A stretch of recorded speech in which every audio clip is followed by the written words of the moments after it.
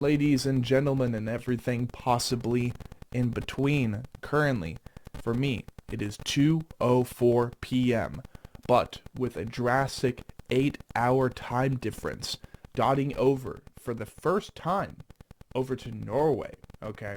We have here tonight with us 2 members of Norwegian technical death metal band Celestial Scourge, okay?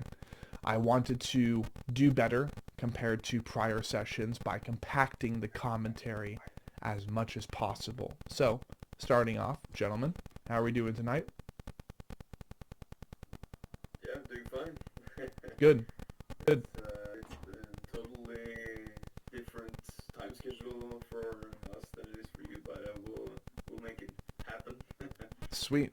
And as per the new culture of our first date crosscast sessions, and remembering how successful and how realistic the formula was, as per the advice given by Dane Evans of To the Grave, we're gonna make it to where we have this first session, the front to back session, EP listening session, do the review, and then kind of get the commentary kick-started, learn as much as we can about the 2 gentlemen with us here tonight, and then later on, maybe consecutively, a week from now, I'm thinking maybe next Sunday or something, I'm not sure, I'm sure we'll get that figured out, we'll go ahead and conclude the first date session as we kickstart possibly a legacy going into 2025 for their new full-length album, their first full-length album, I do believe, Observers of the Inevitable, a little bit later this year.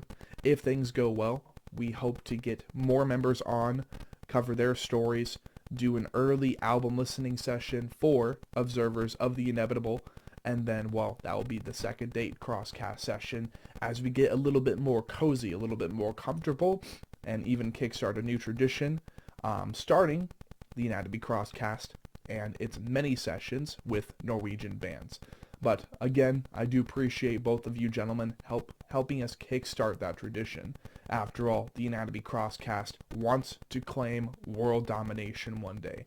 Now, we've done a great variety of different countries. As of recently, well, technically March of 2024, we did our first Russian crosscast with Agiomatic Dematerialization. That was pretty cool.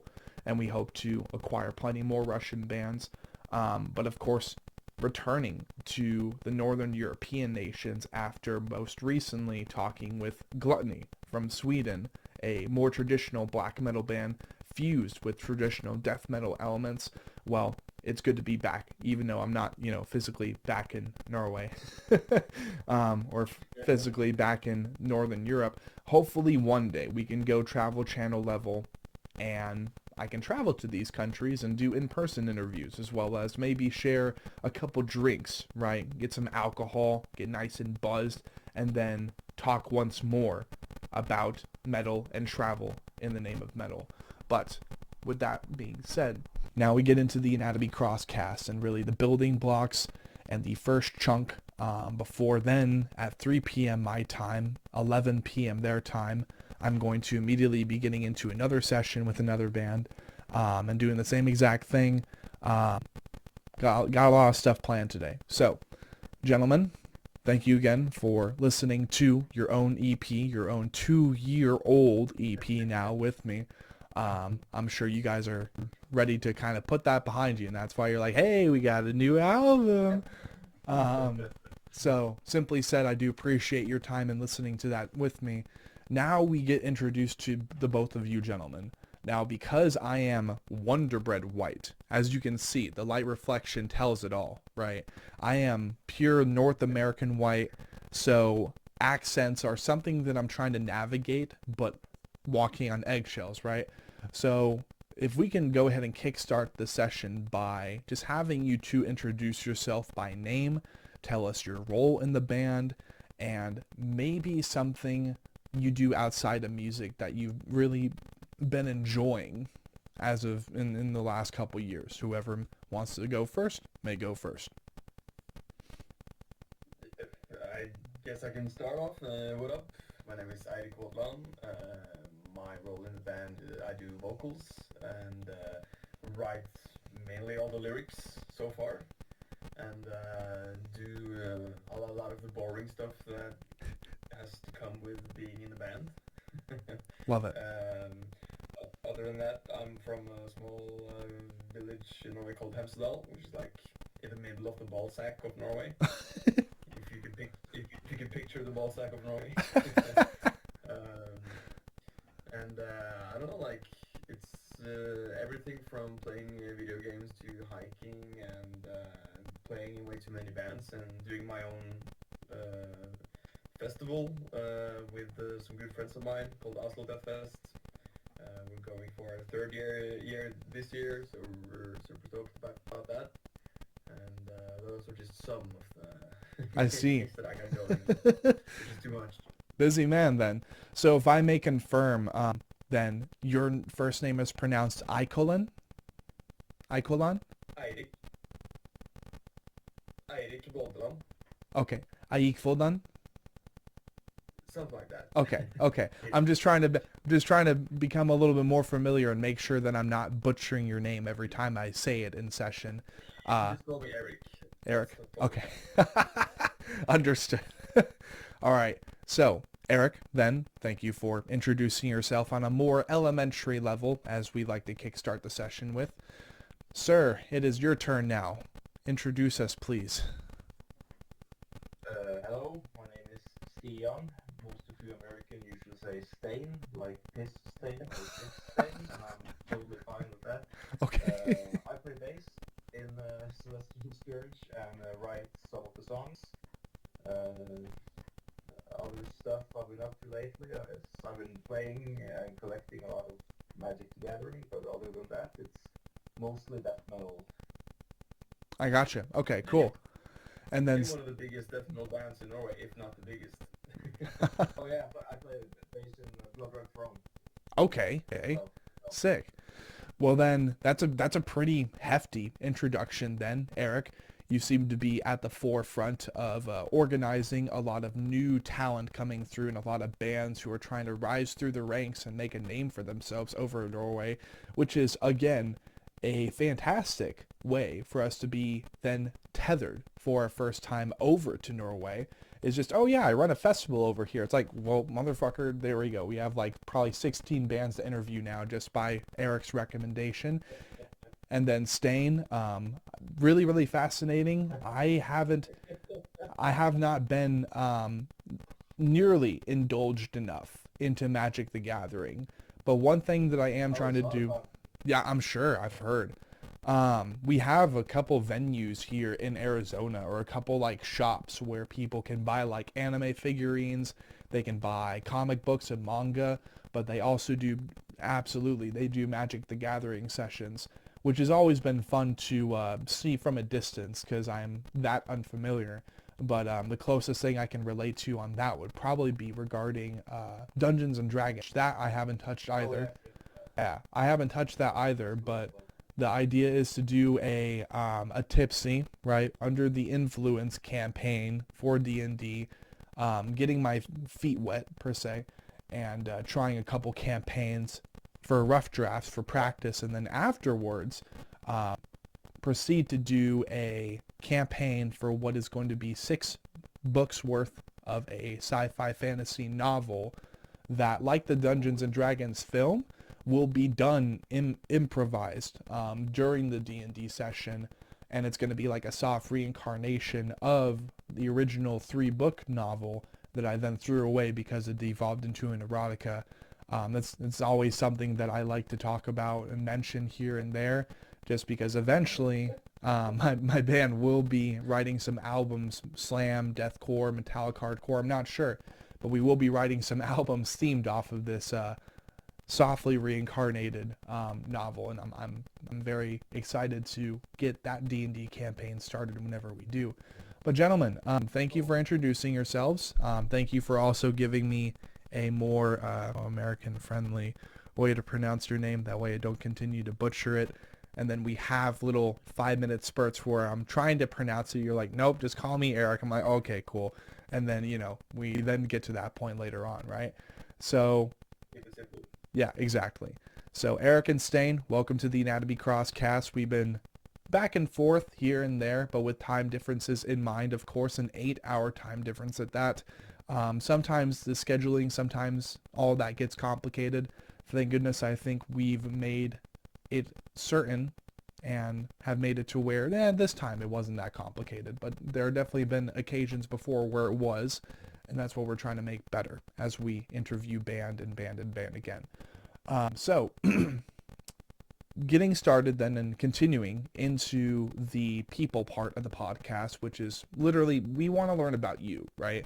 And I don't just want to learn about you gentlemen as participants in Celestial Scourge, but I want to tell your story from a more intimate perspective. That way, the 188 or closer to 200 followers that you currently have on Spotify, not including the statistics of your YouTube channels or other social medias, but with social media or Spotify being kind of a relevant reference as far as your fan base, we want to give them something a little bit more personal to learn about you guys, or perhaps people tuning into the Crosscast for this episode whenever it releases, maybe they've never heard of Celestial Scourge, and maybe they're actually utilizing the Crosscast, which is one of our purposes, to window shop for new artists to listen to, and instead of listening to the music first, maybe they learn about the people behind the music first, and then dive headfirst into the material, right?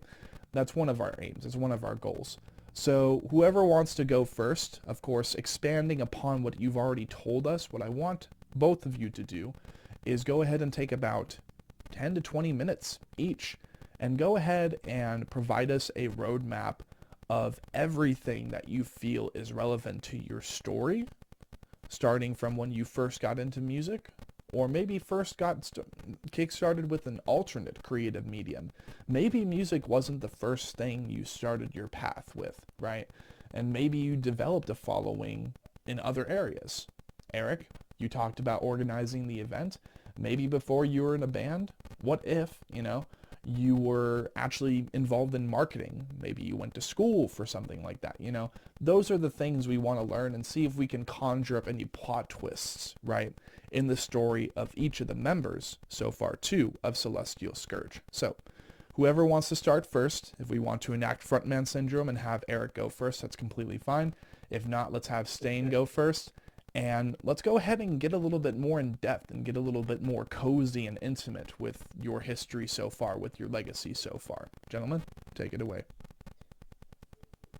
I suppose I'll go first then.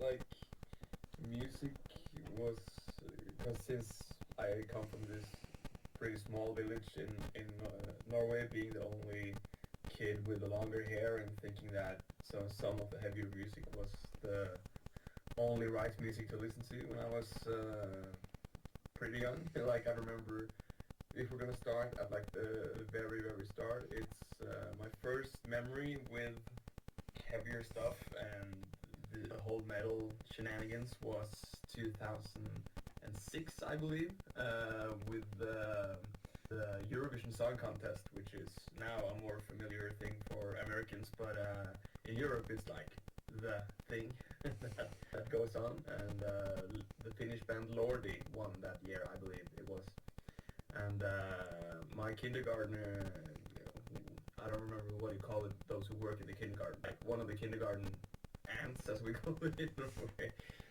put on one of their Eurovision Song Contest like collector CDs or something like that, and one of like the song they won with, Hard Rock Hallelujah, came on, and like something in my DNA and genes just bursted out and thought, what the fuck is this shit? It sounds amazing. And ever since, and then at that time I was 5 years old, so from the age of 5 I was really hooked, and it's just gone drastically more effed up genre-wise from that. That's a really early age to start. Yeah, that's crazy. I think that's the earliest we've heard of as far as someone getting indoctrinated into that heavy counterculture. Like, that's insane. So then it was like the more regular stuff. My brother, we went to like a family holiday in Denmark, and he bought this like hard rock collector CD, and it had like Korn, Judas Priest, Iron Maiden, and all those like Dio, and we just had that on loop in the car while we were like road tripping around, and that was also like a good way to indoctrinate me into this stuff. And Maiden was especially a big name early on for me. And then eventually when I was old enough to do music school, a cultural school or whatever you call it, I was still going to what I believe you call elementary or something like that. I don't know how like the Norwegian school system and the American school system is like, yeah. But I was around 10 years old, and I was doing piano a little bit before that, but then we got the like there was this poster on our school where it said like, you want to learn guitar, you want to learn drums, blah blah blah, sign up here for our cultural school class. And then I thought to myself, well, I like Maiden, I like System of a Down, I like these bands, they play guitar. Guitar is an instrument I can have in my own room and do for myself. So I started playing electric guitar at the age of 10. Started to rock out to like all these regular hard rock classics, and started my first band at the age of 11. I just found some like the other cultural school classmates who were into completely different other type of things than I was. Like they did not get any, like the hardest thing they would listen to was maybe like Pearl Jam or something. Like just to bring something up. And so I was like, please join my band, I want to play this hard fucking music, because I was the only one in the whole village who wanted to do this stuff. And they volunteered, and we started this band, my first band, called Echo Chaser, and we ripped off the Iron Maiden fonts, and we made four t-shirts for every band member, and made my first music video at the age of 12. That's crazy. I'm so glad that's off the internet now. Ah. It's gone forever, and I'm really happy about it. Horrible. Yeah, we started to do like these like youth club shows here and there around in my area, just because I was super eager to do something, because I did not enjoy the regular activities at home like skiing or playing football or all that stuff. Like I wanted to play music, and that was it. Then eventually I grew up and I moved to a town called Hønefoss, and I started going to what's basically like musical college-ish, or the equivalent of that, and I did that for 3 years, and then I met my first like proper musical soulmate. His name is Magnus, and we play this other band together called Rune, which is still active. And then I could actually like do heavy shit that I always wanted to do, and that was like a heavenly place in my life at the time, because I was 16, and that I could like finally do the shit I always wanted since I was like 10. And we started to really go for that while in school. And after that I moved out, went to this community college, which has its own class specifically named Rock and Metal, which is like the only school in the whole Nordics who have that, supported by the government. So that was pretty sick. So I did that for a year during, and now we're like fast forwarding into like start of COVID. So we were basically trapped in this big college area facility for two years, just playing music and creating a lot of songs, and starting evolve myself into other subgenres and other stuff. And then the year 2021, or was it 2020, Stian? I don't believe, like, I don't remember when you sent me that first message about joining Celestial Scourge. One of those. In 2020, 2021, he sent me the text like, I have this new thing going on, do you want to do the vocals for it? And I was like, damn, Stian from Blood Red Throne is asking me. Of course. And then he sent me those first like demos, and when Celestial Scourge started, it was only Stian, me, and then Kristoffer Lund who plays the drums. And we had no like actual guitarists. I don't remember the name of the guy. Sanjay Kumar. Yeah. So from Wormhole, also plays in Fair now. Familiar with those guys. Yeah. So it was pretty sick to get, because I liked some like tech death and brutal death metal. Like I've always been a big fan of Suffocation. I like that stuff pretty early on, but like technical death metal for me has always, I don't know, like some like Archspire for me, that's like where I draw the line.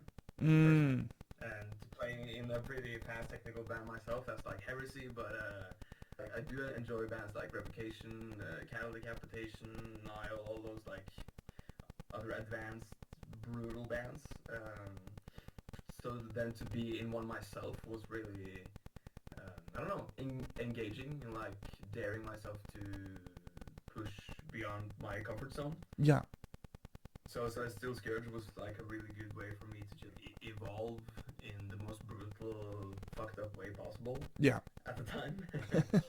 And I remember really, it was a lot of fun listening to the whole, like, it's a long time I've heard the whole EP in its entirety now, because you play those songs so many times and you kind of get bored of them yourselves and you put it on the shelf.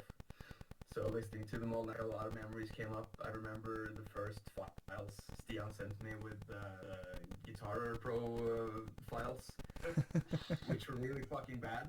So there's a reason why the EP sounds as chaotic and messed up as it is, because it is chaotic and it is messed up, like written-wise. Yeah, right.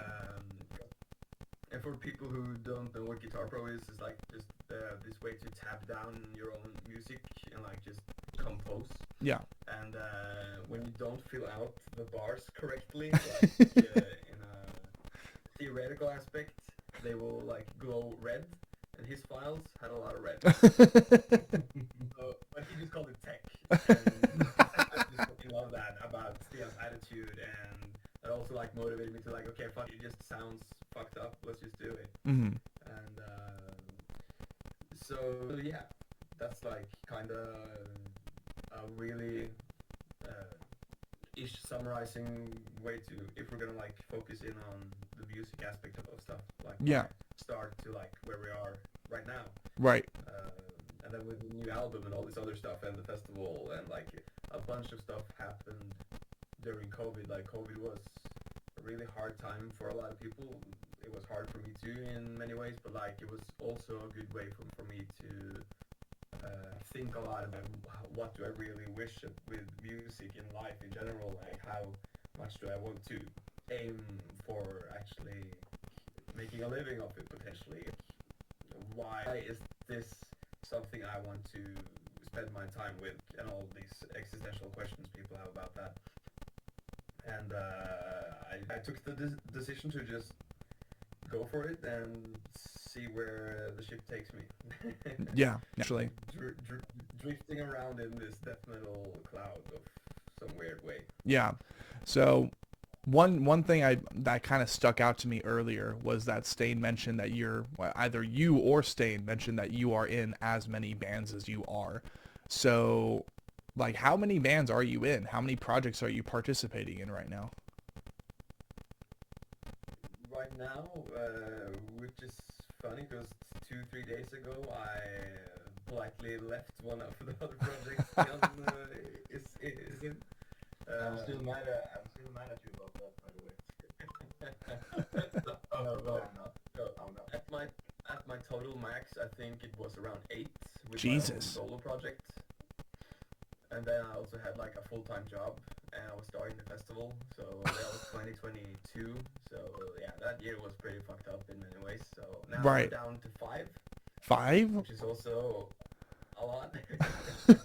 Same here. It's I'm in 5 as well, if I counted correctly, but I believe it's 5. Yeah. Oh my gosh. Okay, so Eirik, what are the 5 projects that you're in, and like, I guess this kind of extends that roadmap a little bit. What are these 5 projects other than Celestial Scourge? How did you join them? Why did you join them? Like, Well, like my longest running one and to date is Run, R-U-U-N. It's like an old Norse word yes. for chaos. Okay, sick. That's the one I started in what I believe you call college or something. Yeah. Okay. With my mate when I was 16.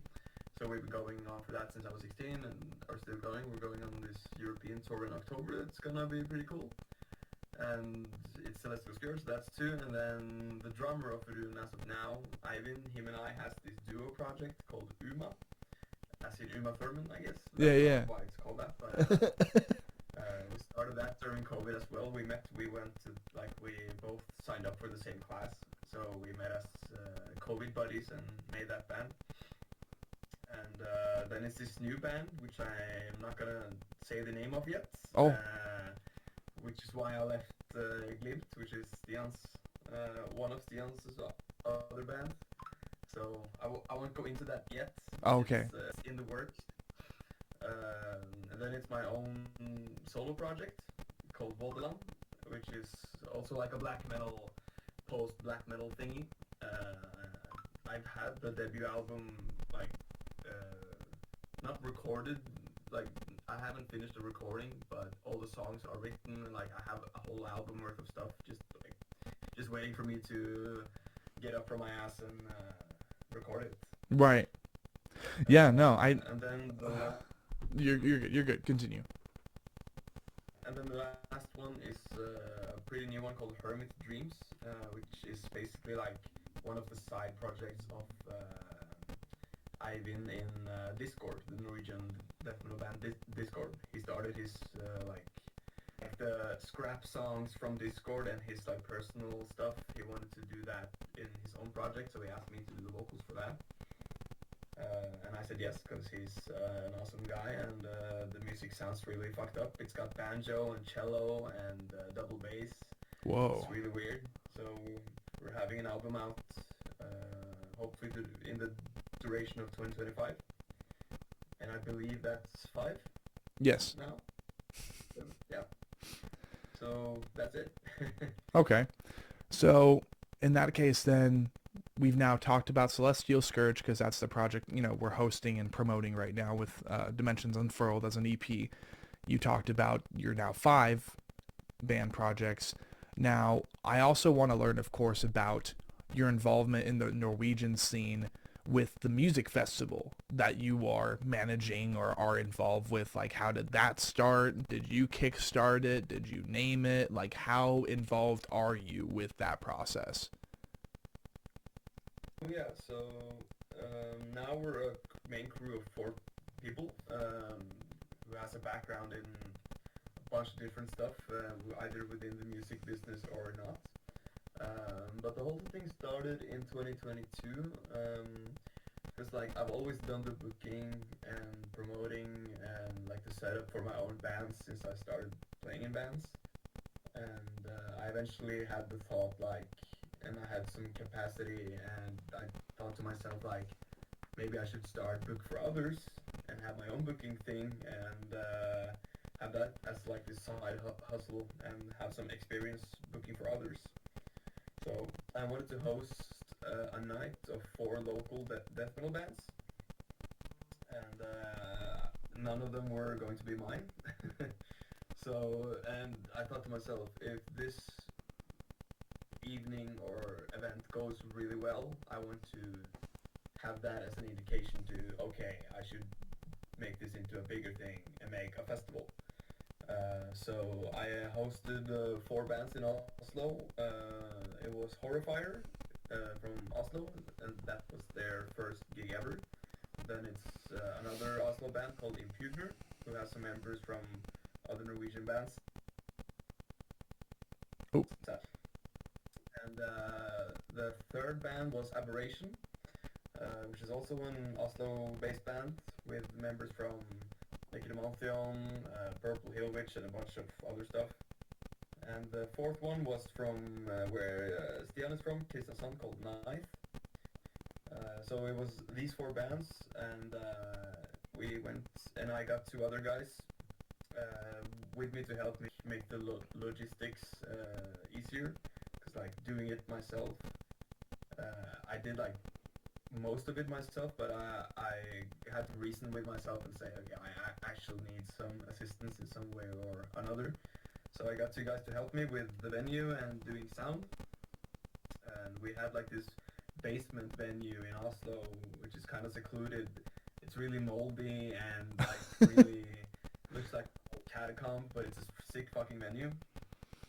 And it doesn't really house that many people. So, but again, because the whole motivation was because in Norway, black metal since the early 90s has like been the main flagship genre for extreme music here, and rightfully so. Black metal there's a lot of good like black metal bands and songs, but death metal has always been from pretty early on like the main thing for me, and Norway has a lot of good death metal bands, and it needs to get out there. It needs to be shown. So that was like some of my motivation to like dethrone black metal a little bit from the mainstream Norway stuff and put death metal and more thrashy bands out there, because they are there, and they totally deserve that attention too. So I hosted this evening. We called it December Destruction because we had it in the 10th of December 2022, because nothing happens in Oslo in December. Everyone's just waiting for Christmas. So I took this opportunity. I was like, okay, I'm gonna make this event because nothing fucking happens now. And it was a big success. We had a line way out of the door, like, and even when it was sold out, we kind of maxed it out a little bit more than we should, and we still couldn't get everyone in. So it was a big hit, and everyone was enjoying themselves. And a lot of the old school death metal guys who's been in the scene since it started, like, came up to me and like, dude, you should do more of this. It's been a long time coming, you know.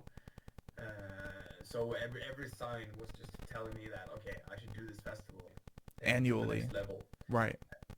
And so that's why we had Oslo Death Fest like in its full form in 2023. So I got 3 of my friends, and 2 of them have like worked with booking or management or been in the scene actively for a long time and knows it pretty well, so that their knowledge is really, really helpful.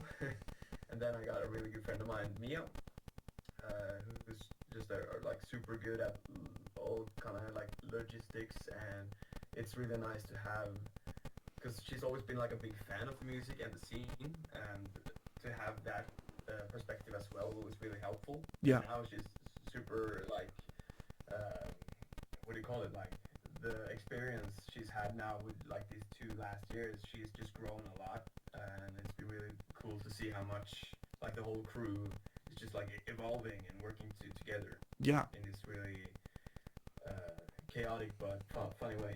Yeah, an innovative but like true to brand, true to Norway form. Because yeah, you're absolutely right. When Americans, or really anybody, I think, from the other corners of the metal regions in the world and their respective countries, when we think of Norway, we absolutely think of black metal. We think of death metal, black metal. We think of the mayhem days and what was in the papers, what was in the news. And I think it's important that not only is there a medium for bands to kind of like move away from that stereotype, but also opportunity for plenty of competitive, just like, hey, black metal is the prevailing genre, and then you have these newcomers who attend this Oslo Death Festival then, which I can only imagine how fun it must be organizing this event, getting all these people together, and then being encouraged by those of the generations before or the times before. I don't know, I always get the impression that countries like Sweden, Norway, Switzerland, especially during the colder months of the year, it's like desolate. You know, it's desolate, it's cold, it's dark, it's gloomy, but then it breeds plenty of good and heavy fucking music. So it's cool to have that more or less confirmed between Gluttony from Sweden and then you guys now from Norway. So beautiful. I love to hear it, and I can't wait to learn even more through the lens of you guys, through the perspective of you guys. like what it's like to be over there and be immersed in the culture and try to make a name for yourself, how difficult it might be compared to making a name for yourself in the US, Canada, or even the UK, right? But I can't wait to ask those questions a little bit later in time. Stain, I do believe, sir, it is your turn. I want to go ahead and learn in the same way that Eirik just did, everything that you feel is relevant to your story so far as a musician, music enthusiast, and someone who tries to be involved in the scene as much as possible, right? Embed yourself in the culture and hopefully have your name echoed throughout history going into the future in the name of Norwegian Counterculture, right? Take it away, sir, please. Well, yeah, growing up, I was like around the age of 10 probably, starting to like keep an extra eye open for music, like but that was like glam metal and hard rock, like Bon Jovi and Motley Crue, Guns N' Roses, that kind of stuff. And it just took a turn one day when like a teacher at school I was attending to like told me you should listen to Manowar, and I don't know if that is a compliment or not. I don't think it is. But I listened to Manowar and absolutely fell in love with that shit. Thought it was the coolest thing ever. Dragons, big muscles, swords, larger than life kind of stuff, and I still love it to this day, you know. And the bass player Joey Mayo, I thought was like the coolest dude ever at the time. As it turns out, he's not, but at the time I thought he was the coolest dude ever. So I started to play bass because I saw him, you know, and I wanted to be like him. So and I kind of outgrew that when I heard Slayer, and eventually heard Cannibal Corpse. Seeing, you know, Alex Rutger with his fingers like that, that's been the inspiration for me, like ever since. So it's been like a kind of, you know, natural path. I think many others have taken before me. You start out with more metal stuff, and then you gradually ease into toilet noise and fart sounds, which is what I listen to. Which is why I listen to it today, you know. And then, you know, comes the age of 14, 15, 16 maybe, you know, you want to play in a band, but you know, you don't know any people who like listens to this kind of music, and you don't even know anyone who plays an instrument, you know. Where I'm from a small like village outside of Kristiansand in southern Norway. So what I basically did is I just like made up a band name. It was called Morbid Massacre.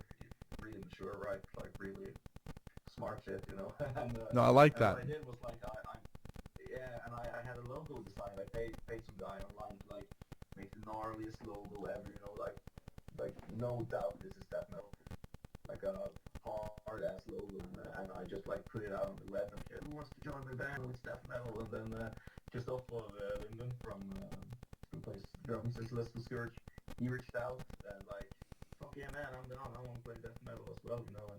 And he took the 40-minute drive to come see me. He's 5 years older than me, so he was like, well, maybe 20, 21, and I was like 15, 16 or something. And it was like, okay, so show me your songs. And I'm like, I don't have any songs. So I just like sort of like tricked him into come play with me. But we've been friends ever since. And basically all the bands I play in, he plays drums in, except for Brother Throne, but he does session work. Brother Throne has joined us for a couple of tours. So me and him started a band called The Dark Nebula, which is like also kinda tech death, but like not really compared to what Celestial Scourge is. But that eventually dissolved and joined a few other bands, and then I got the opportunity to join Song for Shotgun, which is like Ivan Mituk from Brother Throne's side project, or like solo project kind of thing. And from there I got a foot in Blood Red Throne, and has been a member there since late 2018 or 2019. So I've been really lucky, you know, getting to play the music that I like from a very young age with really good people, which are way older than me and more experienced because Brother Throne is a band formed from 1998, which is before I was born even. And I've been a Brother Throne fan for many years before joining them, so it was like really a golden ticket now into the whole death metal touring, playing bigger shows and meeting people. So when the pandemic hit, I was really bummed out because I was just getting the taste for it, like doing it for a couple of years, and then it all got taken away, and I started to get really bored. And I was like, I'm not going to like sit on my ass and just don't do nothing. So I was like, you know what?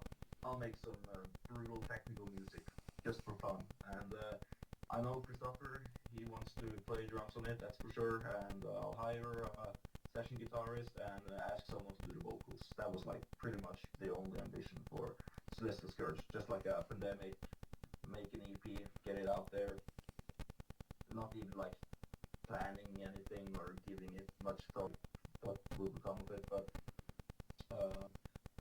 so we did the EP. Shortly after we released it, like the two guitarists we have in a band now want to join. It's Sindre and Hansi from Perception, which is good friends of mine from way back. Toured with them with Robert Throne and stuff, and they also wanted to play like this kind of music, so they were like, yeah dude, we're now. And before we knew it, like the things were rolling. Like we had our first show, and which turned out really good, a sold out event at the Vatland in Oslo, and finished up our latest album, and like we were really stoked about it. So now the band has become like a huge priority all of a sudden for everyone involved, though that wasn't the initial intention. Right. So and that brings us to today, sitting here. Fair enough. Yeah. How many interviews have you guys done before now? Or is this the first one? Oh, this is the first. Oh, fuck yeah, let's go. Okay, cool. So It's the first like video interview, yeah. okay. Yeah.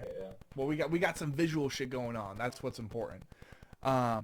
So Stain, what did you say this other band that you're playing in right now? It's like Blood something? Blood Throne? Blood Red Throne. Blood Red Throne. Okay. Blood Red Throne. I've never heard of these guys before, but let's see. 26.4K. Death metal. Okay. No, this looks pretty cool. Yo, that logo is sick too. Okay. I'm gonna check them out later on. Okay, cool. Sick.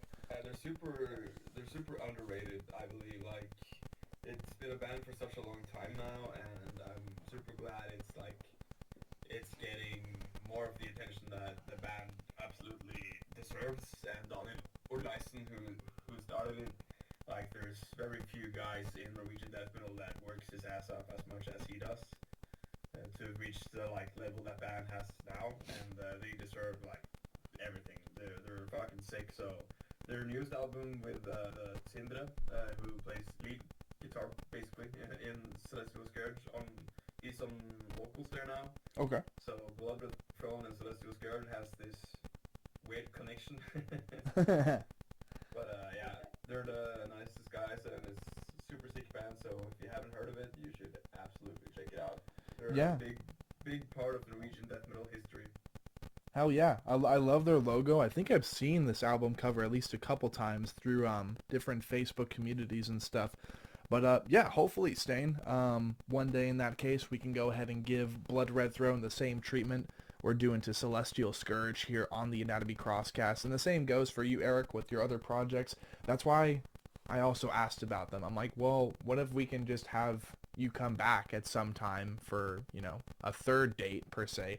Because you have to go on multiple dates before you have a prominent relationship, right? That's usually how that works.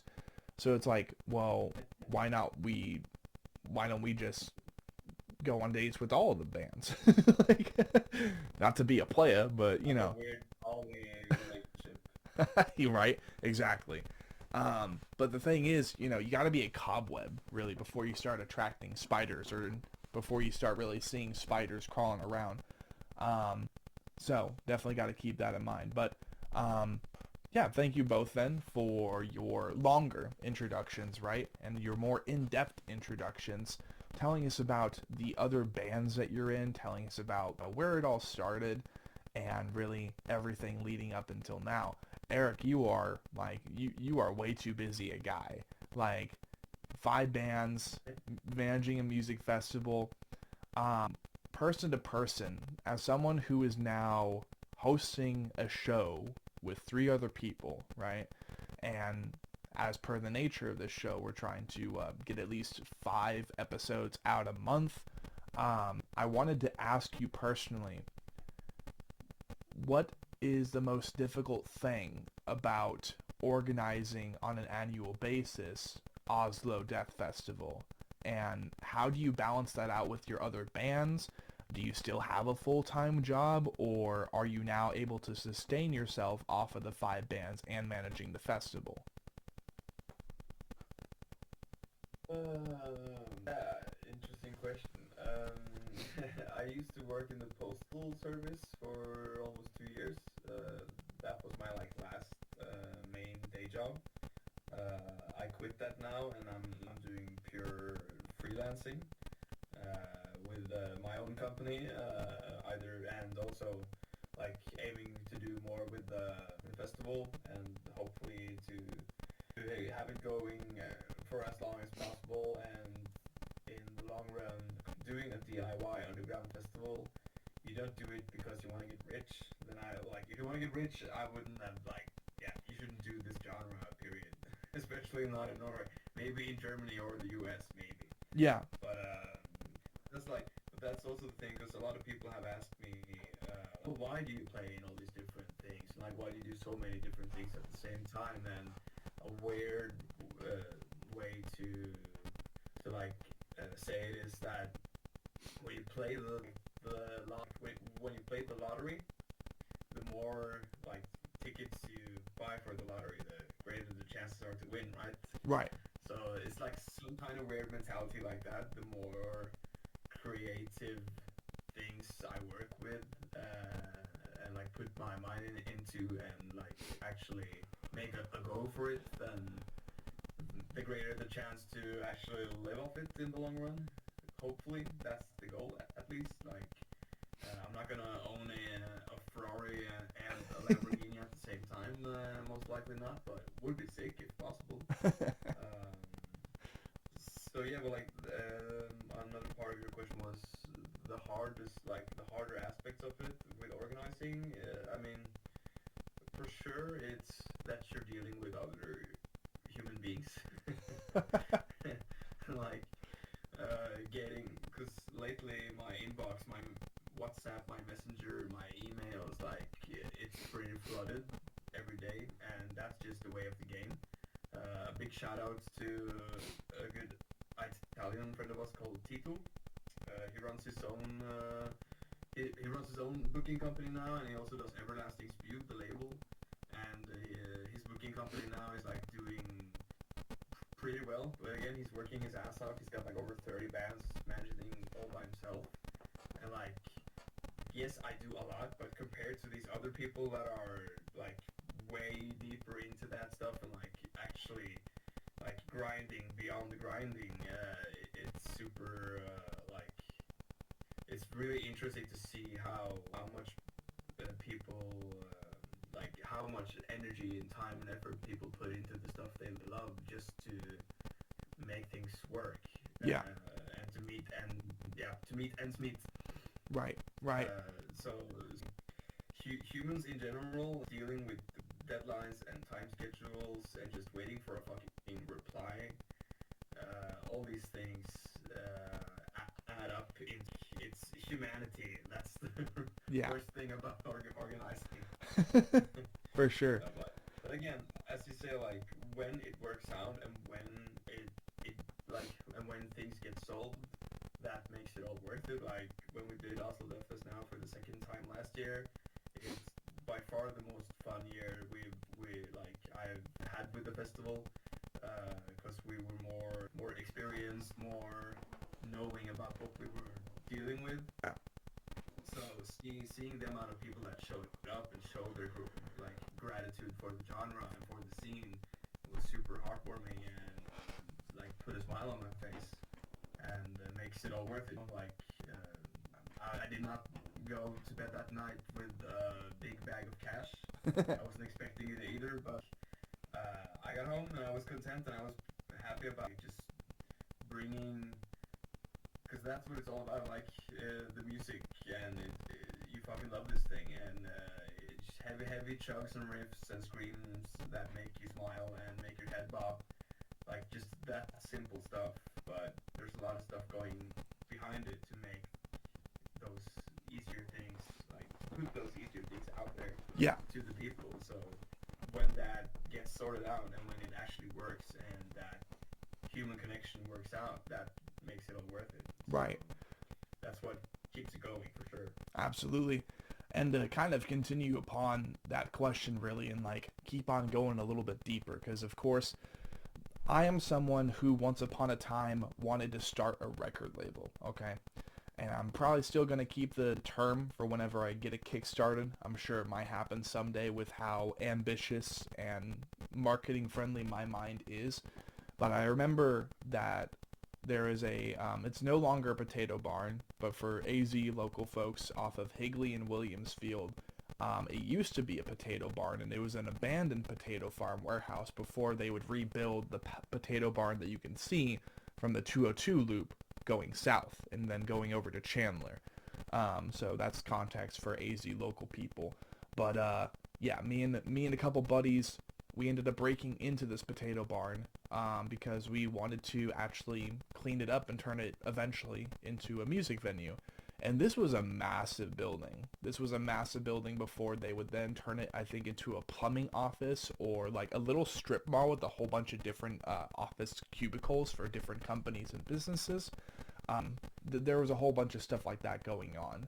So then talking with someone now over in Norway who has managed to successfully and legally organize a music festival with a great number of local artists, and even have legends come out and be like, yes, please continue doing this. Going into the future, do your own ambitions surpass that of a smaller venue? Maybe do you have the intentions of expanding Oslo Death Festival to a bigger venue? Do you have ambitions or intentions of maybe managing and helping other people in the area book shows in other Norwegian venues? Like, how far do you think you're planning to go as far as utilizing Oslo Death Festival as a medium and as an example, a little ticket that you can stuff into your resume and your reputation? Like, how far do you plan to go, do you think, in the future as far as expanding upon that experience, and like what's next for that for you? That's an interesting question. I think my personal goal for its longevity is to have at least a 10-year anniversary. If I can pull that off, and I've like done that for 10 consecutive years, then I'm pretty content about like actually I pulled that off. Because after COVID, everything about like pre-sales and just like people not going out that much anymore, like there's a lot of these factors that the pandemic has left organizers with that just make us pull our hair out. So my goals are like, to some that might seem like a small goal, but like a 10-year anniversary to me sounds fucking scary and big. but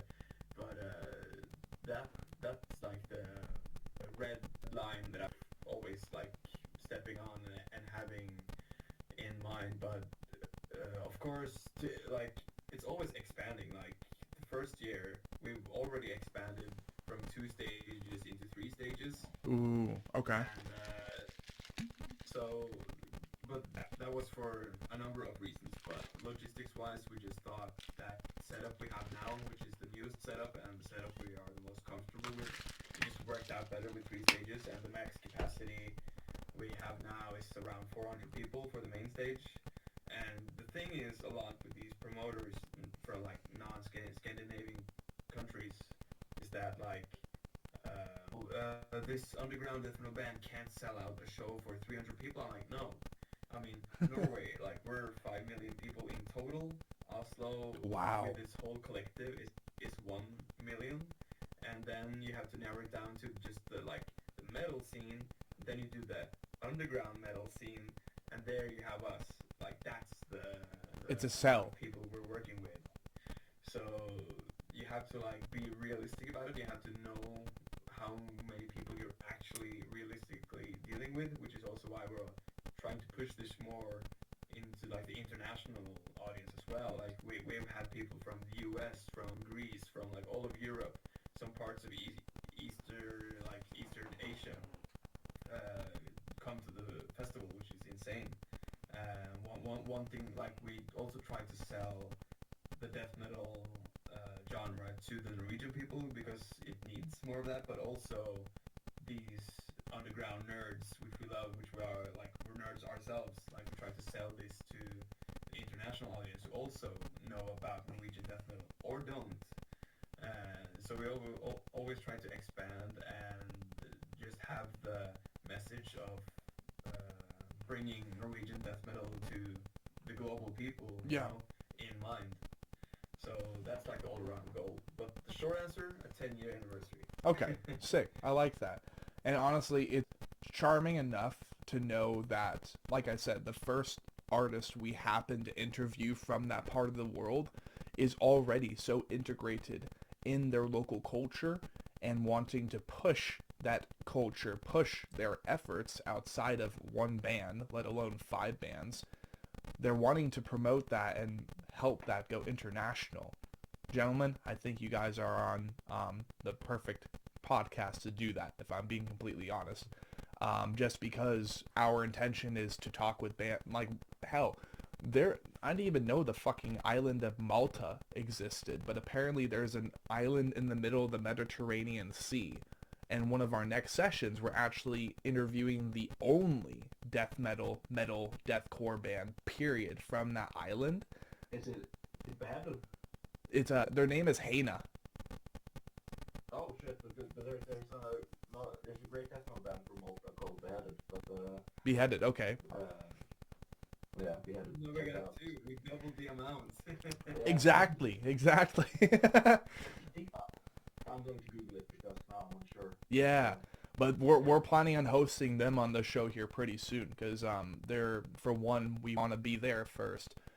2, they're going to be releasing an album of full length here pretty soon, and I just happened to find them because they were in the Shadow of Intent fan base community Facebook group thing called the Reclaimers. I happened to check them out, and God, they are so good. They're actually really, really, really solid. So, I mean, gentlemen, world domination, eventually. The Dark Prison Massacre, I'm hoping, is going to be our first Chinese band that we get on the show. Divinitist from Japan, Crystal Lake, because I actually know more or less, I know John Robert C., who is their new singer. Hopefully we can get them on the show here sometime this year, because Crystal Lake would be a massive jump up as far as bands that we've hosted on the show.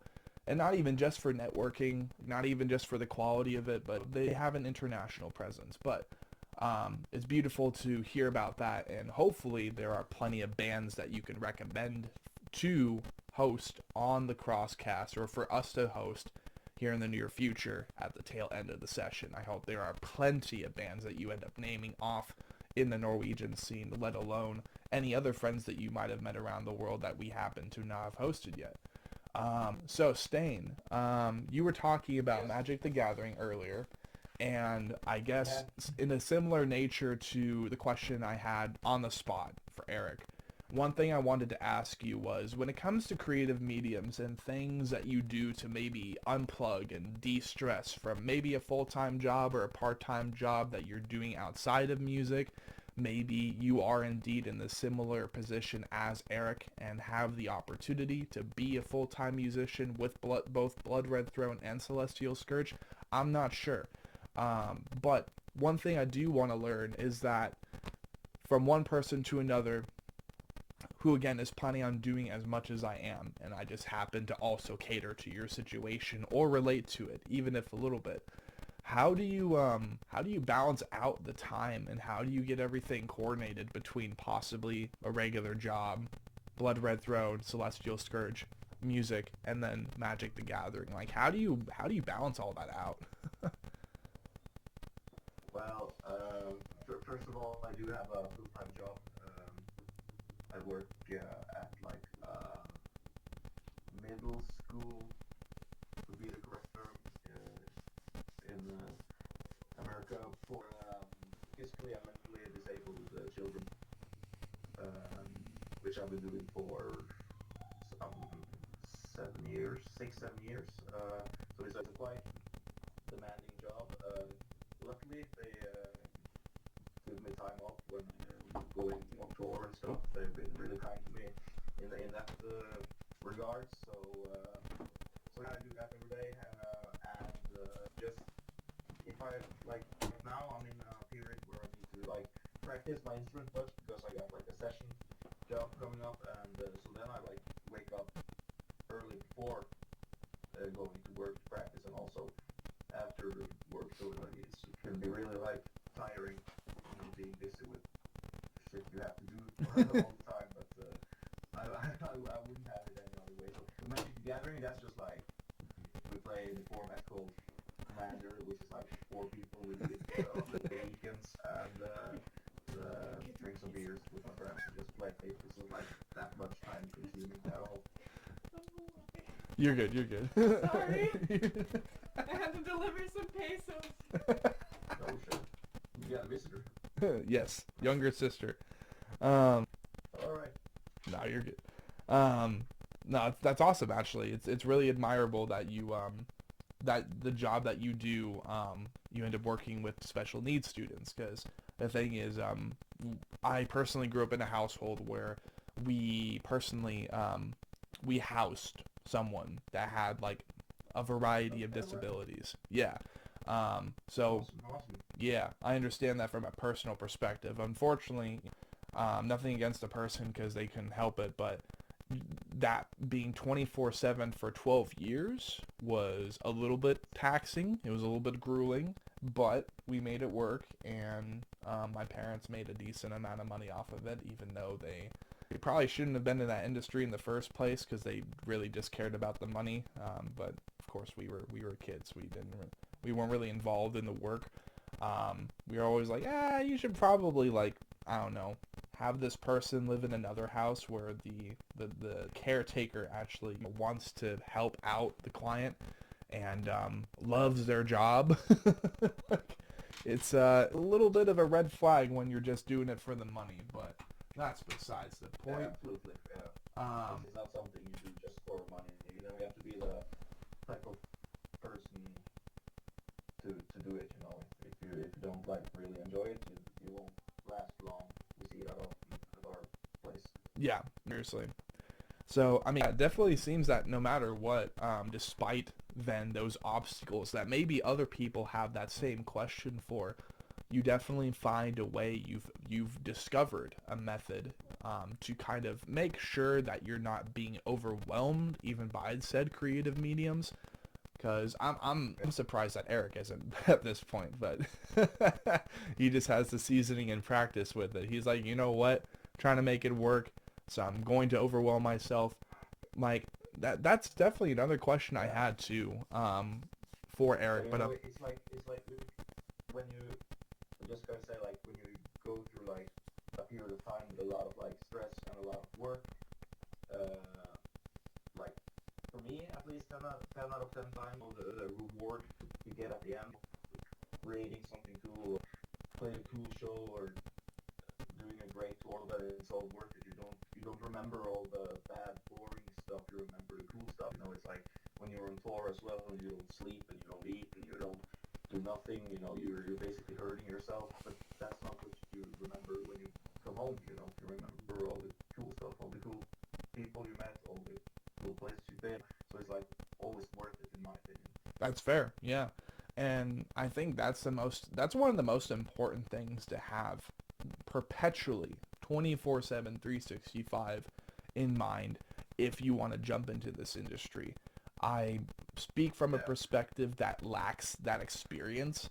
The closest thing I've been to being in a band was being on tour for maybe like 2 days, starting a 14-hour drive across the country, and then that same night 14 hours right back, with a van that turned into yeah, that turned into a vibrator. Like, dude, I can't emphasize how much of a challenge that was, but it really, I remember during the entirety of the trip, I remember manifesting that I was grateful to the band that decided to bring me with them as a merch guy. I remember helping them sell, I think we made $100 in merch sales that night. And that's in cash. Like, we did really well. So we had Popeyes afterwards before we started heading back. It was nice and cold. It was nice and wet outside.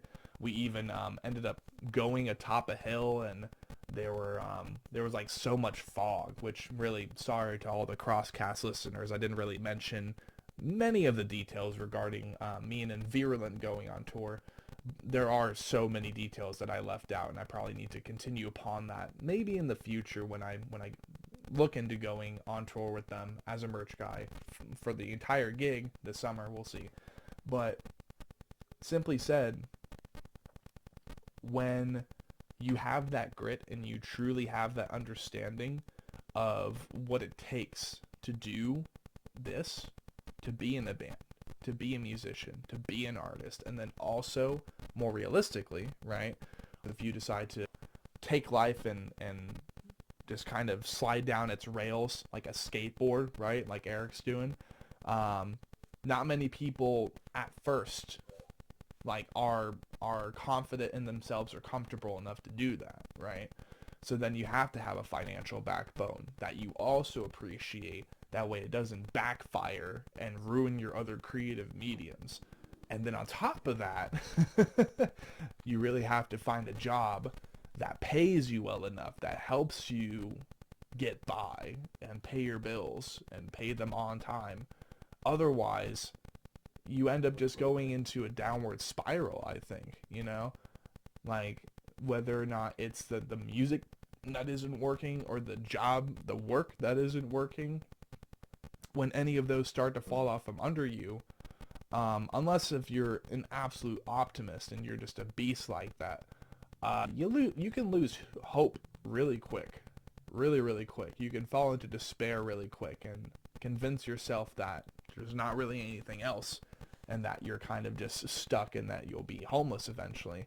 But I think what's most important is just balancing those two things out. And then on top of that, have an extra creative medium. Have something else that's fun outside of the fun. That way when the first source of fun more or less becomes a chore, but a chore that you enjoy, right? Then that other creative medium is absolutely undeniably recreational. Like a good old, like a fat old joint. So I appreciate that, Stain. I appreciate you providing the background then on like, and your perspective on kind of balancing things out, because it's very, very important that all of us find balance between our musical endeavors, especially if you're a musician or music enthusiast, and then your work. And then sometimes you gotta have those three things, right? Otherwise you kind of get lost in the sauce, you get grumpy eventually, and then you kind of lose your love for the creative medium. And that's the worst thing for any artist to experience, whether because of monetization or maybe they're having difficulty finding their style and finding what they really appreciate, distinguishing themselves, discovering their identity. There's so many things that go into being a creator, let alone a musician. So it's important to make sure that you never fall short and find yourself loathing what you fell in love with before. Of course, people change. Exactly. People can change. That's everything is mortal. Even ideas, opinions, philosophies, your stance in politics or whatever, those can be very, very mortal. They can always be changing. So you have to understand that change is inevitable. Mortality of ideas are inevitable. And therefore, you got to keep your horizons open, people. Because otherwise, you're going to get constructed or constricted. And then the moment that, whether for good or bad, bad or worse, a foreign entity comes in and offers you a solution, you're like, I'm good. You know, like, don't do that. Don't do that. Because everything requires you to take a leap and take a chance. So, with that being said, it is currently 3:42 for me. It's going to be 11:42 over there for the boys in Celestial Scourge, both Eirik and Stian. So, I do believe this will be a great point to go ahead and cut things off for now, okay?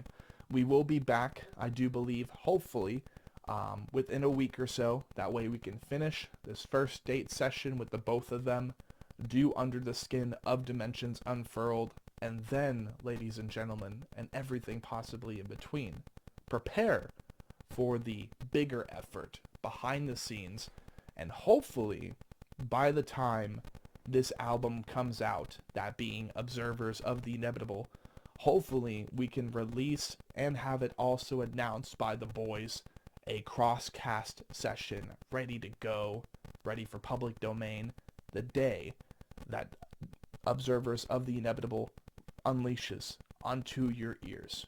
But until then, this has been the Anatomy Crosscast. I have been your main host, Sean Cross. Thank you, Eirik and Stian, for your time so far, and we'll see you guys in a week. Thank you. Thank you. Of course. Hello, everyone. Welcome back to what will be the second chunk of the Anatomy Crosscast and its first date with Norwegian technical death metal band Celestial Scourge, featuring Eirik, vocalist and lyricist, and then Stian, bassist. The guy who actually then would inquire with Eirik, have him join as the vocalist, and they've been running together ever since. Welcome back, Stian. I hope you are doing well. Oh my goodness, we just recorded a previous draft where, because I was trying to render another crosscast session, that being the Nithful Paradis and Ruination session, and I'm trying to turn all of the more recent crosscast sessions that kickstarted the year, I'm trying to turn all of them into videos. Well, apparently that caused a 20-minute delay, and me and Stian we were both very, very confused there for a second, but now we're back on track, and we're here to basically ask him at least 6 more questions from the more personal standpoint, kind of digging into his background. And these are definitely questions that we'll be asking Eirik once we have him return on the 26th as well. But I did feel it appropriate to go ahead and continue and possibly even get drastically different perspectives depending on these questions between these two gentlemen who have been working together for so long. So, of course, we did talk about the scene a little bit, and we talked about, I think, we definitely highlighted and asked Eirik a lot more questions and had him answer a lot more and provide a lot more lore as far as like Oslo Death Festival and, well, other questions that would inadvertently correlate with these. But I would start off with question 3, quote, the scene. This has 2 parts to it. But Stian, growing up as you got more into metal and rock, or possibly even other genres entirely, did you have people in school or in your local community who helped you push forward or motivated you to like start engaging into the scene? Short answer is no, absolutely not. I come from a pretty small village outside of Kristiansand in the southern part of Norway, and like when I was growing up, there wasn't like a scene for it for people my age. So all the little scene we had were all people older than me, and also like at that time far away, like maybe half an hour, 45-minute drive by car, which I obviously couldn't do at the time. So I was pretty much on my own in all the the metal thing. But once I got a little bit older, we find each other, and that's how I mentioned last time how I met Christopher, and it's just snowballs from there. You get to know people from all over the country, and now eventually all over the world. So Yeah. But at the beginning, no. So at what age, or maybe even what year, maybe even specifically if you can remember this, because we want to paint a scene, right? As far as like when you started Yeah. getting involved. When did all that start for you, would you say? That would be, I would say, 2016, I believe. I believe I was in the first year of high school when I made that. I told you yesterday I made that fake death metal logo, Yeah. or I made up a band, posting it online, and that's how Chris got in touch with me, and I didn't have any songs, so I basically like groomed him into playing with me. But that would have been 2016, I would say. Okay. And yeah, honestly, like we then, as I'm remembering it a little bit more, really with any work or creative medium, the moment I'm done with it, I kind of disconnect from it as far as memory and stuff. So naturally, having to revisit some stuff that way in the moment afterwards is not too overwhelming for my brain, as if it's like a quiz or a test for school. You want to disconnect from that at least Yeah, temporarily. That way it's still fresh in the mind and it absolutely. provides for authentic conversation. So then you got everything kick-started in the year 2016. It's been a snowball effect from there, just continuously rolling down that hill. Now, of course, Yeah. you getting in the scene, that's always something special. When you start getting involved, that means that's you contributing and eventually integrating yourself into the culture. Now, are there any people from back then, or maybe even local heroes, local legends in the music scene, whether in black metal or death metal, thrash, whatever it may be? Most likely black metal, because we all understand that history and the repercussion of their legacy. Um, so then, when you were first getting involved in the scene, do you remember like being concerned about any opportunity at growing in the community because of maybe those before you who had then passed the baton after burning churches down? Um, good question, man.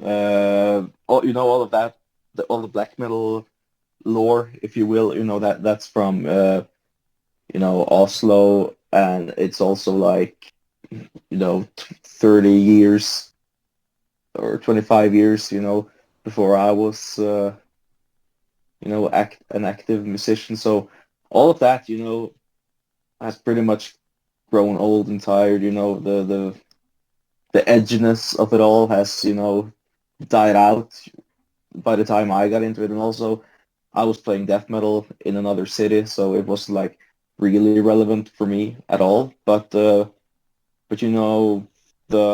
I mentioned last night, the Blood Red Throne guys there, they were a hero to me, and so I'm really grateful for them letting me join them. At a very young age. You got to remember, as I told in when I played in my first band in 2016, I joined Blood Red Throne only 2 or 3 years later from that on. So the hill was like really steep, just like right into it. So I've been very lucky through all through all of these years, being able to play with people that are older than me and more experienced than me, and you learn a lot from that. So I'm really grateful for that, to have that opportunity. I believe not many people do. They stay in the same band with the same people for like many years and they got nowhere. But for me, it was like the doors just opened. So I was really lucky. Yeah. It's when it comes to music, of course, it's dedication and all the hours you put into it and all of that. But it's also being at the right place at the right time in many instances. And for me, I was one of those guys. So I'm really grateful for that. Fair enough. Yeah, I love that.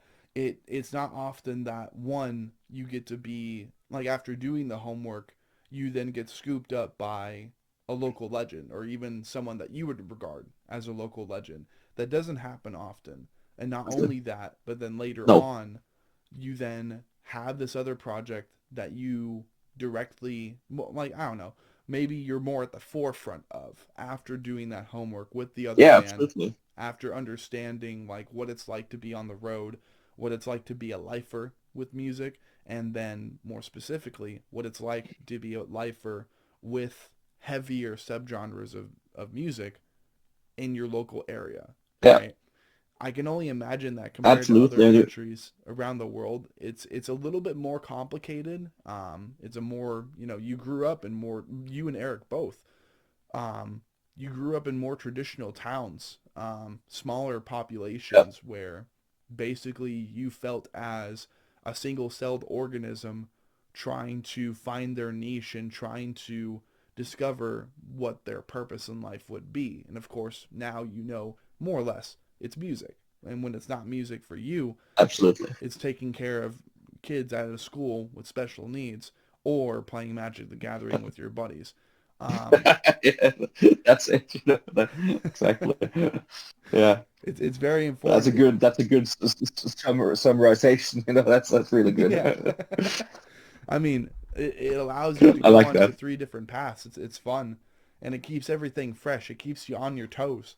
Um, so then, of course, I think now would be a good time to talk about location, right?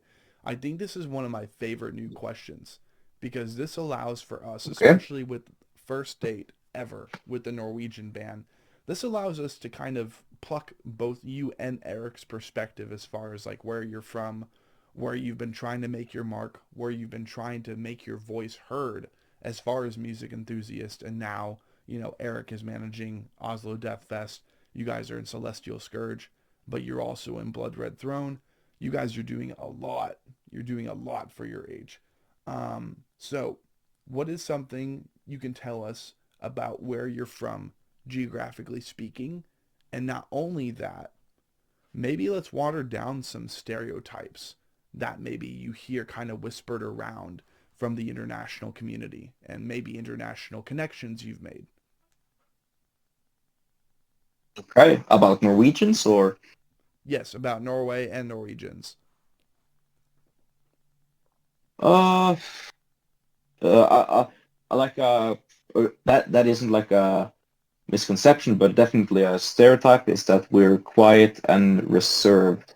Like we don't talk to strangers, that kind of stuff, unless we're really drunk, which we are usually twice a week, Friday and Saturday. And yeah, that's like Norwegian culture. Get fucking shit-faced, drunk on Friday and Saturday, like irresponsibly drunk, and then like not drink during the weekdays. And when we're drunk, we talk to people, and when we're not drunk, we don't. Like talking to a stranger, or even like almost sitting down with a stranger on the bus is like if you can avoid it, you do it. That it's the When I've been to the USA, I've noticed that it's the opposite. People can like just jump into conversations with you at the airports, at bars, at wherever. But and I actually enjoy that. I don't mind. But at home, I'm probably like most other Norwegians. Yeah. Interesting. So one thing you can confirm then is that when it comes to talking to brand new people, unless people are kind of under the influence and they don't really have that social wall, well, if it wasn't for that, a lot of people from your perspective and in your opinion would remain strangers. Yes. Interesting. Let's see. Absolutely. At surface point, at surface level, one thing that I've always observed, and I mean, whether through watching Lords of Mayhem or really just appreciating Norse Vikings and being Osseter myself, not to be associated with the Osseter Folk Assembly because they're actually white supremacists, so disclaimer. Oh Um, shit. yeah, it's bad. Um, and I think they're mainly based in like Iceland or Sweden or something. But yeah, just full on white supremacy and anti-Semitism. I'm like, no, we're not doing that. But really just going and talking to someone from that part of the world. Um, One thing that I've always wondered is how people are there religiously these days, if they are. Oh, that's a good question. We're by definition we're a Christian country. We have the cross in our flag and everything.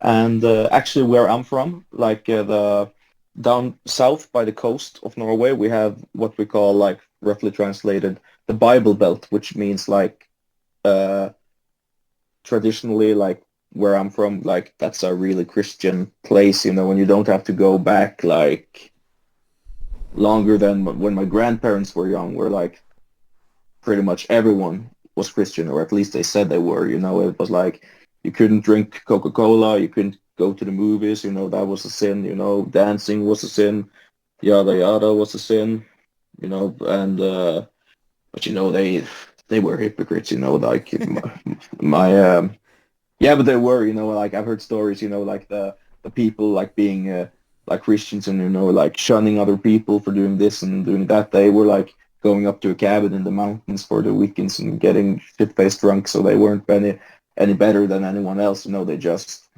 had to uh, pretend they were. And my grandparents, they're from the same little village as I am, and they actually did the thing before marriage when they were like holy shit, like 17 and 18 or something, you know. So they actually had to, when they found out my grandmother was pregnant, they had to like send a letter to the king asking for to be allowed to get married, so they could be like married before the child arrived. You know, they were under 18, so they had to like ask for permission from the king himself, and he said yes, and they got married, and none of the Christian hypocrites noticed anything. So then it was fine.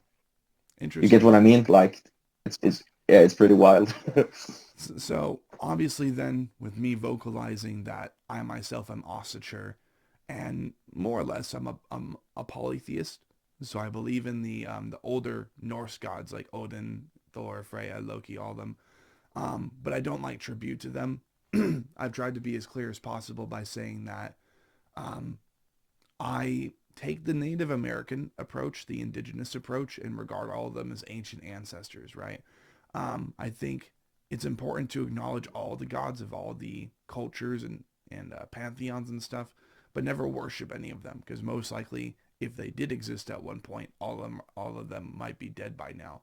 But I was actually very surprised just now to hear that Norway has become a prominently Christian country. A part of me was hoping. We've been that for Jesus, that would be like almost 1,000 years now. No, not 1,000 years. No. My history is kind of rusty, but you know when the Lutheran church, they had like if I remember correctly, like crusades and shit. So they came to Norway and rest of Europe, you know, and they pretty much killed you if you didn't become a Christian. So that's how the Norse mythology like faded away. It was like, yeah, but it's a long time ago. I believe it's like that would be like the 13th, 14th century or something. Like it's a long time ago. Yeah, fair enough. Okay. Yeah, damn, that's unfortunate. But at the same time, the Crusades were the Crusades. The Anglo-Saxons were the oppressors that they were. And, I mean, hell, Yeah. even taking the history and the lineage of Vikings and stuff and having that then descend over to where my direct lineage is from, which goes to Scotland and Ireland. Well, somehow the Scots... Like Celtic? Or? Yeah. Mm-hmm. Okay, cool. Yeah, Cross is not my actual last name. It's just an internet thing. But okay, yeah. No, it's I heard that basically the Scots became stronger in their relevance, especially after they kicked the ass of the Vikings. So apparently Vikings tried to invade Scotland or Northern Ireland, and well, they lost to the Irish and the Scots. So since then, you know, I think some integrated into the Scottish culture, and they're like, teach us your ways or something. I'm not sure how all that went. But apparently after that, the Scots kind of like the Vikings tucked tail and ran back to the Northern European nations or the Northern European countries, Kattegat and all of their territories. I'm very fascinated though with the culture, and it's definitely another reason why I wanted to get you guys on the show, is to confirm, to get some things confirmed and denied. Um, so that's a little bit about, where you're from geographically speaking, I would say. What would you say? Would Yeah. you say your history and the place you grew up and were born in affected the way that you would write music? And if so, how? No, no, not at all. Because you know, with the black metal stuff, that makes sense. With the landscape we have, and the history and all of that. I can see why. I can tell that they're inspired by like what they're from, the culture, the history. But what I write is like sci-fi themed, brutal tech death. And as far as I'm concerned, there's no aliens around where I'm from. So I wouldn't say so. No, I'm more inspired by like death metal I like, and like themes such as you know space and aliens, stuff like that. Yeah. It's not like it's not like some profound, smart, genius stuff I'm doing. It's just like what I think sounds cool. From movies, growing up, video games, whatever. That kind of thing is what inspires me. Fair enough. Would you say you are connected to this day to where you were born and raised? If not, why? And this doesn't have to do anything. This doesn't have to have anything to do with the music, but more or less like this is asking if you still every now and then visit like the village or the town that you were born in, just to like kind of look Yeah, around and humble yourself. oh yeah, I've done so. I spent my first 18 years there, and it's only, keep in mind, it's only like 10 kilometers from where I'm now. So it's not far at all. It's a 10-15 minute drive. And my mother lives there, my grandmother lives there, so yeah, I'm there, you know, fairly often. And if you are there fairly often, do you usually return there for the sake of kind of like looking back on the past and just remembering where you came from, or maybe do you use it for a creative writing ritual, just like remember this is the tiny town that you were born in, like we never want to come back here again, not to live here, like what usually ends up going on upstairs when you return home to that place? Okay, gotcha. Yeah, I've done that, not for music, but just like the nostalgic feeling, if that makes sense. It's kind of weird going back because it's the same, but at the same time not, if you know what I mean. So Yeah. just walking around and like memories pop up, and I walk past where my grandparents, which on my father's side, which now are dead, like their old house, with a lot of memories, and it's weird looking like you can see someone else living there now and that kind of stuff. It's like it's going back there. It's kind of bittersweet, but I would say more sweet than bitter, actually. I have good memories. I've had a lovely childhood. Fortunately, I've been lucky in that regard, and yeah, so it's all good.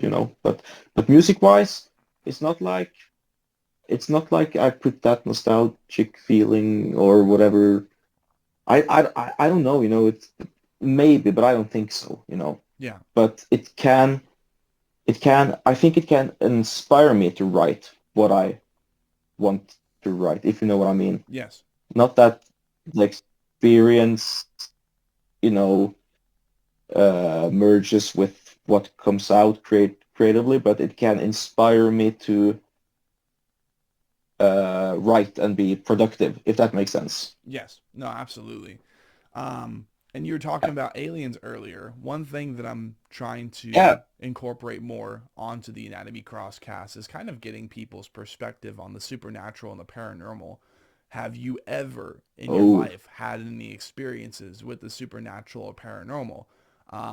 If you have, do they by chance happen to deal with aliens and UFOs? If not, what else do you got? Like, I want to hear any stories that you have. I hate to be this guy.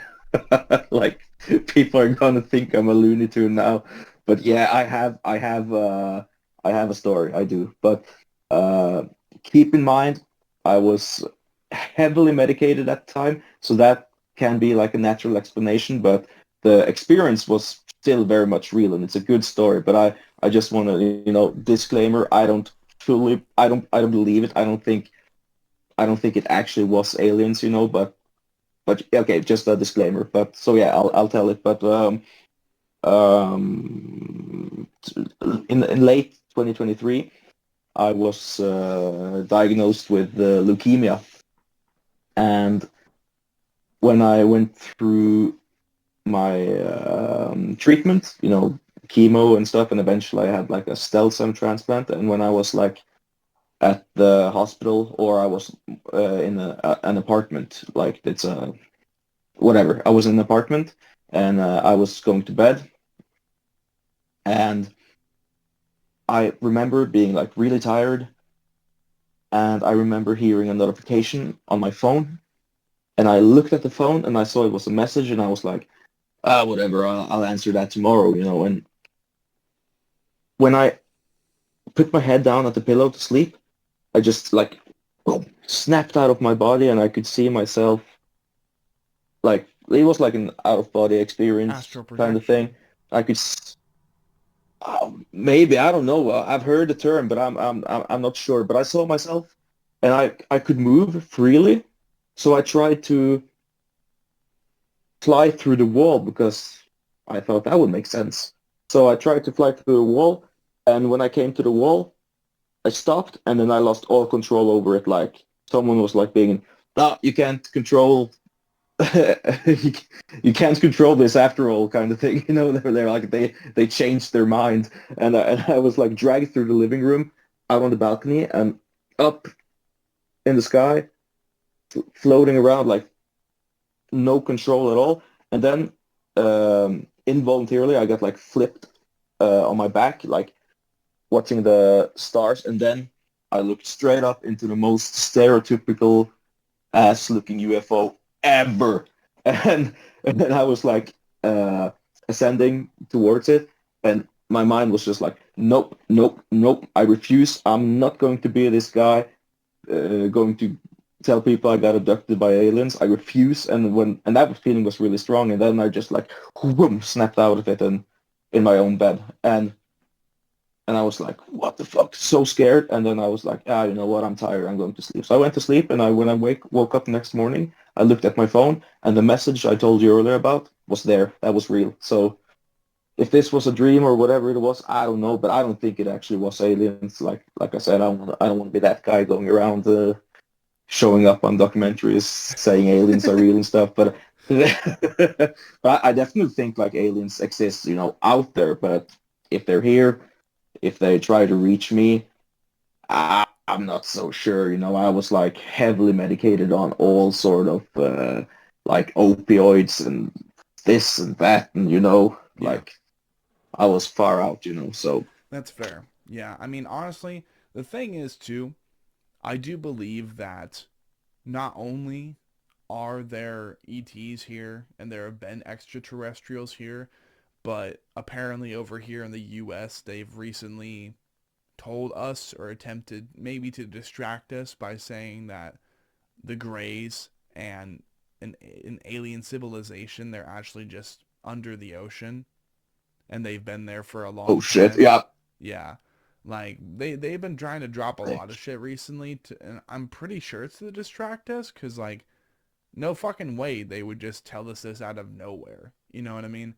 We understand how... Are you talking about you're talking about the leaked CIA files or that stuff? Is that what you're referring to? That was a couple years ago now. I think back in like 2021 is when they declassified a whole bunch of files and had all these had all this footage of like fighter planes trying to chase down UAPs, and they were, we call them UAPs now. We don't call them UFOs anymore because they're unidentified aerial phenomena.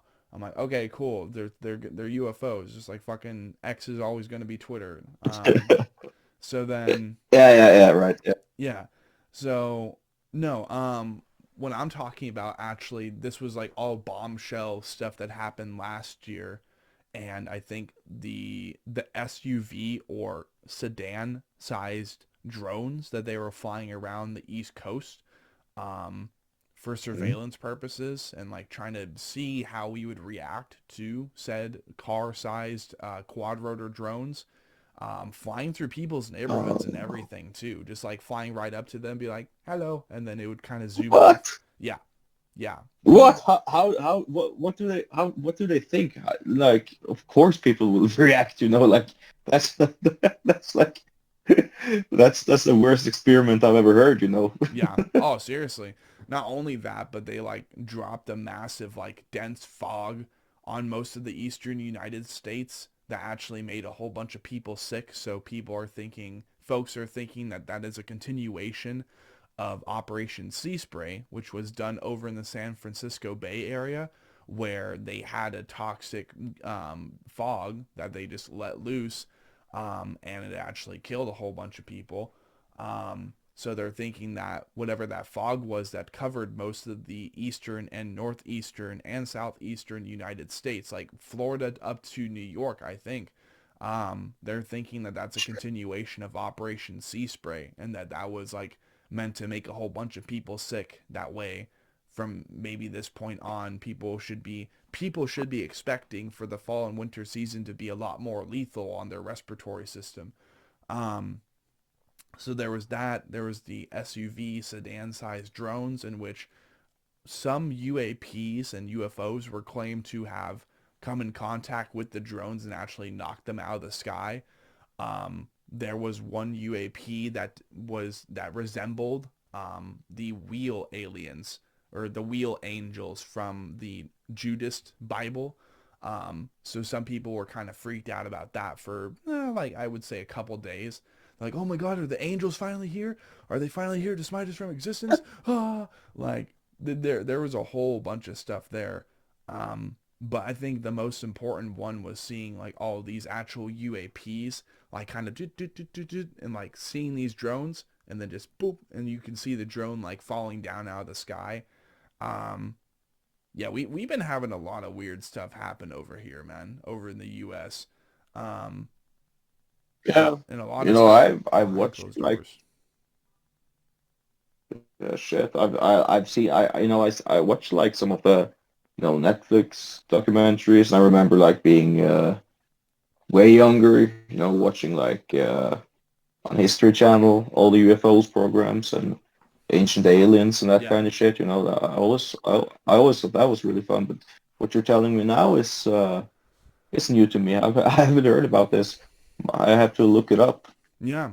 And in that case, I have to ask the question, like, so in Norway, I assume it's not, completely isolated country, you're not cut off from the rest of the world per se, but usually No.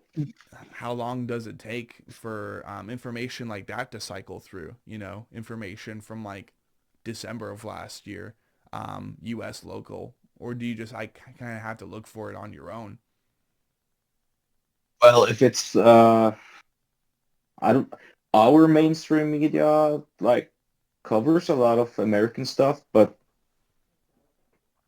not like these kind of things for the most part. They might, every now and then if it's like special enough, but it's 2025 now. We all have internet, and we follow different Instagram shit and YouTube shit, where people from the United States share these kind of things, so it gets here fairly quick, like I would guess like same as you guys almost, Okay.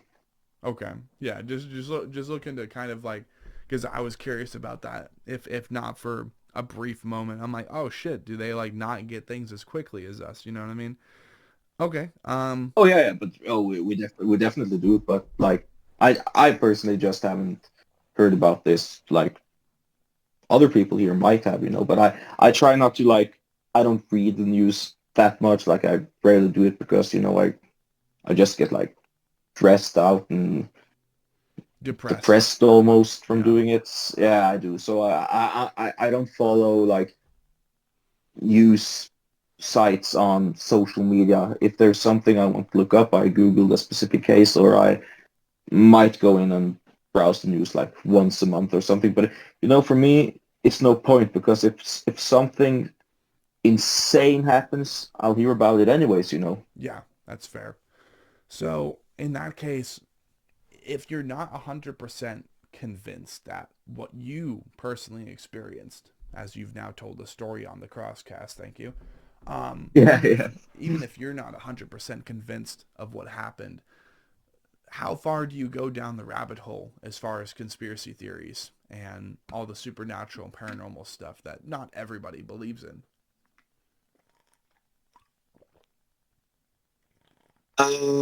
If you do. Like, If you don't, that's fine.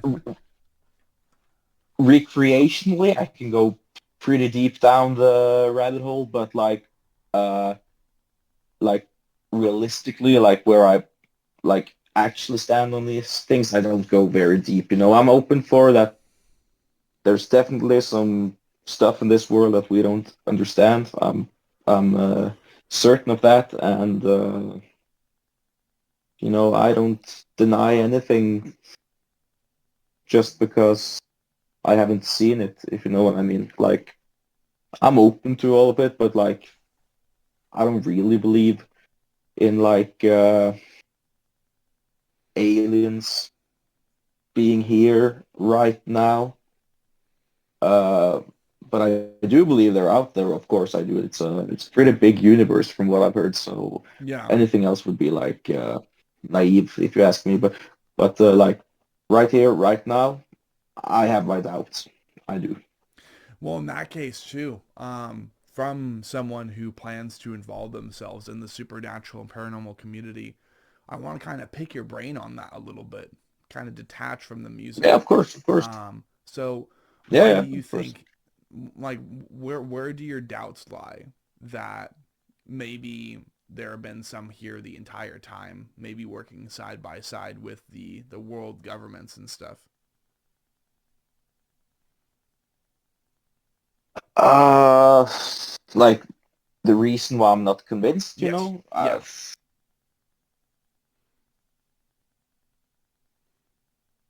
because that's a good question, you know, because I think I think we would have known, you know. I don't think like that big of a thing can be kept secret for so long. I find that hard to believe.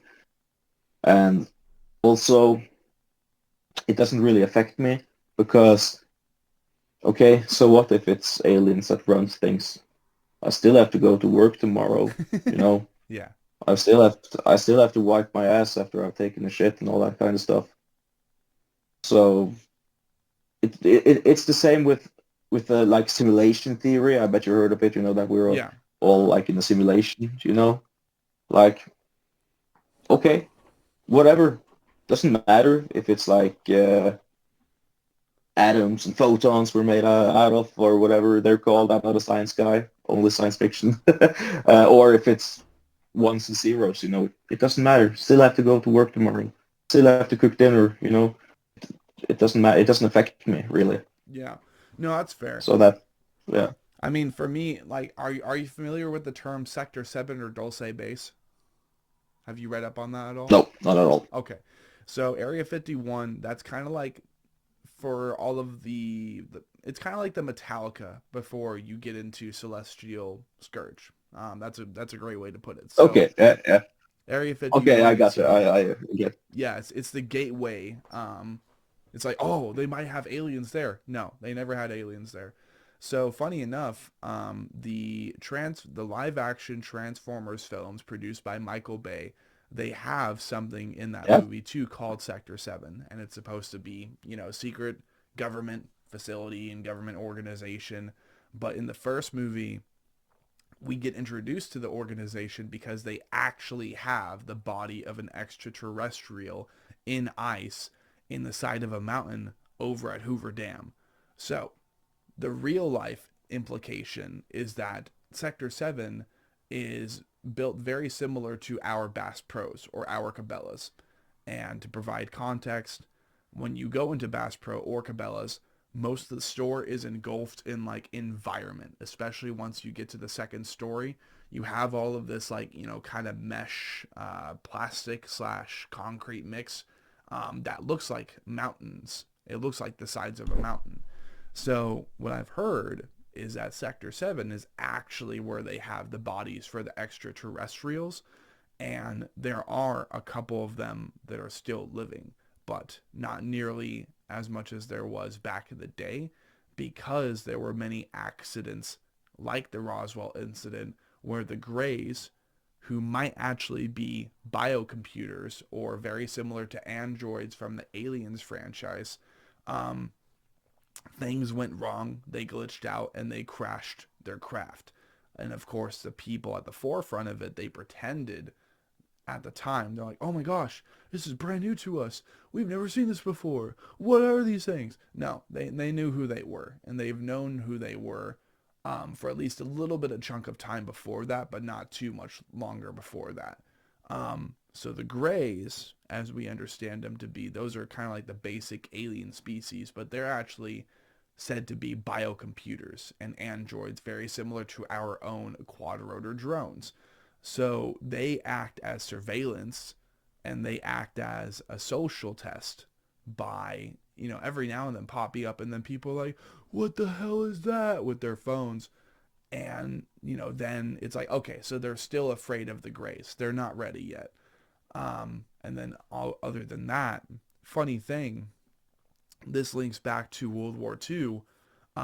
Remember how the Nazis were so adamant about becoming the perfect race and calling themselves Aryans? So the Aryans is actually a bright, angelic alien species that could be compared to angels.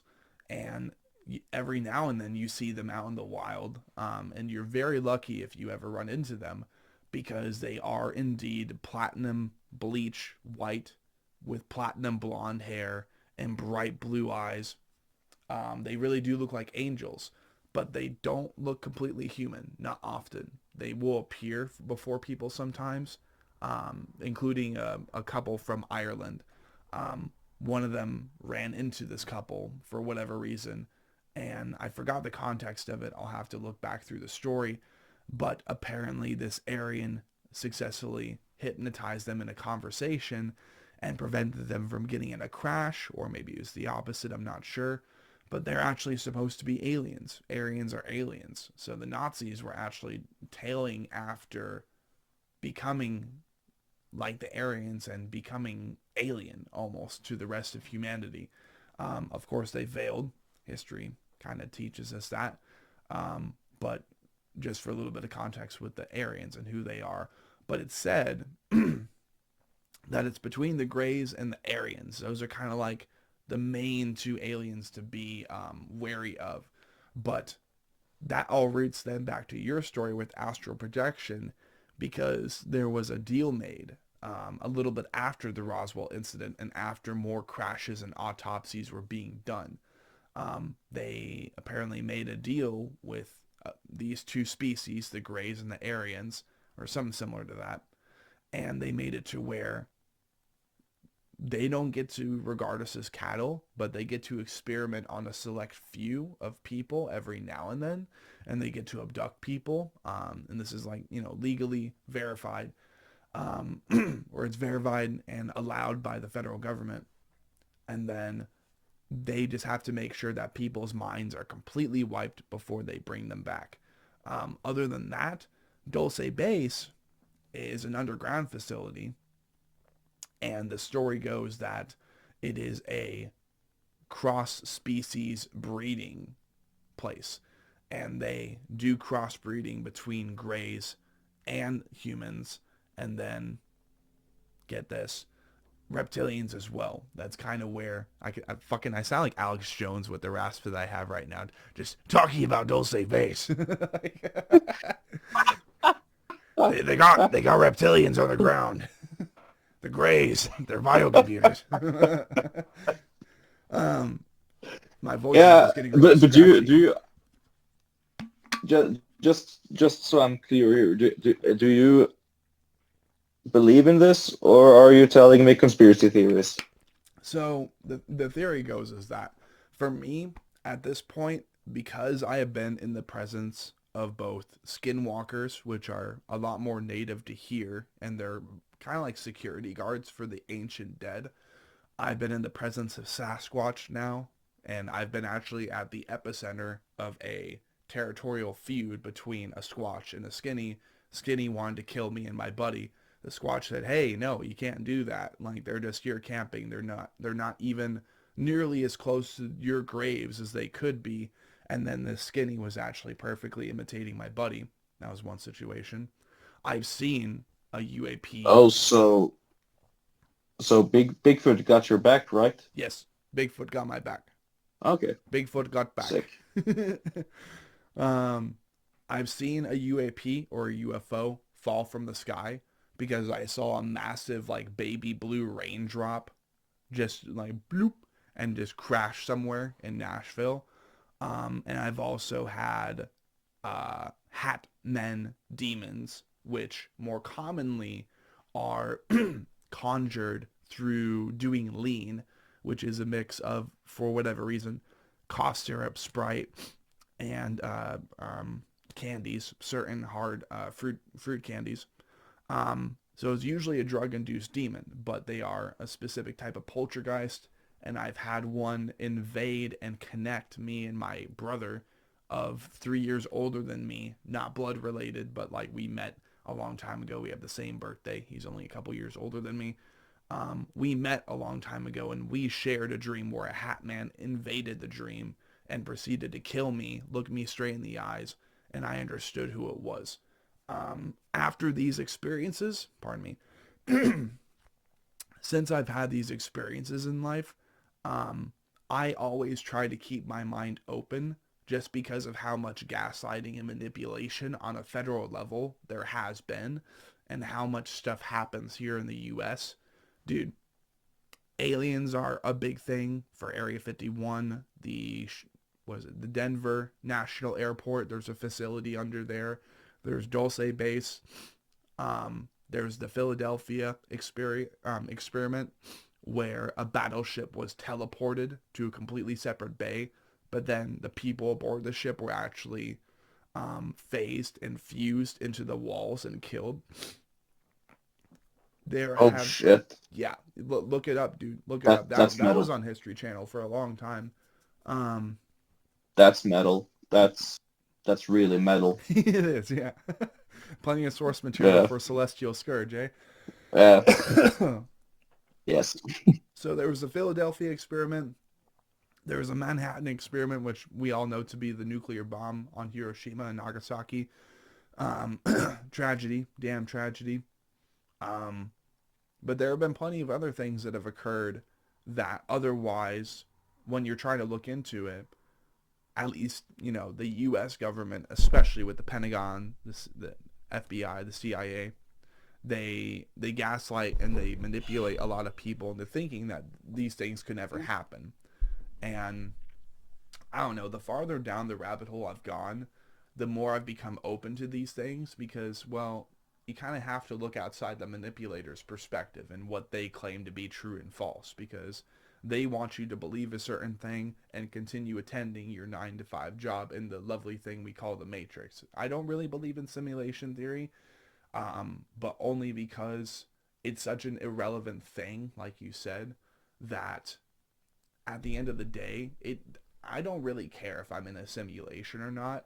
I still have a purpose. Yeah, exactly. I feel it deep in my code, if it is a simulation, that there's a reason I'm here that goes far beyond everything that anything that I've ever experienced before on my own or accomplished on my own before. At the age of 12, I was convinced I would crack the world open with something that I did.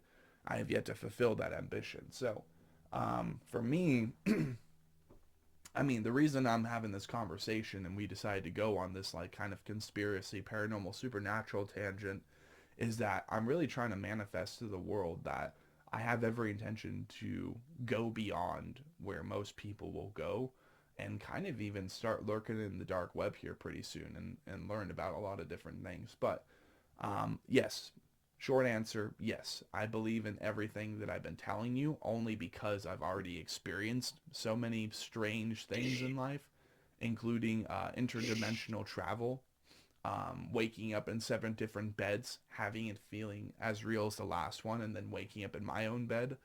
I've astral projected myself a couple times and experienced what it's like to be jammed through a black hole. Um, I've been laced with various drugs, which could also be a reason for it, while smoking weed, and I've had the devil laugh at me in the background while I'm outside, as if he's just like just beyond the darkness of the stars. Um, I've experienced a lot of things in life, and a lot of them haven't been the most coincidental or most normal. And then the farther down the rabbit hole I've gone, the more I've been like, you know what? I wouldn't be surprised. I wouldn't be surprised, but the thing is, unless I myself decide to get into the FBI or the CIA one day, no way in the 9 realms of Yggdrasil am I going to have the opportunity to confirm or deny these things for myself. And even when I do, what next after that? So that is per the channel I plan to start here in the near future called Dark Matter Investigations, where I try to answer the question with the dead, with cryptids of various cultures. For one day it could help me travel around the world.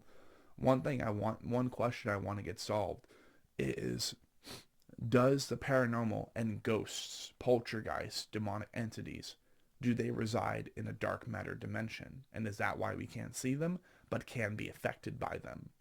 Is because they're in an inverted version of time and space that we don't have access to until we pass on, or until we ascend either towards good or towards evil, as depicted in many religions. Whole bunch of questions to be answered. So much I've experienced already, and hopefully I get the opportunity to experience these things in person one day, because I'm already following many personalities who have personal connections, or claim to have personal connections with entire families worth of Squatch, or Sasquatch, or Bigfoot, or Fire in the Sky, the most legitimate alien abduction story ever told, happened right here in Arizona where I live, just tucked away up in the woods. There's so much out there that we don't understand, and I want to get a little bit closer to understanding it, and also go on plenty of adventures whilst doing it one day. So, to continue then with our questionnaire on a more casual level, let's get back to musical stuff. Being that Eirik is a vocalist, All right. I mean, really, equipment and gear would break down to a good mic, a good Scarlett Focusrite or something similar, and what I have is a cloud lifter, and this is just to kind of convert all of that information recording through the mic into PC. So, would you say, Stain, that between Celestial Scourge and Blood Red Throne, that you are a gearhead? No, not at all. I have my gear, which I like, and I'm not that type of musician who buys a new guitar every month or buys a new pedal or amp every month, constantly tweaking. I've never been that kind of guy. I played, when I started out playing bass, the first few 3-4 years, I played unplugged, just my bass, no amp, no nothing. It wasn't until I joined Blood Red Throne where I actually got a pedal board and starting to experiment with pedals and stuff. And once I found my combination of what I like, I've stuck to it ever since. I play Warwick basses, actually endorsed by them, and I use Darkless Electronics pedals. I use the hyperluminal compressor going into the X distortion, and then into the B7K Ultra for EQ and DI signal and cab sim and stuff, and then that's it. That's what I use when I record at home, and that's what I use when I play live. Usually when I record at home, or I always, when I record at home also record a clean signal, like just a DI, just a bass, no effects, no nothing, so the producer can reamp it, which he usually does. But for like a demo or rough mix or something like that, it's just the same signal path I use live. Fascinating. Do you have any, so you said you're pretty comfortable with your setup right now, so you don't exactly have any like Yeah. toys you want to get in the future to upgrade your equipment, or are you good to go? I would like to, if you heard about the Quad Cortex from Neural DSP, it's like a, what do they call it? Like a digital amp kind of thing with just like endless opportunities, and it can also like capture it has like a tone capture feature where I could like just plug my pedal board with the sound I have now and I will like emulate it and stuff like that. So that's something I'm looking into in the future, but it's quite expensive, and I'm like, if it ain't broke, don't fix it type of guy. So I'll play my shit until it breaks, and then I'll buy something new, but not until then. Fair enough. Okay. Well, in that case, we can immediately move on to the next question. I totally expected you to be a gearhead, or at least so far Yeah. in our like. Yeah, I understand that. That's like a lot of people think I am, but it's like I'm not. I just like to play. Fair enough. Okay. Well, question 6. What lessons have you learned as a person or a musician? And how do those lessons drive you? Or how could they apply to others trying to accomplish what you have so far?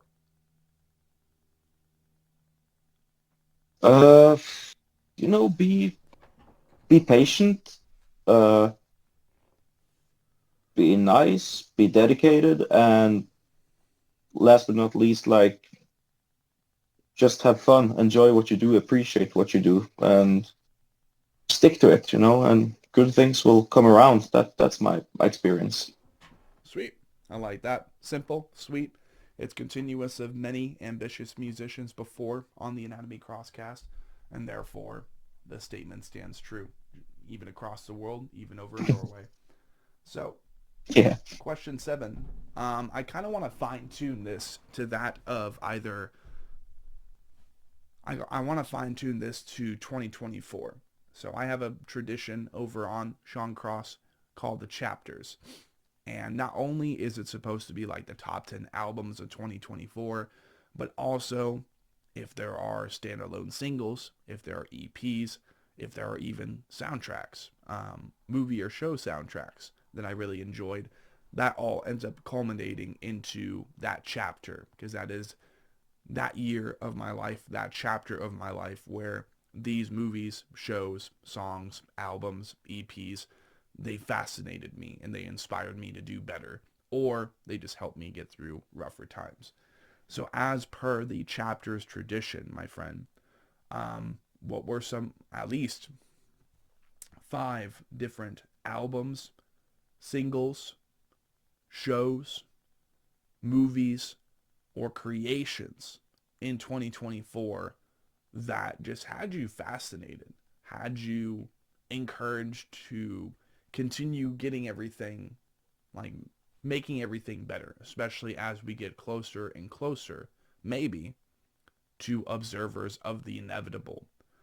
Maybe let's dig into some albums or creations, creative mediums otherwise, that would be inspirations for Observers of the Inevitable as we get closer to its release in 2025. Yeah. Like, are you talking about stuff that has inspired the new album, Yes. or are you talking about like just like okay? Well, in 2024,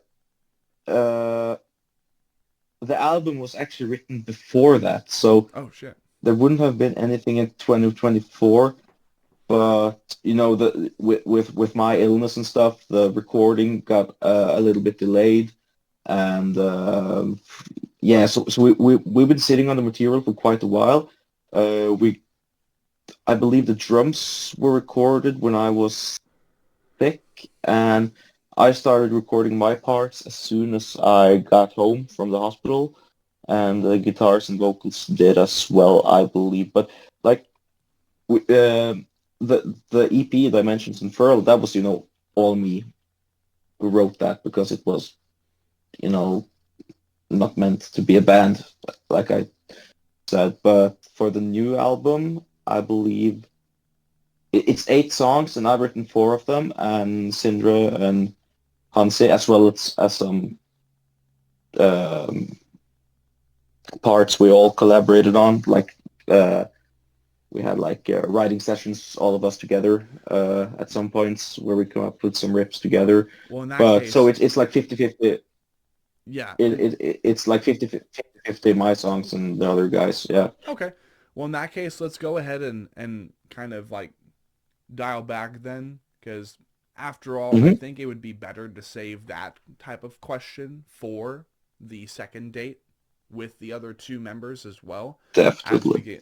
As we get closer to Observers of the Inevitable and its release, hopefully that early Yeah. album listening session as well. We'll see if we can make it happen.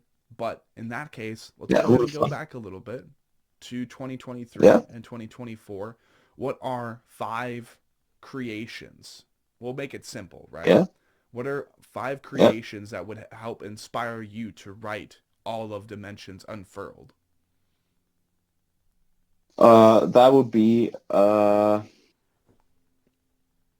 like what I wanted to do is I want to bring back like brutal death metal, how it sounded like, or how the songwriting was back in the late 90s and early 2000. Uh, Combine that with like more old school death metal, like Candle Corpse and like Breeding the Spawn, Pierced from Within era Suffocation, and also have some more modern elements like Archfire, the Zenith Passage, like more modern tech, like basically all I like and enjoy, like merged into one pot, and the album that actually really kickstarted this idea for me was an album called The Weakest Among Us by Wormhole, which they play technical death metal and they combine it with like straight up low IQ slam. And that record was released in 2020, and that was like the main inspiration to like do something similar. Not that it's similar, but like the same baseline, if you will. I wouldn't compare the two to each other at all, but like that was like what inspired me, and that's also the reason why Sanjay Kumar plays guitar on Dimensions Unfurl. I hired him as a session guitar player because he is the songwriter and guitarist of Wormhole, so it just like made sense. Yeah. Yeah, Wormhole is really sick. I remember Yeah. the It's great.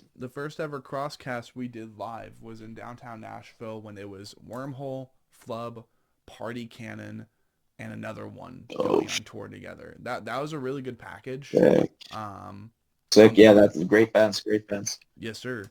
I'll never forget it, and I hope to. I've been trying to get Wormhole on the Anatomy Crosscast for a long time. Hopefully, we can make that happen sometime this year. But I do believe their latest album was released, I think, in either 2022, 23, or 24. So I believe it was 23, the last one, okay. Or maybe it was 24. I'm not sure now, but yeah, one of those. Yeah. And yeah, definitely the intention would be to kind of like catch them at the beginning of their like next one, or once they're like finally starting to hint at it. Same way that I did with you guys, in which it's like, okay, let's listen to your old material, see if you like the show, and then we'll move on to the next thing. How did you even find us? I'm curious. That's a good question. Instagram recommended me. Oh, sick. Yeah. Well, thank you, Zuckerberg algorithms. Thank you, Meta. That's great. Yeah, thank you, Meta. What was it? I think Celestial Scourge was recommended to me. I just heard one of your riffs, and I'm like, okay, I'm not going to listen to any more That way I don't spoil it for myself and I can just walk into this blind. But I like the riff that I heard. I like the imagery. No, you know what? Tell you what. I take that back. I found you guys because I follow your album artist for Observers of the Inevitable. I've been following him for a long time. Right. Yeah, Cesar. Mm-hmm. Yeah. He's great. He is. He's worked with a lot of bands that I've networked with and a lot of bands that I still have yet to host on the show, including Shrine of Malice and the Stygian Complex. There are so many bands out there that I've become buddy with that he happened to work with. And therefore, for anybody who might be listening and hear this small segment, I am planning to commission him for the first EP and full-length album for Blind Without Our Failures, which should be really, really sick. Not only that, but I'm planning on having him interpret multiple musicians, which will correlate with the features on the EP and album. And I'm going to have him turn those people into fictional depictions of themselves that then correlate with the story that will be recorded and filmed in a live setting. Like there's a whole bunch of different stuff going on there. But what's important is EP cover, album cover, any single artwork in between. It's all going to be done by him the first time because I want to pay homage to an artist that's been working with so many other people I know. But yeah, I found him. I found his blue piece. I found the cover for Observers of the Inevitable. And I'm like, damn, I think this is actually the most colorful thing that he's done in a long time. But it's very, very brightly blue. I was like, okay, so this is for a band called Celestial Scourge. They're from Norway? What? And then I reached out. Sick. Oh, that's great. That's great. Awesome. Sweet. So then, I mean, we really only have a couple more questions to ask you today. But this is, I think these are going to be really fun questions, nonetheless. So you mentioned wormholes, the weakest amongst us, right? So that's one. Yep. We still have 4 other slots for you to fill as far as like albums or EPs, since like during Dimensions Unfurled and its creation, like what are 4 others that you can think of that might have had some inspiration or correlation with it? Not even like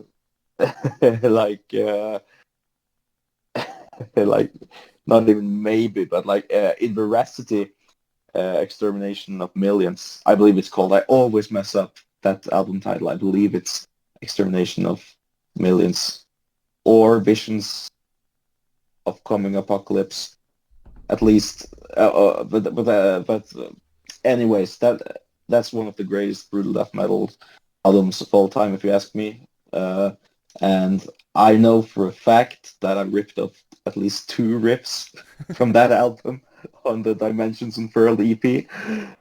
So that definitely, I can't sleep if I don't look this up. I'll check it out right away. I need to know this. Well, I mean, it's some slam album titles, man. They're always so freaking complicated for no reason. They're always so like... It's called Extermination. It's called Extermination of Millions, so I was right. Yes. Okay, good shit. The album, yeah, that's a killer record.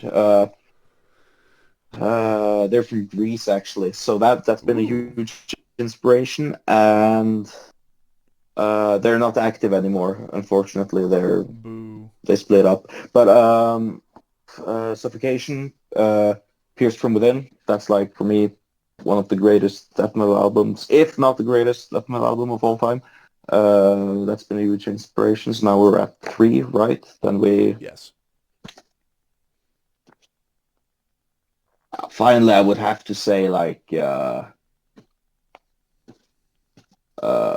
Cannibal Corpse, like, more Corpse Grinder era, Cannibal Corpse, that type of riffing and songwriting I've been inspired by. So yeah, that would be like the main influences for my type of writing songs for Celestial Scourge. I know the other guys are more inspired by more modern stuff. I am as well, but they're like better at me to write that stuff, Yeah. So yeah, I think we meet like we have like a nice symbiosis going on right there, Yeah. which I think you'll hear on the new album for sure. You'll hear that there are some new songwriters doing a good job now, So best of both worlds. Yes, I agree. So last people question really, or, just a question to continue being personal with you. What do you think members of Celestial Scourge do outside of musical creation to connect? Connect. Yes. Like what do you mean? Can you elaborate? Right. So like when you're not making music, if you guys are friends and you guys have been brothers since you all have come together to complete Celestial Scourge as a lineup, when you're not making music, what do you do together? Mm-hmm. The thing is, like, since we all live in different cities, like with quite a distance in between us, the only time we like ever get to meet is to do something productive, whether it's songwriting, recording, or play a show. So it's usually 9 out of 10 times or actually 10 out of 10 times, that's the setting. Me and Christopher lives the closest, and we hang out like we have we like watch movies together, listen to music together, drink beer, also play Magic the Gathering with him, but with the other guys, it's like usually just like band related stuff we get to meet. Then it's like, rehearse, record, and then, drink beer and listen to more music, or play a show, then drink beer and also listen to more music. So, yeah. I like that. It's simple. It's effective. It definitely caters and continues, again, a tradition that many bands have stated before, which is when you're not making music, like, not oftentimes do all of the consistent musicians live so close together anymore. So then with the time that you do have, usually it's beer, music, food, just spending time with each other. Like, I think that the one thing I've always wondered though is like, why don't bands like play online games together or something? That's like what I've been super curious, because I haven't gotten a band on the show yet, whether smaller or bigger, that does that, and I'm like, but I mean, they're very simple reasons and explanations. I think, sure. I would like guess that, like, if speaking for myself, it's just like I don't have time to play video games as much as I would like to. So it's just like, not like something I am able to prioritize, Yeah. But I like playing video games. I would love to do it more, but if something's got to go, that has to be one of the first. If I'm going to stay productive and keep up with my schedule and get somewhere with this music thing. No, seriously. Well, I do believe in that. That will conclude the people part of the podcast and any personal questionnaire we might have for staying here. Digging into the band part of the podcast and having him briefly depersonalize, being especially that staying here was the one who would reach out to Eirik, have him join in as vocalist. May I confirm that you are the original founding member for Celestial Scourge? Yeah, that would be like a correct statement, yeah. Gotcha. Well, in that case, people, we are at the forefront of any lore behind Celestial Scourge with staying here. So, for you, how was the name Celestial Scourge decided? That was Christopher's idea. I remember when I just like sent him the demos, and I was like, this is going to be sci-fi themed because that's something I enjoy. I know Christopher also enjoys that, so we, bounced a few ideas back and forth, and he was the one who came up with Celestial Scourge, and I thought it was badass. Thought it was a kick-ass name, so we're just like, yeah, that's it. There's no reason to overthink these kind of things, in my opinion, because you can, pull your hairs out, and like find something that's badass and just stick to it. That's my philosophy. So yeah, simple as that. Cool. And then what separates Celestial Scourge from other bands in the technical death metal community? I would say the old school approach, like, and from a technical standpoint, with a recording and such, like, we don't grid as much as a lot of the more modern technical death metal bands do. They're like really on grid, if you know what I mean. If you open up your DAW, Reaper, Pro Tools, whatever, you have these lines, which is like most of the technical death metal bands, they recorded drums part for part, and they like grid everything so it's perfectly on time, and you get that really mechanical sound. But the thing is, we don't do that, and there's not a lot of sampling on the drums either. Of course, there's some kick samples and stuff, but on the rest of the kit is like bare minimum, and as well as the guitars as well. There's some takes in there that are like not perfectly recorded. Same with bass and everything, and that what we want to do, because we want it to be like have this organic feel to it, if you know what I mean. Because of course, if we wanted to, we could grid it and sound like every other band, but we don't want to do it that way. Yeah. Because it's old school, a little bit more old school approach to it, That's the idea behind it. No, honestly, I like that and I respect that, because to be honest, even digging into the details of some of the visual aesthetics so far, for the most part, I don't believe the Dimensions Unfurled, its cover was not made by Cesar, right? Or Cesar? Different artist? No, that is It's like Esquire? Erskine, yeah, Erskine Designs. Yeah, Erskine, I think okay. it is, yeah. Fucking sick. Yeah, that's Erskine, yeah. And funny thing, the band that I just recently interviewed, they also worked with him and bought one of his pieces and just had like changed the colors on it and made that their album cover. So I'm like, wait a minute, I recognize that. Dimensions Unfurled compared to that of Observers of the Inevitable. I think Cesar Aldrian works so much better as an artist for you guys, because even comparing Erskine, definitely even comparing those two artists, like Erskine is a lot more modernized and clean and like fluid with his style. That's like for more modern bands, in my opinion. Cesar, he's more like traditional. He kind of makes those album covers that are meant for like older and more traditional styled bands. So I'm glad you guys decided to work with him. Yeah, the Dimensions Unfurled cover, that was like a piece up for grabs on his Instagram or something that I bought just to have an EP cover that was like cool, and I think it's really cool. It is, but for this time around with Cesar, it's like commissioned, and we gave him the idea and describing what we wanted, and he worked out from that. So it's more like artistically customized to our vision, so it's more like professionally done, all of this time around, the natural evolution a band should have, so Yes. so it's been a blast, to work with Cesar.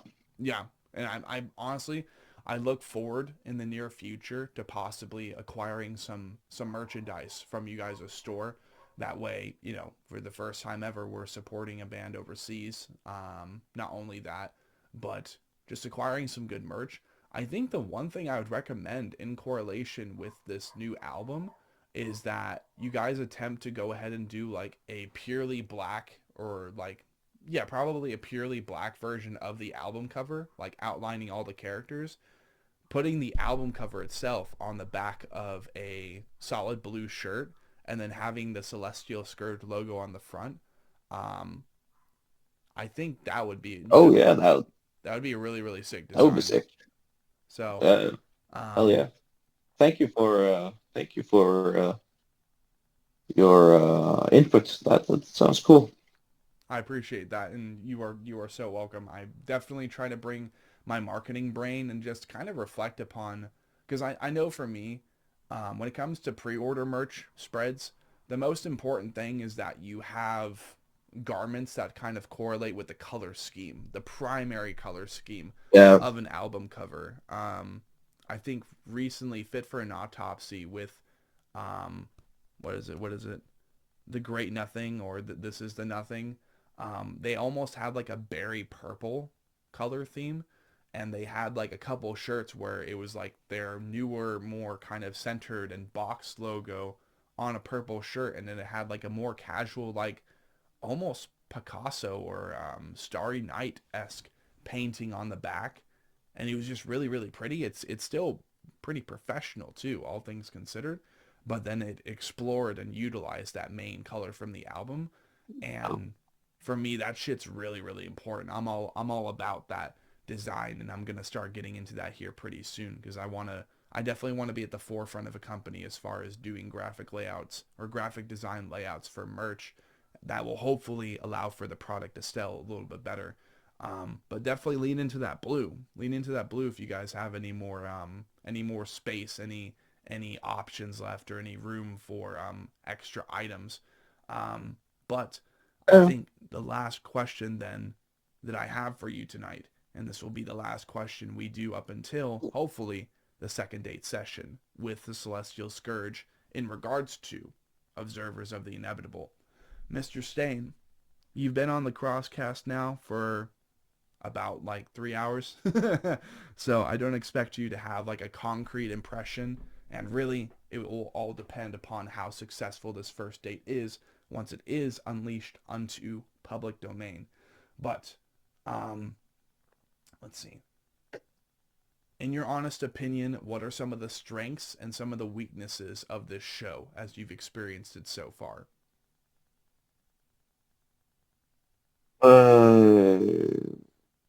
Well, first of all, I would say you're great host. That would be the term. Great host. Um,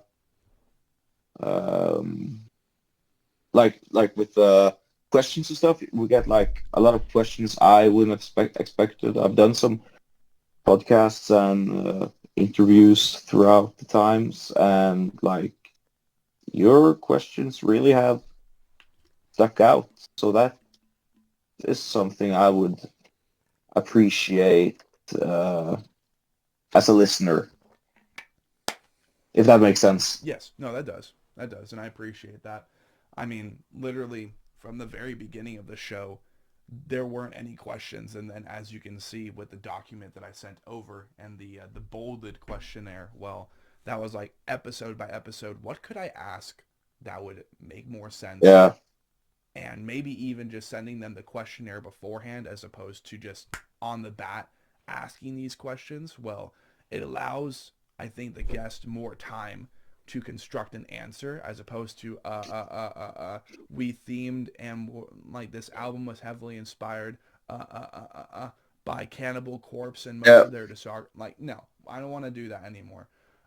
Both that and it's difficult. It was very difficult at the beginning of the show when I didn't create a questionnaire, when I didn't type out a questionnaire, how obvious it was that I was being ambushed. And if you listen to those sessions, it's kind of funny. Most of them are only about like 40 to 45 minutes long. Also because I was using Zoom at the time. Didn't have face cam for the first 3 episodes. Plenty of awkward moments with some franchise bands, really, in heavy music. And over time, man, I was like, I need a questionnaire, 1. 2, I want some type of structure. That way people can like go to certain parts of the show. And if they want to just listen to Under the Skin on the YouTube channel, Under the Skin as a segment, and the Anatomy Crosscast with Under the Skin in it, those are 2 separate uploads. And then, you know, doing highlights, doing funny moments, all that stuff. It's all been a really, really like speedy, but also long and like, you know, kind of embarrassing sometimes 3 years. 4 years now, really, as we're coming up on April. It's going to be 4 years since this show started. But every time, I just try to make it better, whilst also thinking and putting myself in the perspective of semi-truck drivers or commercial drivers like myself. not like myself, I'm not a CDL driver yet. I want to be in the future. But I think of those people and I'm like, what would be a really, really cool thing for them to listen to that's both entertaining and educational and allows for them to actually watch an episode, not have any idea who the artist is, get to know them personally or feel like you're getting to know them personally, and then jump into their music. To me, that's different. It's innovative. It's fresh. And it's a different take, actually, upon getting into new music as far as I'm concerned. So I appreciate that. I appreciate you complimenting the question there. And of course, this... Awesome to hear. What's up?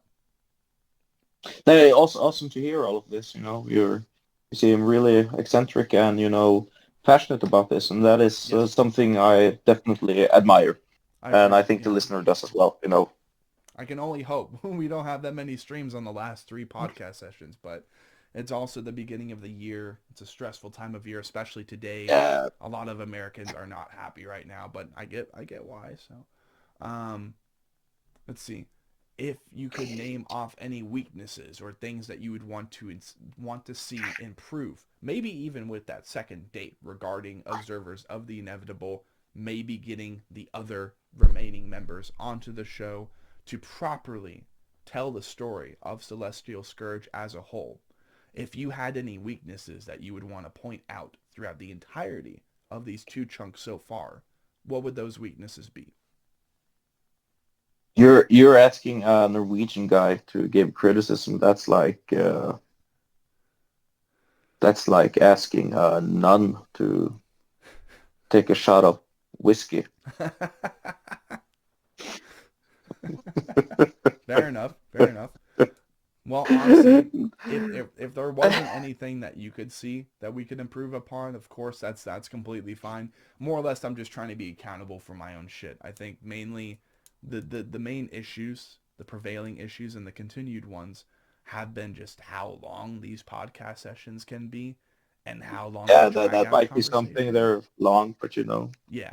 But other than like that, no, you're doing good, man. It's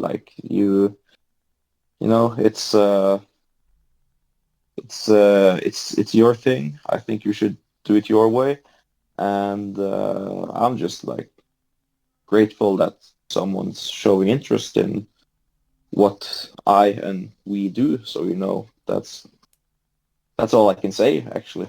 Oh yeah. The final question I would have for you then, Stian, as we then prepare to return with Eirik on the 26th of January to do Under the Skin, ask him those same depersonalized questions that we did with Stian, and then of course do some other marketing, get Eirik's perspective on Dimensions Unfurled, right? Stian, what are some bands that you would want to see in the future on the Anatomy Crosscast, whether local to you or bigger bands that you look up to? Wow. I will give you some recommendations for good Norwegian bands, since you have shown an interest for what's going on in our music scene. I would recommend you to check out a band called Discord if you haven't. It's just like what we are talking to each other on now, with a K instead of a C. Okay, cool. It's great, spaced out, weird, chaotic, dissonant, jazzy death metal.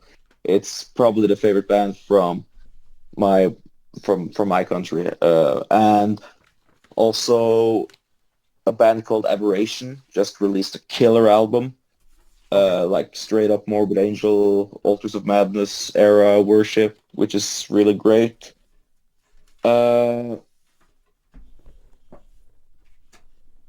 And so we got Discord with the K. Yeah, Aberration, and you should also really check out Eirik's band, Rune. Yes. RUN, and you should check out Deception, which is Sindre and Hans's other project, which is like symphonic, melodic, progressive death metal, which is also really cool. They released a really good album last year, You said which dissection, like no, Deception. deception. Okay, cool. All right. Yeah. Well, in that case, we have 4 different Norwegian local recommendations by Stain of Celestial Scourge and Blood Red Throne, which I'm very, very interested in getting Blood Red Throne on the show in the future if we can make that happen. That way we can have Stain return and be like, you've never seen me before. You know, pretend that he's never been on Here the I am show. again. I'll take off my glasses or something. Right. So there then we have 5 different recommendations. If not any Norwegian locals, what do you think are some artists that you think need the cross-cast, that more intimate cross-cast treatment as far as telling their stories in a, well, more honest to brand storytelling way? Wow. I don't know. Like, you mean like bands that I like enjoy Yes. that would like to? Oh shit. That maybe you would want Yeah. to learn more about in the way that we do it on the show.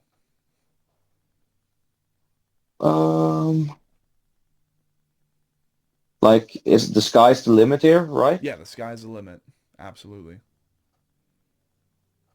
I would love to hear Luke LeMay from Gorguts go, under the skin. That would be interesting. He's like a big inspiration, great songwriter, seems like a great guy. But he's also, to me, kind of like a mystery. Like, there's only so many interviews and videos featuring him, so I would love to see it. Luke get Lemaine, to know that him. would be spelled Luke for Luke, and then Lemaine, would that No, be? No. it would be Luc, like Luc. Luke. He's from French-speaking Canada. Oh. And Lemay. Okay, Luke Lee May. So L-E Yes. May. And then his band is Gorguts? Gorguts, yeah. Okay. Anybody else? No, not that I can think of. Cool. Well, in that case then, ladies and gentlemen, and everything possibly in between, this has been the second chunk of the first date crosscast session with our first Norwegian band. We're getting there, people. We're working on world domination. I think the remaining countries we have, major like franchise or like superpower countries we have left, would be Japan, China, and then maybe some bands like straight from India. But I don't know how big their scene is, and they seem to be a very religious people, so I think we might have to stick to Southeast Asia. But with that, then, at some point this year, we will have, Unhallowed Promethean from the Philippines. They're going to be on the show after a long hiatus. We're going to get Diarsha from Vietnam on the show. That should be really fun. And then continuing with our Java / Indonesia chapter or Malaysia chapter, we will eventually be bringing Anthropophagus Depravity on the show. I guess this is something new I can do. I can recommend you artists that we've had on the show that, as per our formula, I think you'd be super into. That being Pathogenic Virulence from the London, UK. But the 2 members we've had on the show, they both grew up in Romania. They have an album that came out last year called Scourged, and they are one of those bands that are a little bit intimidated by the idea of leaning into Alien franchise themed merch, but that's basically their whole thing when it's not talking about other stuff. And especially their newer album Scourge definitely reminds me of Alien, the Alien franchise by Ridley Scott. If not them, of course, I'd recommend Party Cannon if you've never heard of them. Party Slam. Yeah. Oh, I know Party Can. Yeah. So we have 2 sessions with Yeah. them. And then Croesus, we have had them on the show. We need to get them back on here pretty soon. But I think that would be my only recommendations for you on the Anatomy Crosscast, and it's now almost 100 episodes. But thank you, Stian, for your time, being that it's 10:43 p.m. over for you in Norway right now. I'm sure you're going to be looking to crash out after this. And, yeah. Yep. I look forward to getting the session out. I think we all do. Until then, later. Oh. Later. Ladies and gentlemen, and everything possibly in between, welcome back to the Anatomy Crosscast with the first date session with our first Norwegian band, let alone the first technical death metal band that we've done in a long time. This is going to be for Celestial Scourge. I wanted to recall upon the last couple chunks of footage of interview where, basically we started out with both Eirik and Stian from Celestial Scourge. And then because of scheduling differences, second part, we just did Stian. We concluded the people part of the podcast and those questions with him. Asked him a couple more, being that he was the founding member. He was the one that reached out to Eirik, had him join as the vocalist. We were able to get some lore established. Not too much, but just enough with the founding member that, it ended up putting in some solid ground. And then we asked him some band questions, like some of the questionnaire in the second half that had him depersonalized. And now, essentially, we will be doing the same thing with Eirik and going under the skin of Dimensions Unfurled. So, it is 8:15 p.m. for Eirik now. Eirik, how are we doing? I'm fine. It's, slowly starting to setting in here on a Sunday evening. But that's going good. Good. And then, therefore, I would say, immediately go ahead and get into everything as far as the questionnaire having to do with, pardon me, think the logic hack. Okay, so we're back now. Essentially tonight, for Eirik, we're going to be getting him through those remaining questions for the people part of the podcast, and then, like I said, we're going to be doing Under the Skin for Dimensions Unfurled. So, if I do remember correctly, we were talking about the scene with you, but we didn't really have the chance to ask you the question under the location category. So, I guess that would be a great place to start. Actually, not I guess. There's no hesitancy involved. Being that you had all that you did to say about Oslo Death Fest and the way that you've interconnected with local musicians, well, I think now it's fair to go ahead and get your perspective on where you're from. So, question 4, location. Part A, what is something that you can tell us about where you're from geographically speaking? When I asked this question to Stian, I also attempted to detail that this also could mean, like, what are some things you've heard from outside of Norway, stereotypes or maybe assumptions being made about Norway, positive or negative, that you would want to correct? Like non-music related stereotypes, or? Yeah, it can be non-music related. Just like whatever comes to mind. It's like, yeah, so a lot of people think this, but actually, and just let's go ahead and help our audience get a new kind of fresh two-person perspective on how things really are over in Norway. Just anything that you might have heard over the years that you're like, that's not correct, but one day I'll just go ahead and talk about that. That's a question I wasn't really prepared for, but I do like it. I think somewhat like yes, we have like all these fjords and all this beautiful nature, but I don't think the ugly parts of Norway doesn't get any attention enough, because we do have ugly parts in this country, quite like a lot, if you ask me. So like, I just want to give a quick shout out to the ugly parts of this beautiful country. It's not all fjords and waterfalls and trolls and shit like that.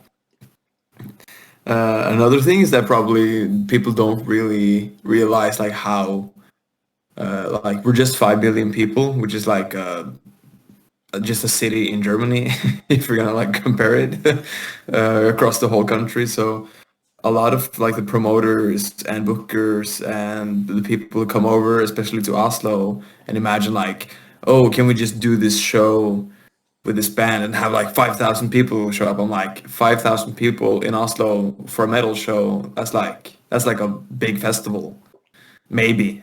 If we get like 200 people, that's pretty fucking good. Like this, when we're just 5 million people and then we're just 1 million in Oslo and around Oslo, and then you're gonna go to the metal scene in Oslo, and then you're gonna go to the underground metal scene in Oslo. It's not that many people to deal with. So I think a lot of people kind of forget like how like we're not that many people here. It's a big country. It's a long ass country. Like there are many parts of the country I still haven't visited myself because it's just that far to travel, especially up north. But yeah, I guess that's what I got on the top of my head right now. Do you have like any examples or like it's Right. kind of hard question in some matter? Yeah, no, naturally. That is a harder question, and after all, even with you and Stan looking over the questionnaire, technically it's not on there, but it's meant to be an ambush extension of question 4, part A. No, I mean, I think what you ended up providing was pretty good because far too often people will underestimate what a 5 million person population looks like for an entire country compared to a state over here in the United States. Like guaranteed, I think we have like a good portion of the world's population condensed into our country and into our various state territories. So then when you think about 5 million people for an entire country tucked away into the northern European mountains, a lot of questions can end up conjuring up, and I think I actually want to learn about these. I want to learn more about these uglier parts of Norway, because I've always thought of Norway to be, kind of cold, quiet, desolate. Maybe there's still a lot of people who don't really utilize technology like the rest of the world does. Maybe there's a lot of farmers up there despite how desolate and cold it is. Stain actually brought up something really important that caught me off guard, but I mean, it really did affect the world as a whole, the way it transpired, and that would be the religion over in Norway. I thought this entire time that at its roots, Norway would still have like at least some echoes of Ossetshire and like Norse heathenism or Norse polytheism. Oh, Yeah. And he was like, yeah, no. that was abandoned a long time ago. I'm like, oh, dang it. But let's see. That religion then, that was conquered. The last recording session I did with Stain, and that was very much a surprise to me. I mean, black metal as a genre really has had a vice grip on Norwegian counterculture music for a little bit, but from what Stain and you have both been telling me during this session is that vice grip has loosened a lot because of modernization, and it's not nearly as much of a vice grip as it used to be, or there's not that much of a fear of having your churches burnt down anymore. So maybe we can talk about that. Yeah, I mean, like with Norwegian black metal, it's never been bigger than it is now, like worldwide. Like one thing is just we're just more people in this world. Another thing is that Norwegian black metal in Norway, like finally now it's like super commercialized. It's like it's in our national libraries. It's in the Munch Museum with Satyricon. They have their own thing there for like a limited amount of time. 1349 had a collaboration with the Monk Museum. Dark Throne has their own, like the Blaze in the Northern Sky album has their own like spot in the National Library. The National Gallery has some stuff too, and even the airport, like the main airport in Oslo, has like these black metal corpse paint ads running on like these big ass screens. When I saw that, my jaw like seriously dropped. I was like, holy shit, we're at this point? So it's far from the underground and far from the whole niche that these weirdos tried to do in the 90s. And like all power to them, I guess. But another point is about black metal and this country. And when speaking of how long it is, like when you have such a weird, like shaped geographical country, you get these weird nooks and crannies that people really don't visit or know about. We even have our own show. I don't really know if it's running anymore, but it's called, in Norwegian, it's called Der ingen skulle tro at noen kunne bo, which translates to nobody would ever believe that someone lived here.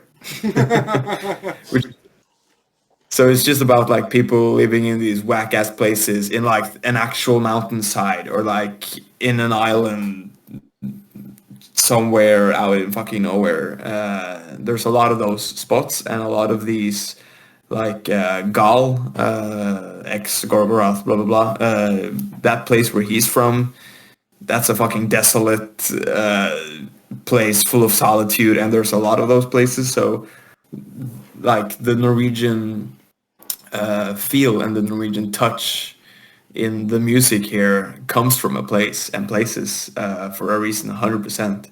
And like where I'm from, Hemsedal, which is a really like it's a popular how do you say it? It's a really popular it's just a popular skiing resort place.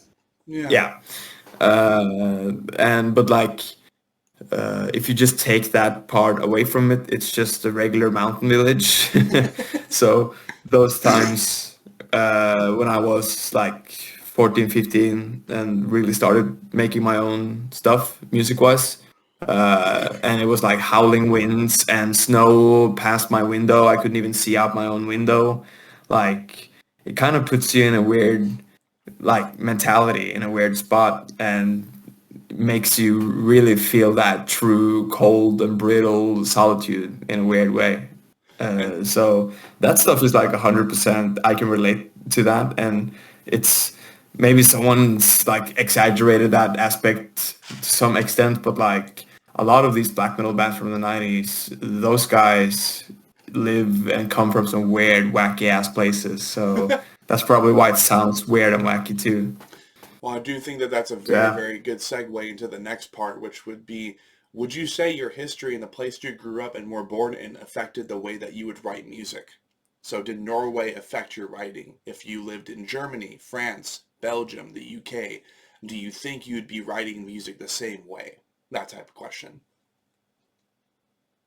I mean, since I was pretty much the only one at the time in Hemsedal, really enjoying that extreme stuff and doing that stuff, I tried to start this band and all that stuff, but I really felt alone for like big parts of my teenage years, and I still to this day write most of my stuff by myself, for myself, and I rarely work with other people to put these songs out. So with Celestial, it's in many ways an untraditional way or style for me to write songs, because it's a big collective. Like we're really good at sharing and giving each other input and blah blah blah, but usually it's always just been my own mind and my own input, like just in this echo chamber and just always relating to my own stuff and my own taste always. With Rune, it was like that for a long time. It's gotten better now.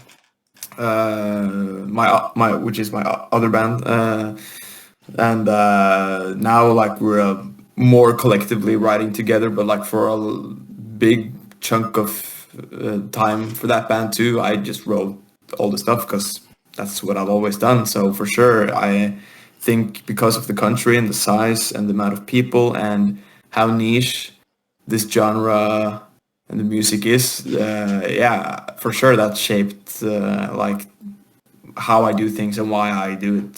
For sure, yeah. Hell yeah. Question 4, part C. Would you say you are connected to this day to where you were born and raised? If not, why? And I think this... If I'm connected to the place... Yeah. So if you're connected to this day to where you were born and raised, and this could be on a more personal level, I don't think this has to tether to the creative side of your mind, but like, do you end up feeling nostalgia when you return to where you were born and raised? And if you don't, like, is it because you're looking to focus on the future? Now I think that's more or less what the question is trying to purvey. I say that as if I didn't write these questions, but yeah. I mean, it's my first 2 years of my life. I lived here in Oslo, where I am now. So in some weird aspect, everything's going like full circle. But I do recall myself as being from Hemsedal. That's pretty like I've lived big chunks of my life there and was raised there. So for me, that will always be like home. But Oslo has always, like, back in my mind been this second home base. So for me to be there now feels just natural and nice. And also it's the biggest city in the country, and that's where you got to be if we're gonna actually do this kind of stuff. yeah. But for certain, I do feel like a great sense of nostalgia when coming home to Hemsedal, and there's snow in the mountains and there's not that much noise, and I can take a walk in the mountains and go skiing if I like. When I was younger, in my teenage years, I wasn't that much into the whole, like, I didn't appreciate the nature as much as I do now. It's like a thing that I've like come back to more now. Like I do feel a greater sense of enjoyment when I come home now than I did when I was younger, because when I was younger I just wanted to escape, to only do music, and just like didn't even want to have anything to do with that place. But now it's very much a place for seclusion and just to like refresh my mind a little bit with the non-big city related things around me, and just like a just like a refresh button, pretty much, in a good way. Fair enough. All right. I do believe then after that, we'd be getting away from question 4 and kind of, you know, taking that moment to appreciate what has occurred so far in your life, but then regrounding as soon as possible, right? So question 5, are you a gearhead? If you are, what's your current setup? And what are some dream pieces of equipment that you wish to acquire in the near future? I am well, I wouldn't call myself like, because you have gearheads and you have gearheads. I have some friends of mine who always want to like pay attention to the newest thing, who always gotta have like the newest pedal, the newest mic, the newest anything. The gear I use and like pay attention to is, because like most of the stuff here you have to do DIY. Like it's always just better to do shit yourself. So a lot of the gear I use is just from learning and doing. And I have my mic. This is my main vocal mic right now. Just this SE. Don't even remember the name of it. It's just like the standard SE something. It's like a 7 something. Yeah. Like that says how much about that question. But like I have luckily a lot of friends who like knows gear pretty well, and if I just need a quick recommendation I can just always ask. But I mean, the internet is also pretty good at just giving you some okay like the closest thing to what you need for an okay amount of money. So now I recently just moved with my girlfriend, and now I'm finally got my like home, call it studio setup now, and like I bought some proper studio monitors to make demos and just do all this stuff myself, because like a lot of people have like need someone else to do that stuff for you, So like all the gear I've always used is just because I need to figure it out myself, or just again do it myself. But pedals wise, guitar pedals, don't like, if I find something I like, I just stick with it and just try to, like, I've had a pedal that I played a show and some asshole like just poured his whole beer over my pedal board and one of the pedals broke. And instead of like, I'm just gonna buy the new one, like I'm gonna fix that one, like I'm always gonna keep that pedal because you know that's the magic one for me for some weird reason. I don't know why. Guitars wise, same thing. If I find one that just feels right, I will just always use that one. Right now, I just bought a new Mockingbird, a BC Rich, which I'm pretty pleased with. But I'm not fond of the whole Floyd Rose thing. I'm not a Floyd Rose guy. But it's also fun to try something new. But I kind of fucking hate it right now. But I'll get used to it. But gear wise, I mean, I think it's healthy to stay up to date if something shows up that like actually can benefit my regular daily life and my creative space, and like everything that makes shit easier for me, I'm all for it, pretty much. I think that makes sense, yeah. Well, number 6, I think this is definitely a more powerful question. And this late into the session, this far into the session, I think it's a great way to pick at the brain of someone who is especially done that all of you and Stain have done so far. You managing with 3 others a music festival in a country with a population of 5 million, or someone like yourself who has been in as many projects as you have been. What lessons have you learned as a person or a musician, and how did those lessons drive you? Or how could they apply to others trying to accomplish what you have so far?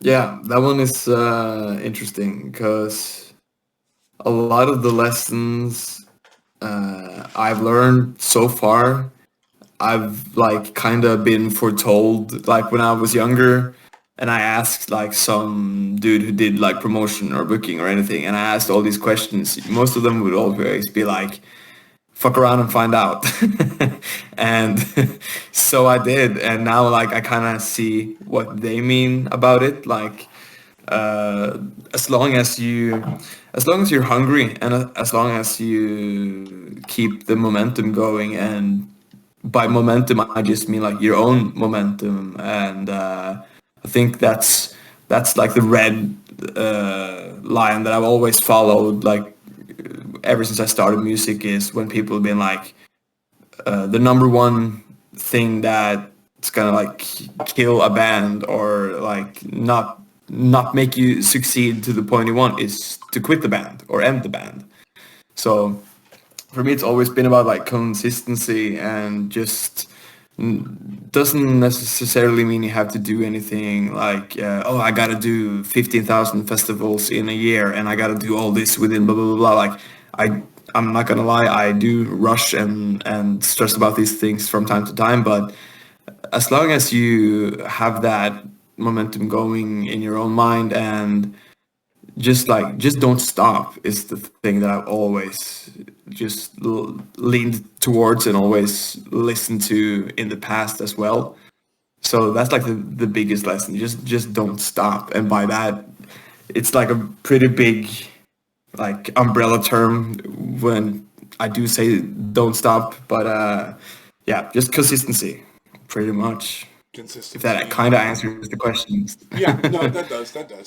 Because the thing is, consistency, endurance, positivity, or a prominent sense of optimism. When nothing else is working and you've seasoned yourself pretty well as a musician or a music enthusiast, a creative mind, usually consistency and just enduring the more difficult parts of getting something created. I've even found from a personal experience, that's really what matters, is that you don't really like allow the outside world to affect your creation, whether obstacles getting in the way, causing you to stumble and fall and then like delay your project even more, because the universe will definitely throw that at you constantly. I would know from experience. I mean, hell, I wrote a 3-book novel in like tiny little notebooks. And at the end of it, because at the time I was a pretty lonely kid, somehow those books devolved, right? Not evolved, devolved into an erotica for like written by a Christian kid who had no experience in the matter.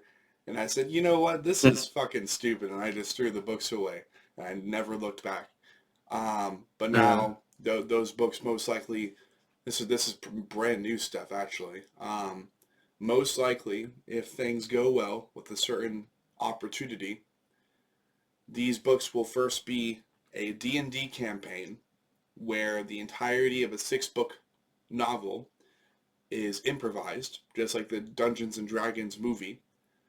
Then the source material from that improvised D&D campaign, for at least like the first book this year, I think, is going to be turned into a technical death metal album with someone that I've been networking with for a long time. So first the D&D campaign, then technical death metal album, and then later on, after all that, I'm planning on turning into an anime. But I only speak upon this because at the time when it was Creatures and Cryptids, and that was a 3-book novel, well, because even at my elementary school, he had all these kids that were getting ready to graduate from elementary, which is like 1st grade through 6th grade. And they were all just obsessed about girls, and like talking about some pretty like nasty shit despite us still being in elementary school, but getting into middle school and finally going through puberty, right? It's just like that's the times. But also, the shit that I remember hearing was so cringy. So then, because of that outside influence, even from my own buddies, that kind of like corrupted those books. And eventually then I'd be like, this is stupid. I just threw it away. Don't let outside shit influence your creation, and don't let it get in the way of that creation either. Just keep at it, and if you have to, give it a break and try out some other things, but then return to it later if you feel the passion for it and if you feel an urge to get it done. And as per that, D&D campaign, technical death metal album, if the opportunity goes well, and then anime later on. So, next question I have for you. This is meant to be fine-tuned to this first date session in reference to Dimensions Unfurled, okay? So, Yep. And as far as timeline, this mainly references to when you were piecing together that EP with Stain and the other members of Celestial Scourge. But I'll go ahead and give you 5 character slots, either for artists, albums, singles, or people that would inspire your creative endeavors as a vocalist for Dimensions Unfurled. This would be your debut with the band, if I'm understanding that correctly. So what were you listening to? What albums were you like honing in on, if there were any? And if not that, maybe were there other creative mediums that you were like that you had in the background to keep the creative engines flowing for what would end up being Dimensions Unfurled? Yeah, so just pretty much just what inspired the whole thing. Yeah, I mean, at the time, because it was during COVID, we recorded this thing, and during COVID, I really didn't enjoy writing that much, because personally, like, for me, I usually need to like live life and experience shit to get inspired or motivated to actually write or create for some reason. I don't know why. It's kind of makes things more difficult for me. Right. And for most. But I remember I got really into cattle decapitation when their Death Atlas album dropped. I started listening to them like around the Anthropocene extinction record, which is a great album. But I remember after Death Atlas, I was like, this shit slaps. And I got more into bands like them and Revocation and Nile, and pretty much a lot of like the similar stuff that Stian and the other guys enjoy as well. But I remember when Stian reached out and showed me these demos, because I've never. One thing is listening to these kind of songs and the genres and all this stuff. And another thing is to actually make something out of it or make something with it. It was a totally new thing for me. So I remember a lot listening to Cannibal Corpse and Cattle Decapitation just to get in the zone of like just the pure fucking brutality and how twisted that like their music and songs usually turn out in some way or another. Like even if they have like the slowest riffs or like the slowest breakdowns, it's still like the meanest shit you've ever heard. Like just to capture like what's essence is probably a word that I'm looking for. Like what's gonna be the essence of all of this. And when Stian was like, I want you to write the lyrics and do all the vocals, I was like, okay, I've never written anything about space, or like I've never been like a big sci-fi guy. I've always been more like into fantasy or just I don't know, real life itself is fucked up enough. but I kind of then took that as an opportunity to just go nuts and just have some fun with it for once, not just make everything so fucking serious and really like, oh, this is a mother and a child and now they have, I don't know.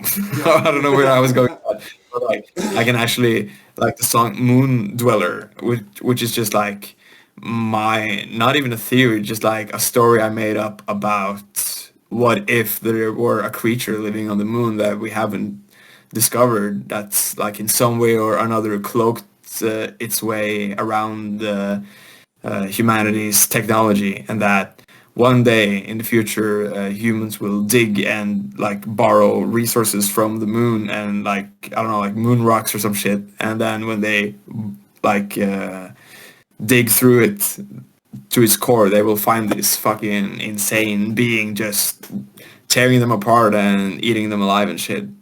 Like I've never written stuff like that, and that was pretty fun. So I'm a really big fan of the horror movie The Thing, and a lot of people have seen that movie and similar stuff. But like around that time, I watched it pretty recently, around 2020. So I remember like just the feel of the insanity and like how far you actually can stretch things, and it's totally fine. Like for me, it's always felt weird to go outside of what's human and what's real. So with Cattle Decapitation, they do a lot of like with the whole Terrorcide thing, the new album, it's pretty far out there, but like with the Death Atlas, I felt that was like a really good representation of how far you can push what's actually real, because a lot of stuff on that album is just like pure facts. The interludes are like actual news reports about some fucked up shit in this world. So I kind of just wanted that vibe, but for my own sake, I can finally like push it into more, call it sci-fi and fantasy, and just like have some fun with it for once, because you should have some fun writing music. It's not always bad.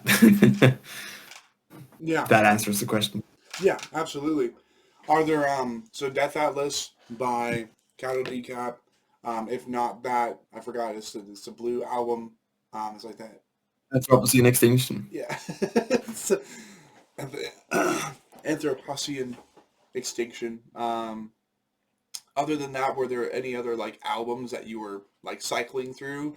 Because you mentioned The Thing, so that's a movie. Like I would consider that inspiration for stretching beyond realism. Like well, yeah, you have. I've always been a big fan of the Torture album of Cannibal Corpse.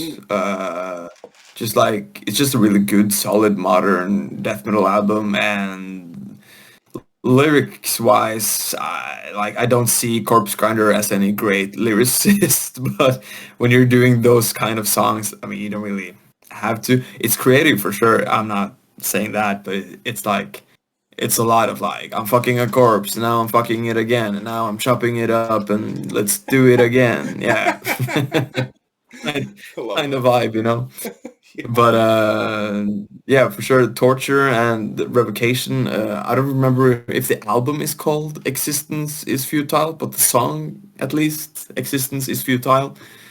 I think that's the name of the album from Revocation. I don't remember 100%, but that album for sure. And what was the not the newest Nile album, but the one before, Violitic Nile Rights or something like that. I think it was called. Yeah, was listening a lot to that too. Okay. So like I usually like my old school listening era kind of stopped when I was like 17, 18, and then I always wanted to check out what's the new thing, like I enjoy checking out the newest albums coming in the month and the week. Like Release Friday was always a really fun day for me when I was like 18 and 19. And that mindset is still pretty strong with me, just like trying to keep up to date, check out what's fresh and new, because a lot of it is just recycled stuff from before. Some of it just better than others, but then you find like out of those 20 albums, you find like that one that's actually gonna keep it fresh and do something new, and that just makes it totally worth it just checking out all those albums. So I've always been really up to date on what's like going around, because just my curiosity. So with Dimensions Unfurled, it's a lot of the albums that came out during like early COVID, mid COVID. I see. Yeah, there were definitely a lot of albums that came out then. I still remember 2020 as well. And not only do I remember 2020, but I remember that one of my favorite albums that would come out that year, which I think I still have yet to do a chapter 20 upload. I'll be doing that here pretty soon, as per tradition over on the Sean Cross channel. It's like my top albums, singles, EPs, movies, TV shows of the year, and I attempt to combine it all into one, but of course you can't exactly, unless you're doing like the soundtrack for a show or a movie. For the most part, the chapters playlists are like my top albums, EPs, and standalone singles of that year. But one of the albums was Croesus, A Memoir of Free Will. That was such a strange album, but I loved it because it was one of those records that I was listening to a lot whilst I was playing Destiny, because it has a very, very strange, like, it sounds like it could be written by aliens, but it's not tech death. It's not technical death metal. It's more like, I think, melodic death metal. But it sounds like just so educated and sophisticated because of some of the musicians involved on the record, that like you listen to A Memoir of Free Will, or even I forgot, it's like the Evil album or something like that, and then they just released Infinite Circuitry with a new vocalist.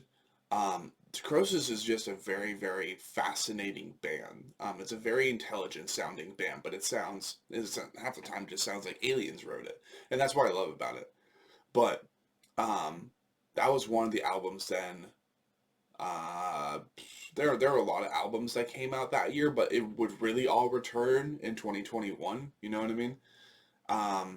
So the 2020 was it was a darker time, even for the music industry. I remember Suicide Silence, man, doing live streams and doing like virtual concerts and shit, because they're like, oh man, this pandemic is really kicking everybody's ass. But you know what doesn't kick everybody's ass? A concert. And they were like trying to experiment with all this new like online shit.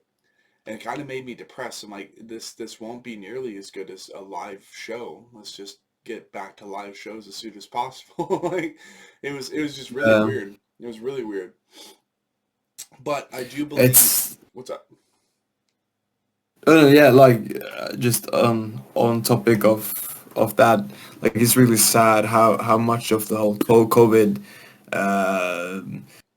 era has like left us with like the more not that much in the metal community, but I know Avenged Sevenfold did like their own like online community thing with some games and stuff like that. I'm not that up to date about it, but like the whole thing that as the same reason like I work in this the technological company in Denmark, but I have to fly to Denmark every day back and forth to work there instead of just like staying at home. This is just like a scenario I'm making up. Like the whole home office thing, like we can just do a bunch of stuff from the comfort of our own home, like, and the whole essence about the metal community, like very much so, is the whole live experience and the festivals and the concerts. So that was a really scared time. So like when you mentioned that, I was really scared to see like how much will this affect the future. Like, will there be less shows? Will there be like more VR stuff or like Fortnite? Yeah, fucking Metallica was on Fortnite. Like, That's true. yeah, that's a good example. So you see it now, like that those consequences and how impactful they have been so far. Yeah. And then, because it's all been declassified, and for example, Dr. Dr. Anthony Fauci has had his like security detail removed because of this. To think that it was all bullshit. Like, people definitely died from COVID. That's not bullshit. But then there were plenty of people who were actually put under in the hospitals, and some of them like woke up abruptly and they noticed that the doctors were like putting strange formulas into their system, having to do with COVID, to put them other and to euthanize them and to kill them. And they're like, "Hey, what are you doing? Like, what are you putting in my system?" And the doctors have like no response. They had nothing to say, because the intention was there's a good portion of people who passed away in the hospitals from COVID who didn't even pass away from COVID. The same way a lot of people end up not even passing away from cancer, but in the hospitals they instead pass away from like lung issues or respiratory issues instead that complicate them.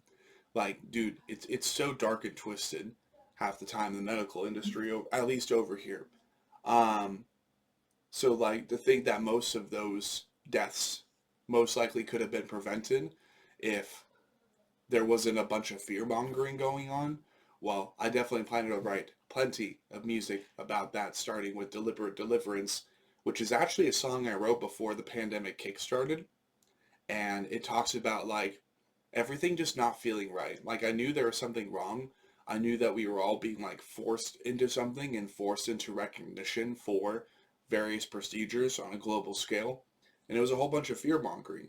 But now that I have a clip saved in my phone of Anthony Fauci admitting in court that once people aren't allowed to go to work, they aren't allowed to go on vacation, they can't live their lives as they used to, they'll forget about their mediocre bullshit and take the vaccine anyways. Bro, the first time I heard that clip, I was fuming. I'm like, this motherfucker had the audacity to manipulate so many people around the world into believing that they need to wear a mask and that they need to do this and that. And of course, yes, many people passed away and many people did get sick, yes. So don't get me wrong, I'm not saying that any of that was false, but how much fear-mongering was going on, though, too, kind of outnumbers the legitimate deaths. And I am so ready for Dr. Anthony Fauci to be jailed as soon as possible because of all that, because it really, his influence and his association with the World Health Organization, like, that really, for whatever reason, gave him like an almost UN ambassador level of authority. And they're like, oh yeah, let's go ahead and plan for a pandemic and have everybody stay home. Nobody's allowed to go out, especially if you happen to be sick. Everybody needs to take the vaccine, possibly like 4 boosters or something. And they're all going nuts because they're realizing that at the time they could do whatever they wanted and tell the people whatever they wanted and they would have to comply. Australia was so much worse. people were like under martial law for the first 4 months of the pandemic, and they were like being shoved into their own homes by the local authorities, and people in like full SWAT outfits over there, even though they don't have SWAT, something different, like full military gear, and they're just like, get back in your homes, this is the pandemic or whatever. It was insane. Well, all that matters is fuck Anthony Fauci, because he really just did it all for money. And so did the World Health Organization. And now I'm just grateful that the World Health Organization has no jurisdiction, no authority here in the United States. So I just hope that the rest of the world recognizes their tyrannic ideologies and philosophies to attempt to depopulate the earth and make them obsolete. That'll be up to you guys, though. So, after a short rant about the pandemic. Yeah, I was like, that took a turn. It did. But that's No, the but thing. like, dude, for sure. Like, it was super dystopian for like a lot of people, and the U.S. is an interesting country to say the least. For many reasons. Not that Europe or Scandinavia is perfect, far from it, but I mean, just to like, there's a lot of, because the whole thing was that, especially in like, okay, to in perspective, in Norway, the whole feeling we all just got was that the people don't have any fucking clue on what's going on, and neither does the government. So the government was freaking out and doing like just trying shit, and I get that. Like, I'm not gonna some stuff. I'm like, you could have avoided this, could have probably not done that, but like, I think the whole thing was just such a big question mark for everyone. Like, what the fuck is this? What are we gonna do? Like, how do we? And everything went so fast. But in the U.S., it like the impression I got was that like some bad people wanted to. Yeah, everyone, like, some bastard is always gonna try and make a profit out of anything, you know, like, so, Well, but yeah. yeah.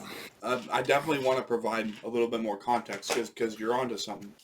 And it turns out that a lot of doctors, a lot of RNs, registered nurses, a lot of celebrities in Hollywood, they are actually paid tens of thousands of dollars to continue pushing the vaccines and continue pushing the vaccine boosters as the first couple waves of Pfizer and Moderna and the other companies, they distributed their vaccines, and they ended up getting that global, right?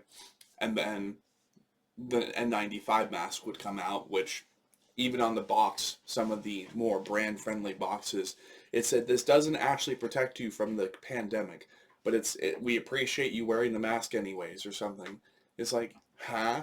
But there were plenty of celebrities and politicians who were paid like, I think, tens of thousands of dollars during the pandemic to push the pandemic or push the vaccines on live television. Or, for example, Arnold, the Terminator, right? They were paid like $15,000 or something to go on live television and call anyone who wasn't taking the vaccine a pansy and like selfish, and that it was bad over here in the US on national television. Just like, we should out all these people who aren't getting the vaccines because they're getting in the way of us moving forward in society. But then we look back and it's like, well, those people were absolutely right to have every hesitancy that they did, because it's like, you can trust your government, but for the most part, don't ever trust your government. Don't, because the thing is, they're not looking out for your best interests.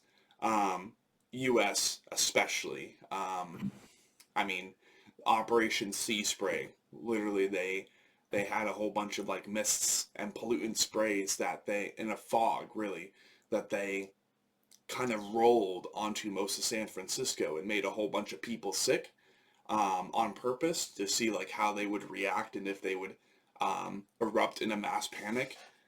That didn't really happen, but people are like, hey, why is this weird, like, strangely colored fog rolling into San Francisco? Where did this come from? and the federal government never responded, and people actually died from that. Same thing happened. It's not like a whole chemtrail theory thing. No, Like, no, like this happened, and the feds just never really took accountability for it. They're like, oh, we have no idea what's going on, and they moved on. I'm pretty sure there was a massive fog that rolled onto most of the eastern United States, whether up in Massachusetts or down in Florida. There was this massive fog that started rolling out, and the people are convinced that it's a continuation of the same technologies used to do Operation Sea Spray, which is weather manipulation, because we do have the means to do that now. Probably the same means that were used for the Asheville, North Carolina floods, which reached into, well, I don't know, the volunteer state, the Goldilocks zone of the South, which is not really supposed to get torrential rainfall, let alone hurricane level rainfall. It's supposed to get like week-long monsoons, but it's like, despite how aggressive the rainstorms might seem, they're not supposed to be as bad as they were with the Asheville floods that actually turned around. Like, this is an entire storm that just turned around 180 degrees. Like, that's not natural. And we're also, the American people, a lot of people over here are convinced that the Maui fires happened because of similar technology, or that the LA fires also happened because of similar technologies that agitated the winds and made it to where all these forests were being like blown to the side. And it's all for like smart cities and 15-minute cities, which they're trying to do here a lot. They have like, I think 50 different capital cities as per the 50 states. They have at least like 47 to 50 capital cities that they have in plan, and you can look this up on public domain on Google or whatever. But they have a whole bunch of capital cities that they're wanting to turn into 15-minute cities. That way it's like easier to pinpoint crime, and it's easier to keep record of everyone's data, which doesn't sound bad at first, but then you look over to China and they got like a lot of that similar technology now, and it just makes it to where everything can be abused to some extent. Yeah. Like there's so much less privacy over there for the people of China and the people of Beijing than there ever was before. And all for the sake of security for, the CCP. But let's go ahead and get into part 2, where we will have you really depersonalize and ask or answer questions as if you were speaking for Celestial Scourge for the sake of this call exclusively. So with Stain being the founding member, or at least one of the founding members who then reached out to you to be vocalist for Celestial Scourge, I already did ask him this question, so more or less I'll reword it a little bit for you. We already know how casually the name Celestial Scourge was decided, but after your contributions vocally to Dimensions Unfurled, and, well, the efforts we have yet to hear after the opening single for the Observers of the Inevitable cycle, and your contributions then to that album that we have yet to listen to, what does the name Celestial Scourge mean to you? Is there a Celestial Scourge to be named between the EP and the album? Have we yet to see the Celestial Scourge? Let's go ahead and get this question asked. There's plenty of lore behind this. You're kind of asking the wrong person, but because again, Stian was the one behind the name, and I haven't really gotten that much background on how it ended up being that name, but the way I kind of what do you call it? Like my vision of it was to just create something outer-worldly and really horrible in all kinds of degrees, and I just think the name for itself not only does it sound really smart and cool and epic, but like that's kind of like how I want the lyrics and songs to be as well. Like I like to have this ongoing theme that's like, you know what you're gonna get. Like it's just a batshit crazy celestial beings and fucked up shit going on, and the music is fucked up and it's fast and crazy, like the titles and the name. Right. Right. I think it's gonna be my best answer for that. Fair enough.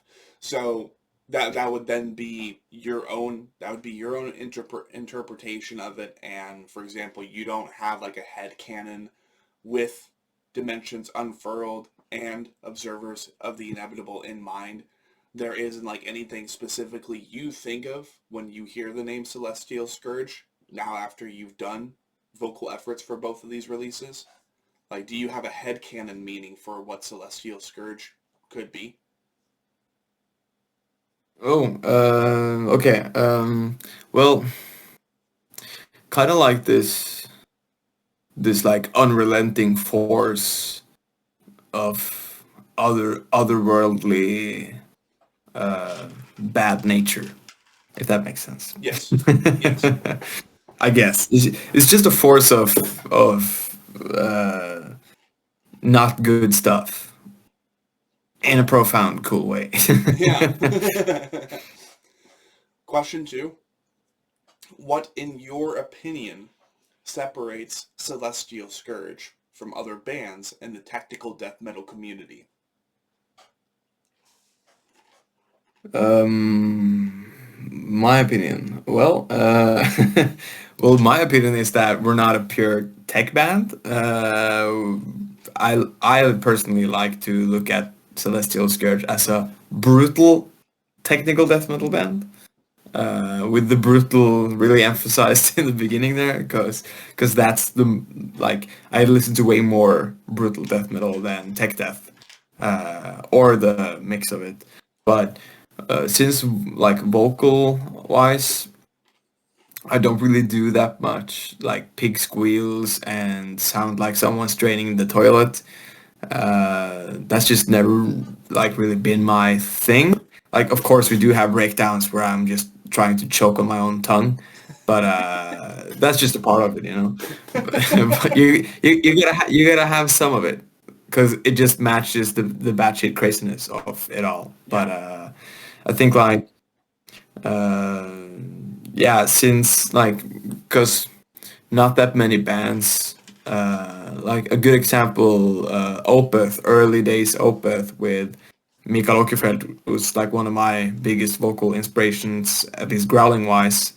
How articulate he is and how well spoken he is while sounding like a vile fucking beast.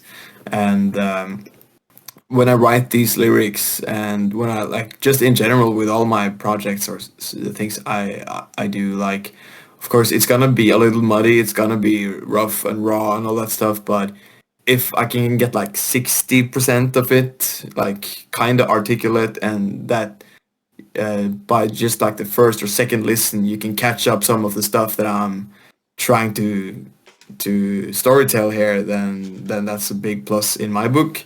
So I think, because a lot of the more brutal bands just want to make some fucking goo goo gaga ooga ooga lyrics and are happy with that, and that by itself it's a great fun thing. But for me, like, I like to have some of the stuff, like, otherwise I could just go into Chat GPT and be like, write me some fucking mean words, and I'm just gonna make some noise in the mic. Like, some bands fit that very well and it works out and it's like their own thing. But for Celestial Scourge, I really do like that.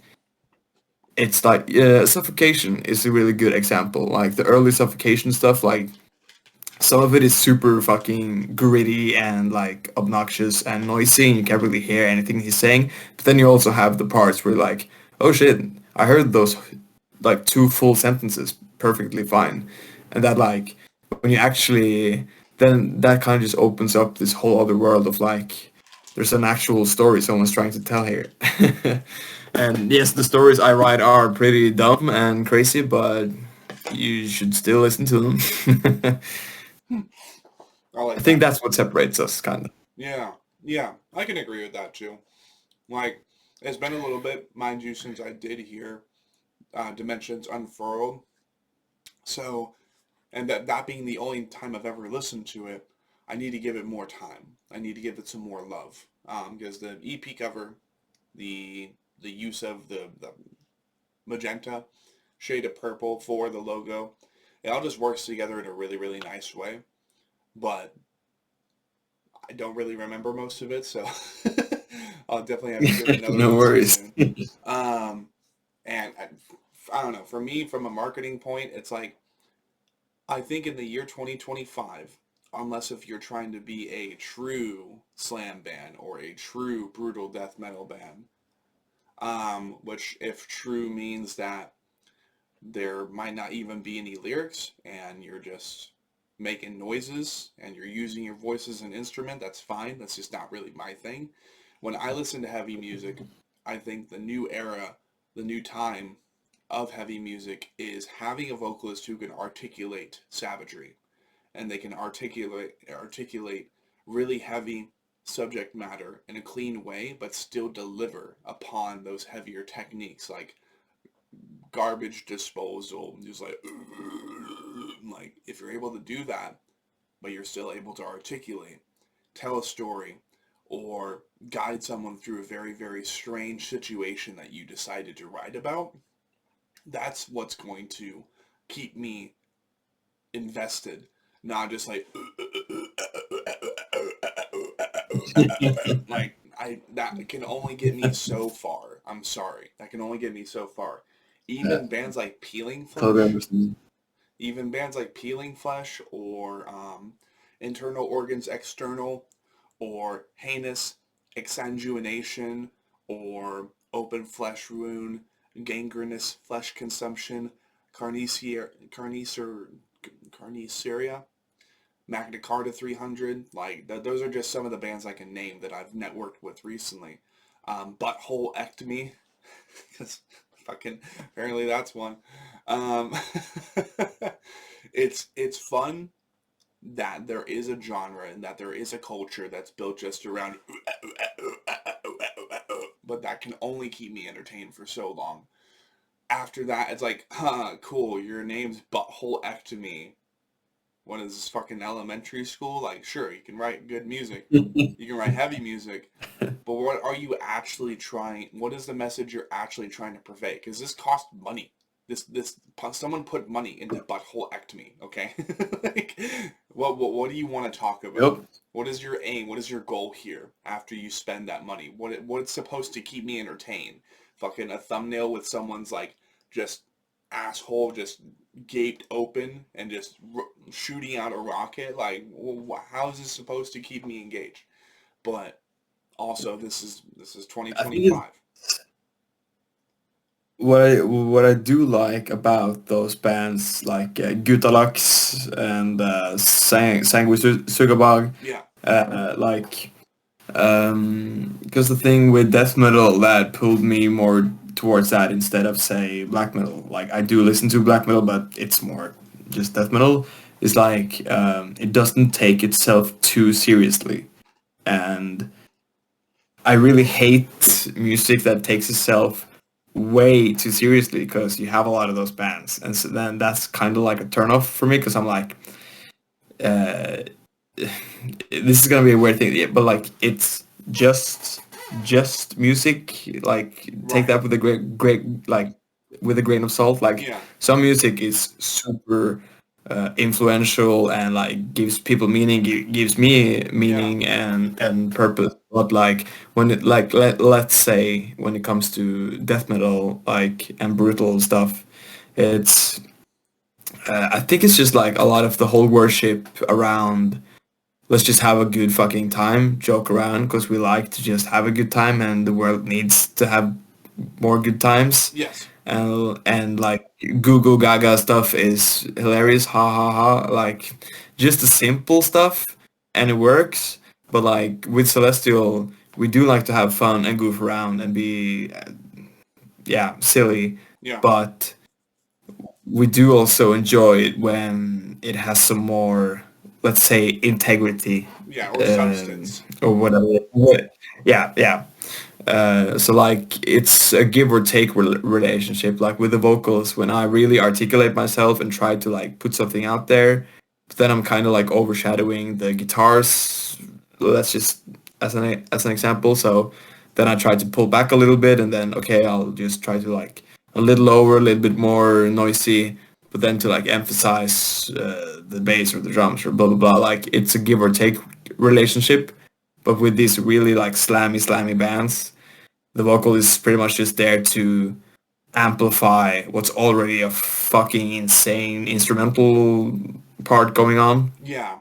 So with Celestial, I like to look at it as like this give and take relationship with the music. Yeah, Like, it's definitely a balance between entertainment and substance for you guys.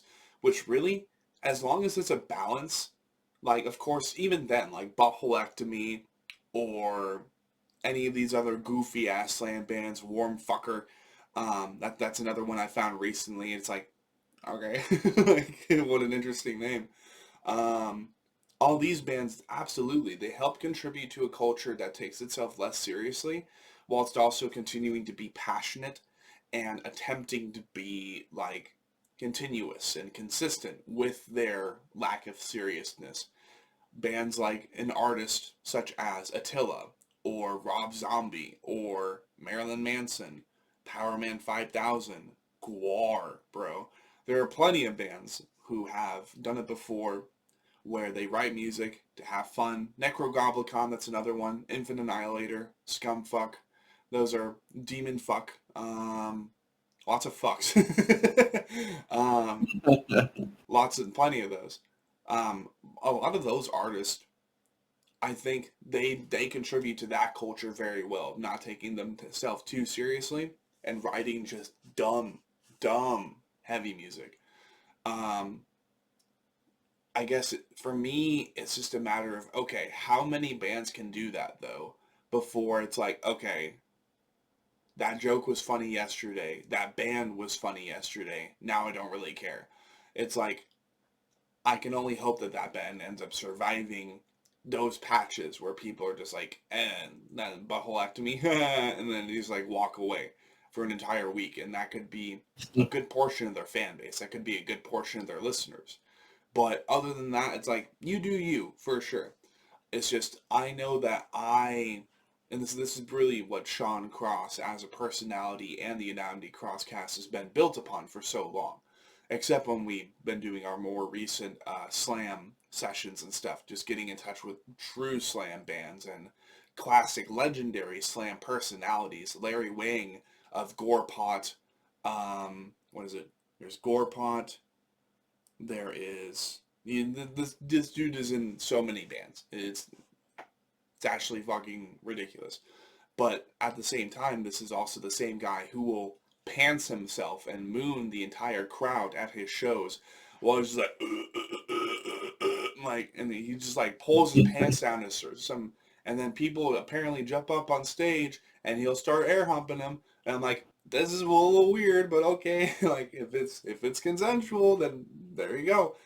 Bands like that, personalities like that, they're very important to the scene. But it's like, how many can do that before it's like, what are you actually trying to do for the scene though? So, and I mean, like I said, I've been tailing after substance for such a long time, and I've been tailing after bands or trying to get bands to invoke a greater sense of substance within themselves.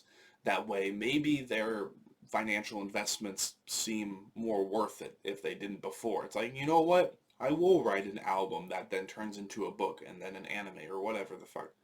I always try to inspire substance because I entered the scene with the vocalist is usually like a scary guy on stage, but once he's off stage, he's a super sweet guy. He's a big old teddy bear. He's a nerd, whatever.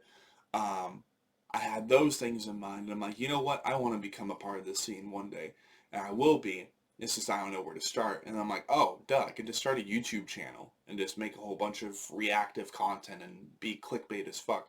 And here we are. So, now I think would be a better time than ever to go ahead and go under the skin of Dimensions Unfurled, one of the major last chunks for the Anatomy Crosscast, and its first date with Celestial Scourge. So, if I go over to Spotify on my phone, type in Celestial... Oh, wait. Dimensions Unfurled is right here.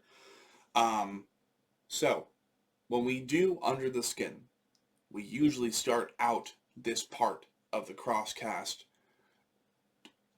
turning the album or EP into an alternate creative medium.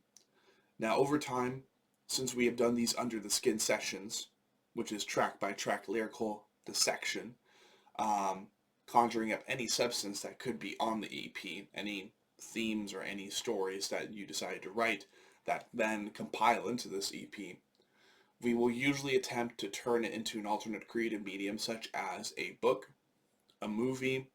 Dane Evans actually wanted Everyone's a Murderer, their latest album, to be portrayed as graffiti in a random ass alley, which ended up being very, very fascinating because sometimes a tag tells as much of a story as a CD or a vinyl does. So, if you were to turn this into an alternate creative medium as an EP, what would you turn it into? A book, a movie, a painting? What would this become for you? I think Dimensions Unfurled would be a really good, like, short miniseries on Netflix. Like, if that makes sense. Like, it's absolutely bingeable, and every episode has its own little flair. Like, there's no like great like red line going the whole like through the whole thing. Like Observers of the Inevitable has more stuff that goes well together. Like there are a couple of songs that are like the same story and called universe, but like just the like let's call it like a really crazy outwardly space sci-fi Black Mirror miniseries. Okay. Where every episode is like its own thing, but it's kind of the same universe, but completely different stuff happens every episode. Interesting. Pretty much. So maybe, quote, brought to you by the team who made Black Mirror episodes comes Dimensions Unfurled by Celestial Scourge. Just Yeah. There you go. Weird 8-bit music. Okay, so this would be a then five episode? Yeah, 5-episode miniseries on Netflix, brought to you by the creators of Black Mirror. Simple as that. Does this all end up unleashing in one day, as per Netflix tradition, or do you have them uploaded episode by episode to slowly piece it together? I really do miss it when you have to wait a week for every episode. But since everything is so like packed, because like every song is so short and intense in its own way, like when you get the whole thing, you're kind of full in a good way, I hope. So like we didn't create the EP for it to be like bingeable, but like it would be really bingeable if it were like episodes. Yeah. So I think like the smartest move would just be to drop everything at once, and people would just like go for everything because like it's that batshit crazy, you know? Yeah. Are the episodes half an hour or an hour each? Because I think an hour each is kind of standard for most TV shows these days. When it's like... We're doing 20 minutes. 20 minutes? Oh, shit. Okay. Man. 20 minutes, yeah. You're not planning to take that much time out of people's days. Okay. So... It's kind of like, you know, the Love, Death, Robot series? Yeah. I haven't watched it. But yeah, I know what it is. It's kind of like that, where it's like everything from 10 to 20 minutes, where like some episode, like the Moon Dweller song would be a great fucking episode for especially that, like a really good one, actually. There you go. Okay. And then if we have this Netflix miniseries where the episodes are only about 20 minutes each, and then you got 5 of those, so that's maybe an hour and 40 minutes. It's crazy. After that, let's go ahead and talk about the cover art, right? So, of course, you have this 5-episode miniseries, but let's just say that the art from Erskine Illustrations is used once more to depict the events and depict the chaos, the cosmic chaos that is the Celestial Scourge to occur. If I remember correctly, Stain told me you guys just kind of like bought this off of Erskine. Yeah, well, he did. He had it like stored away for future use, and then he just like, I already have this artwork, and then he just showed it to me, and I was like, yeah, it's cool. Okay. As long as it's not AI, I'm fine with it. Hey, I'm glad we're on the same page there. I think AI deprives many artists of many opportunities, whether for commission or music. So good on you for that. Then afterwards, because this wasn't exactly a commission, but Observers of the Inevitable and its commission, its cover art was a commission. Hopefully we can get Cesar on for that session. I think that'd be really sick. That way we can talk with him about the album cover, and maybe we can reflect upon the conversations that you boys had with him in getting that original piece done. But now it's time for that good old track-by-track lyrical dissection for the songs on Dimensions Unfurled. So we start with The Vast Profound.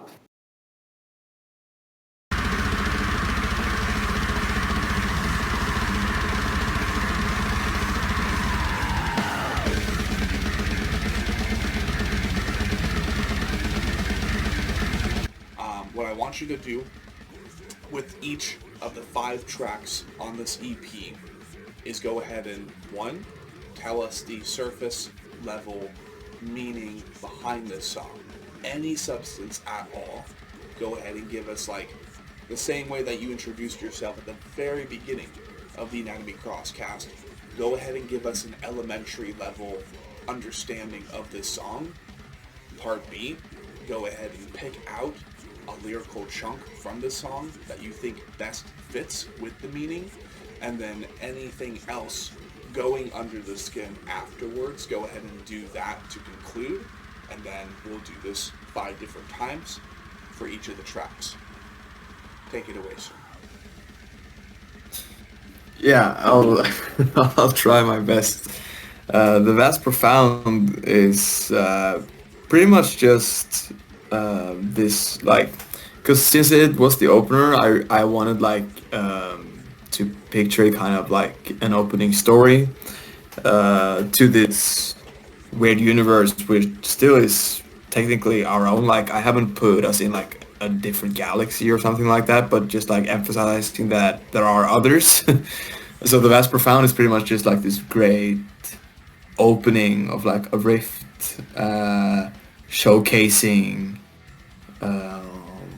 all that is possible within the universe and the galaxies, and that there's so much that we can't even fathom or dream about or like think through, and just like how much of this information gets overflowed to us. And the Vast Profound is like trying to really just throw you into this whole spectrum of theories and different universes, and showcasing like what can go really, really bad if we were to come across a celestial being or anything out of this world. That because like a lot of humans are like they want to know if there's more life out there, and they want to see aliens and blah blah blah.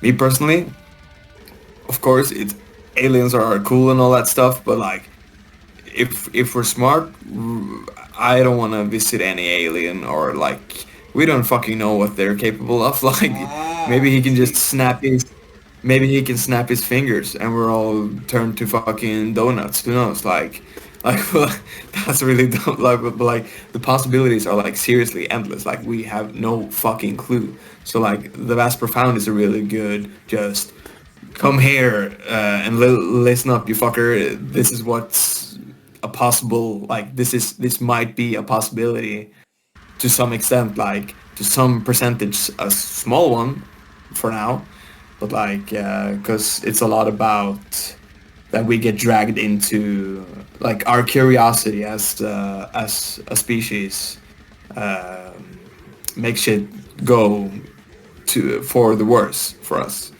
So we interfere with this, with all these possibilities and theories to the extent that it turns back on us and really shoves it up our ass, pretty much. Yeah.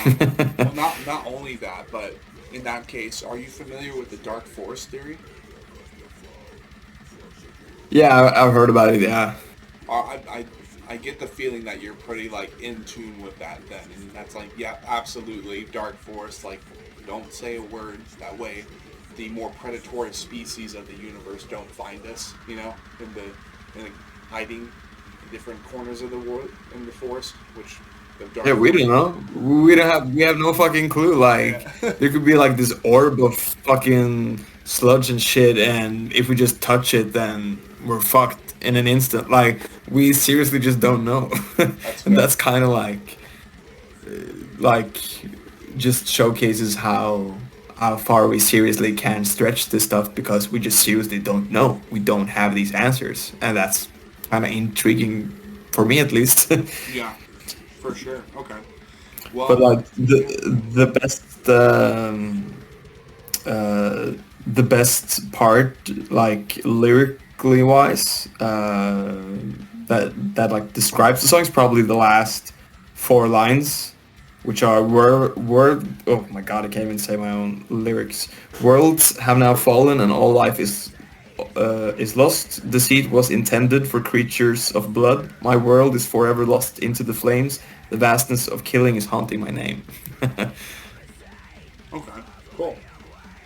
And then, yeah, I mean, more or less, you have provided that deeper understanding, that deeper explanation of the song, which is really just the vast profound. Like, there is so much we don't know about the universe, so of course there is ultimately a chance that beings or creatures, sentiences, intelligences beyond our own understanding could look like what we see on the EP cover for Dimensions Unfurled.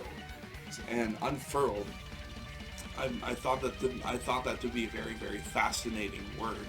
So, what does unfurled mean? What does furled mean? Like the actual. Yeah. Because like, then I'll just go to the definition. I got you. So it says to make or become spread out from a rolled or folded state, especially in order to be open to the wind. Oh, yeah, right. That's why I've heard it before. It's like reference, like furl the sails. Rolling out, like opening up in a weird way. Yeah. Okay. So Dimensions Unfurled. That was a good choice of words. I like that. The reason Thank you. Yeah, and that's what slam albums should be, dude. That's what brutal death metal and slam albums should be. Are not just, oh yeah, it kind of sounds intelligent. It's like, no, there's a little bit more to it. Dimensions Unfurled, then, it's like dimensions or reality unfolding before our eyes, and like the possibilities of those infinite dimensions and those infinite realities unfolding before us. I like that. I really do. Okay. So now that we understand, 100%. Yeah, now that's also because like that's what came to me when I saw the cover, like because you have that small guy with the staff. Let's call him the Wanderer, or like the Seeker, or like the guy who's who's a little too curious and has the possibility to get some answers. Yeah. But yeah, we can go more into that when we come to Dimensions Unfurled itself, maybe, the song. Right. So, in that case, then, we do track 2, which is Moon Dweller.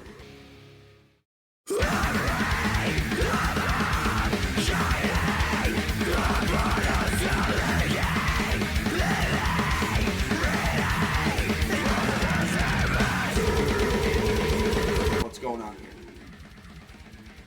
Yeah, I kind of explained it earlier a little bit, but yeah, it's about like a theory, like just call it a fun theory I just made up about it being this being or monster living beneath the moon's surface that's been able to cloak itself away from modern humans haven't been able to spot this thing, and we're like, oh, there's no life on the moon, it's the closest thing we have to us, and yeah, it does us no harm. But then we start to get desperate for new resources when like oil and stuff deplete, and then we start to mine some shit on the moon, and then we open up this big cavernous part of the moon which this being lives in, and shit goes bad from there because that thing can fucking turn you inside out in a second. That's pretty much just the overall vibe, just like a fun story I made with something that we absolutely like. The moon, we can see it pretty much almost every day, like it's just right there. So I really like to just bring something that's really close to us and that we know a lot about, and just turn it on its head and just make it a little bit crazy. Yeah, naturally. Well, in that case, what would be a lyric that best correlates with the theme of Moon Dweller in the song? Probably pretty early. It's we must act with haste to seize it from existence. There have been calls for aid. Our very own will be slaughtered. Which are the like miners and workers on the moon who got trapped within the Moon Dweller's lair, and they're gonna get slaughtered pretty quick, and we here on Earth have to like solve it quickly. I see. Yeah. Okay. All right. Well, next track would be Elliptical Orbit.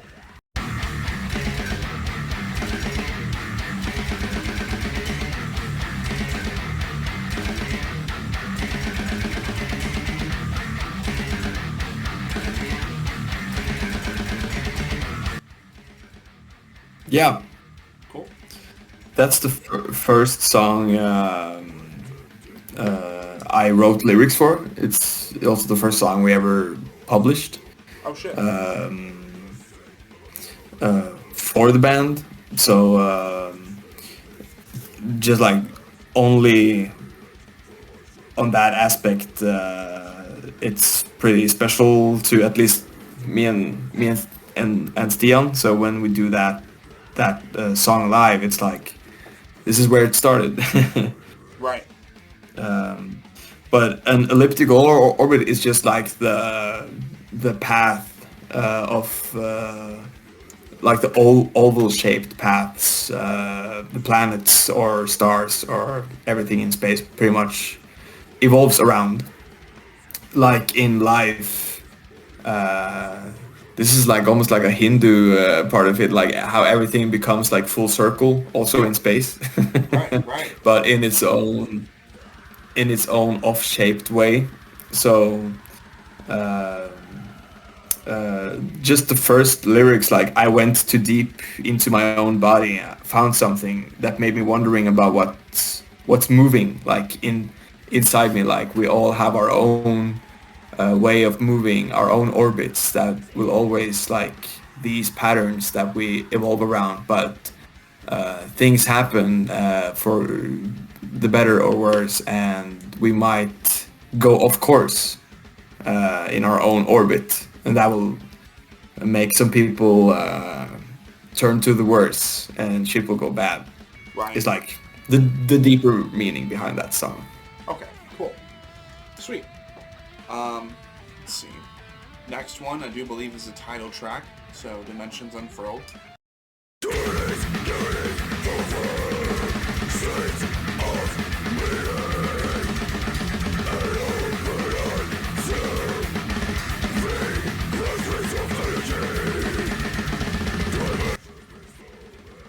Yeah, and it's pretty much just describing.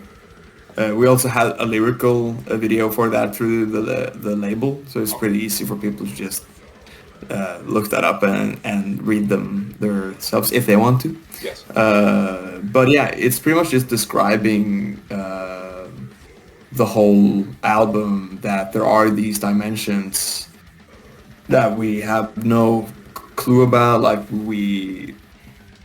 we have like seriously no idea of what's possible out there, and there's this seeker on the cover who solves a way to open up the dimensions and like start to like pick out the different dimensions he wanders into and see what the fuck is up.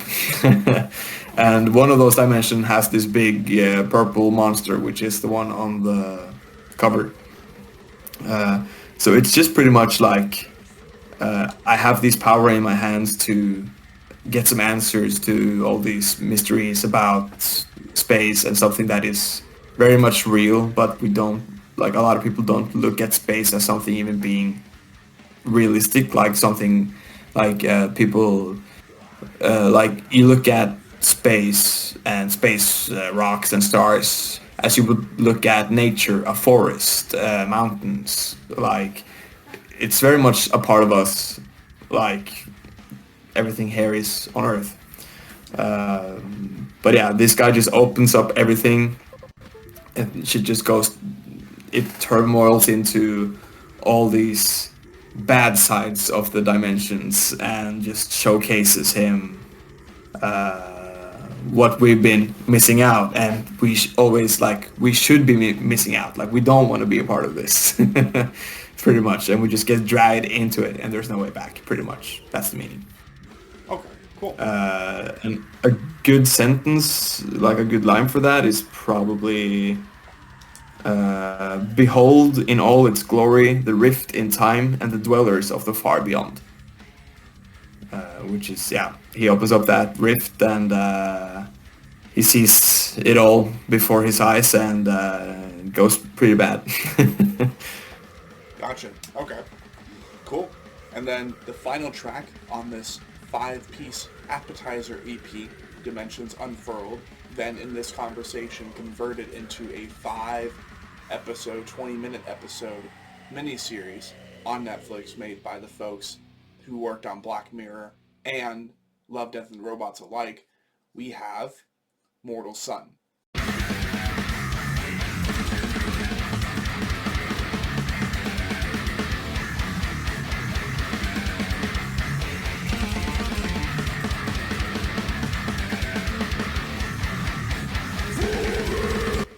What is Mortal Sun talking about?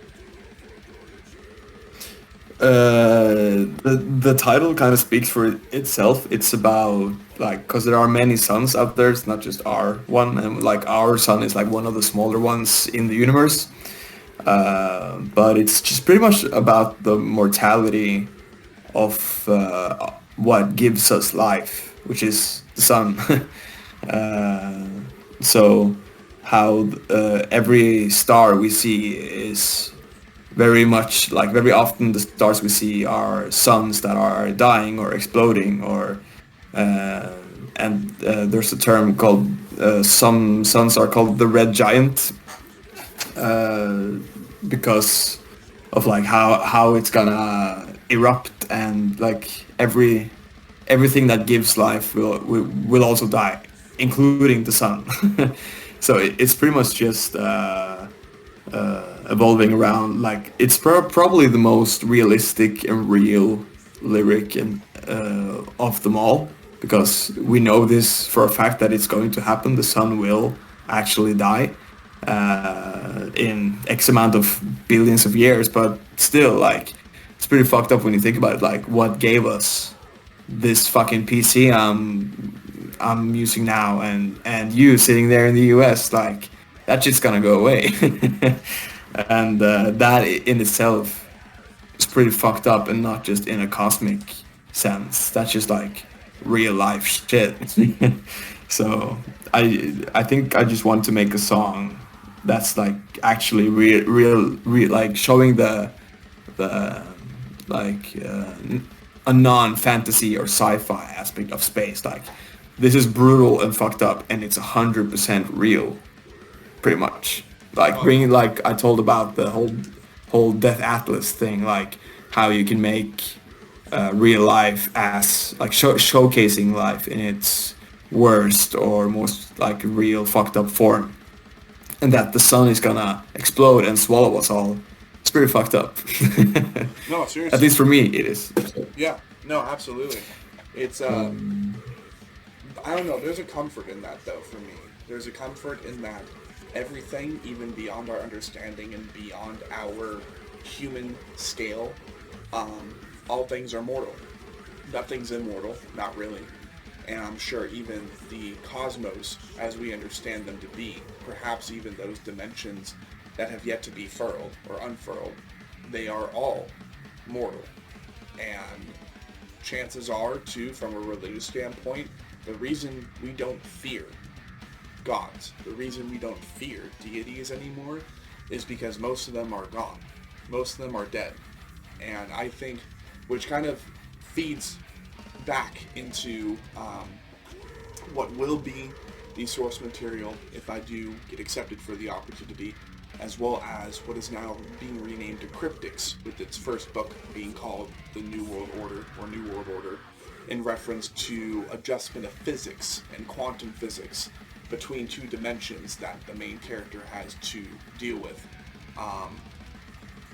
The thing is, like, all things are mortal, and the only difference between here and somewhere else is possibly how physics changes. But other than that, like, right, I was talking about deities and gods. And, in this story, then, in Dimension 1, the federal government actually learns how to wield Mjolnir. They learn how to wield the weapons of the gods, and then they proceed to massacre the gods and send who is left out into the stars. And then they rename all of those gods to the Anunnaki, or they portray the gods of various religions, various regions of the world, really, because you think about it and you're like, there are so many different pantheons and so many different religions, polytheistic and monotheistic, from over the centuries. But really the only difference between these gods half the time is that Zeus looks a lot more Greek white than Odin does, because he looks more Northern European white, right? I think there's a great secret that has been kept throughout most of history, whether ancient or modern history, where most of those deities that we understood to be gods were just advanced sentiences that were depicted then as the peoples of their respective regions of the world. They were depicted as Vikings or Greeks or Romans, but they were all the same species of alien. This isn't exactly an original idea either, disclaimer. Ancient Aliens, as a show and program, talks about this a little bit, but not too in detail. But yeah, there's a whole Ancient bunch Apocalypse? or Ancient Aliens is the name of the show on History Channel. Okay. Yeah, they talk about it a little bit, and how most likely the ancient gods and deities were actually aliens.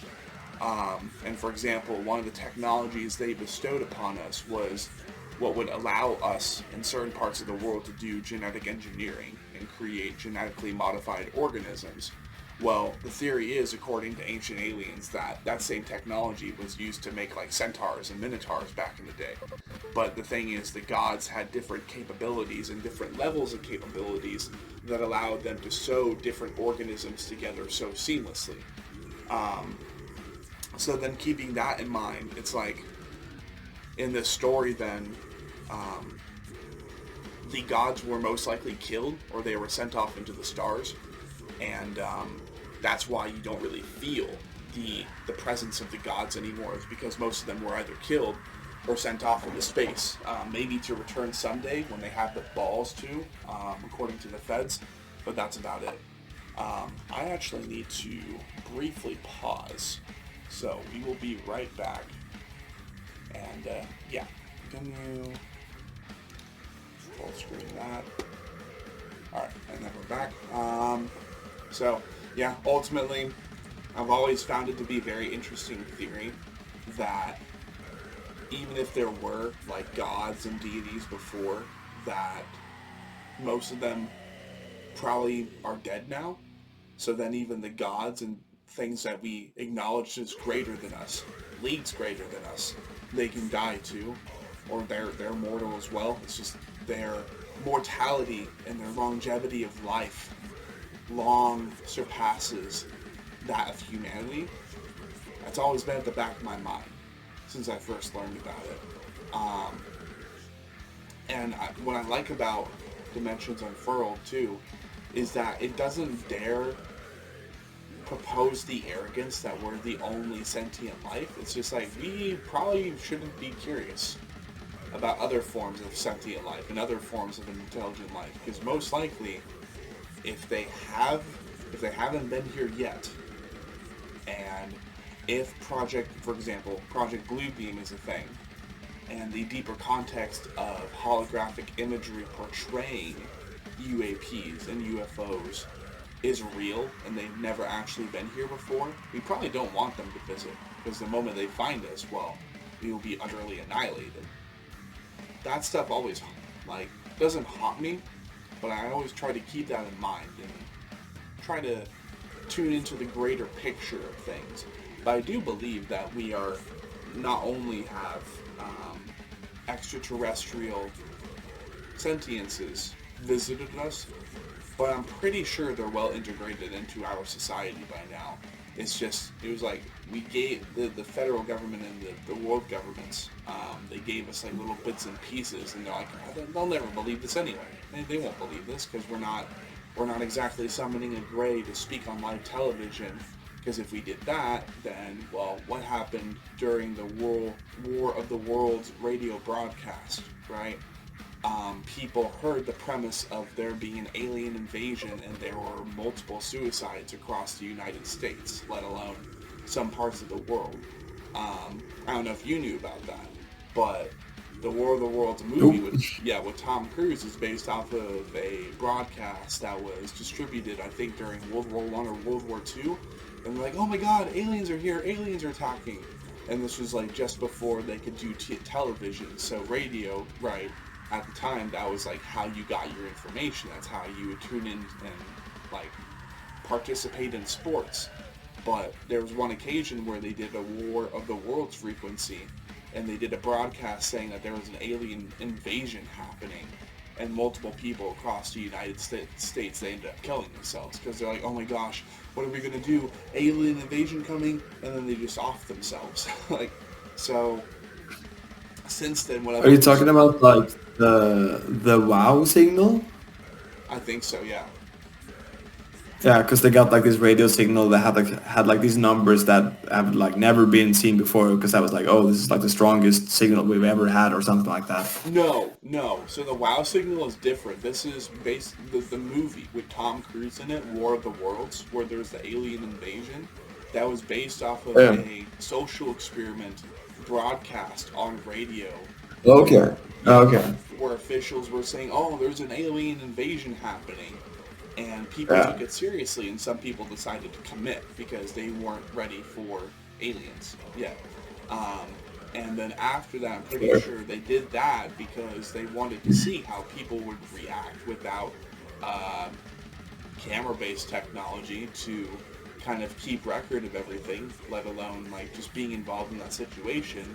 And I think after the War of the Worlds radio broadcast, at least here in the United States, the federal government said, yeah, I don't think the people are going to be ready anytime soon. So even if we do find aliens, we're not exactly going to make it public. We're not exactly going to say, yes, we found aliens, we have a corpse here at Area 51 in Sector 7. they're like, we're not going to do that. We're just going to keep it hidden, and we're going to keep them in suspense for decades to come. And then once people are finally desensitized and jaded enough from having to work 2 jobs or work a job whilst going to school or whatever, they'll be too jaded to care, and then we'll just like start spilling everything and be like, yeah, aliens have been real this whole time, which is kind of what's happening right now. And it's Trump released like one of those UFO tapes from the FBI. I remember that shit. That was pretty fucked up. Yeah.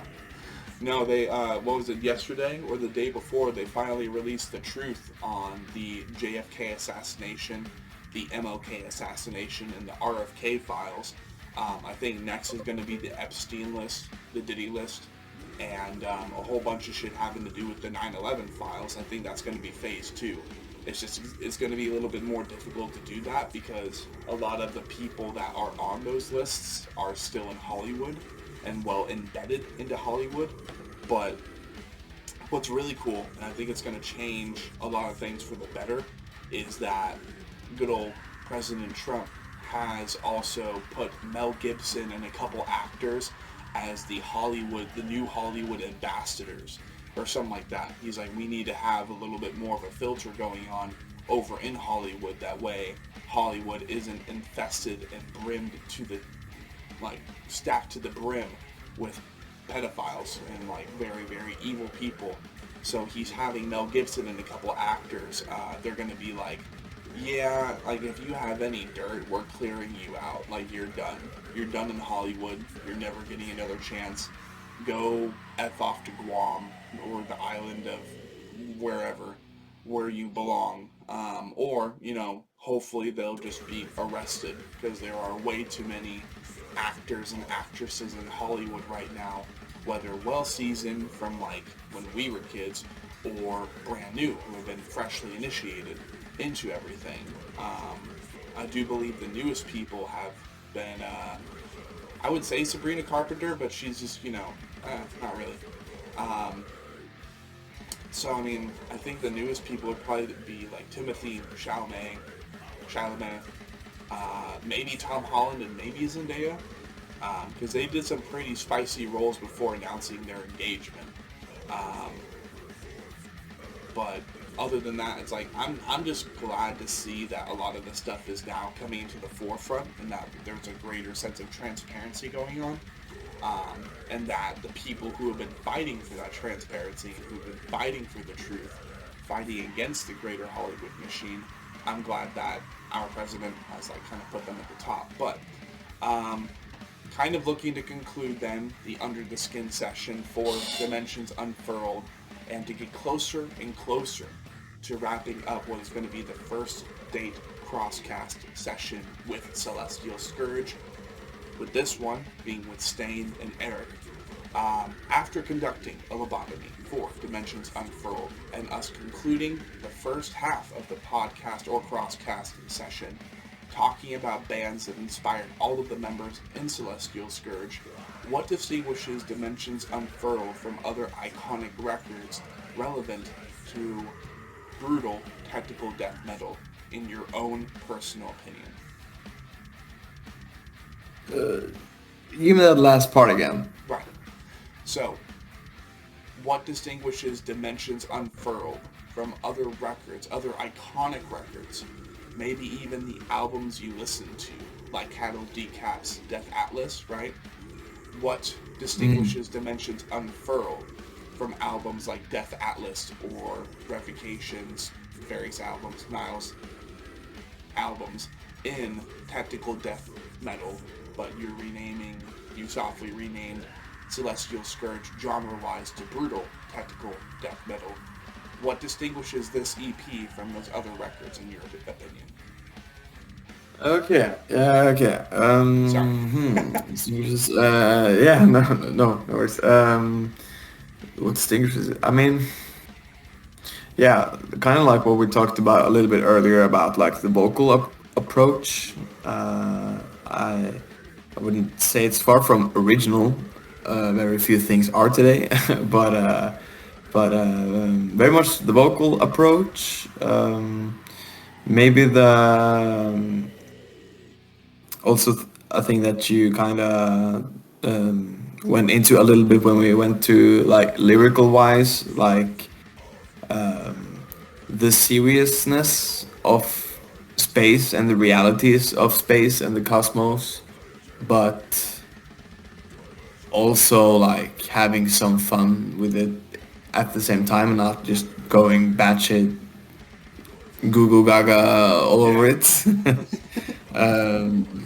So yeah, it's like it distinguishes itself by not taking itself too seriously, but we're not going to kindergarten yet. Yeah, right. So what distinguishes Dimensions Unfurled as well as Celestial Scourge as a band, let alone Dimensions Unfurled as an EP, or perhaps Observers of the Inevitable as your first full-length album. What you would claim is that Celestial Scourge and Dimensions Unfurled balances fun and entertainment with substance.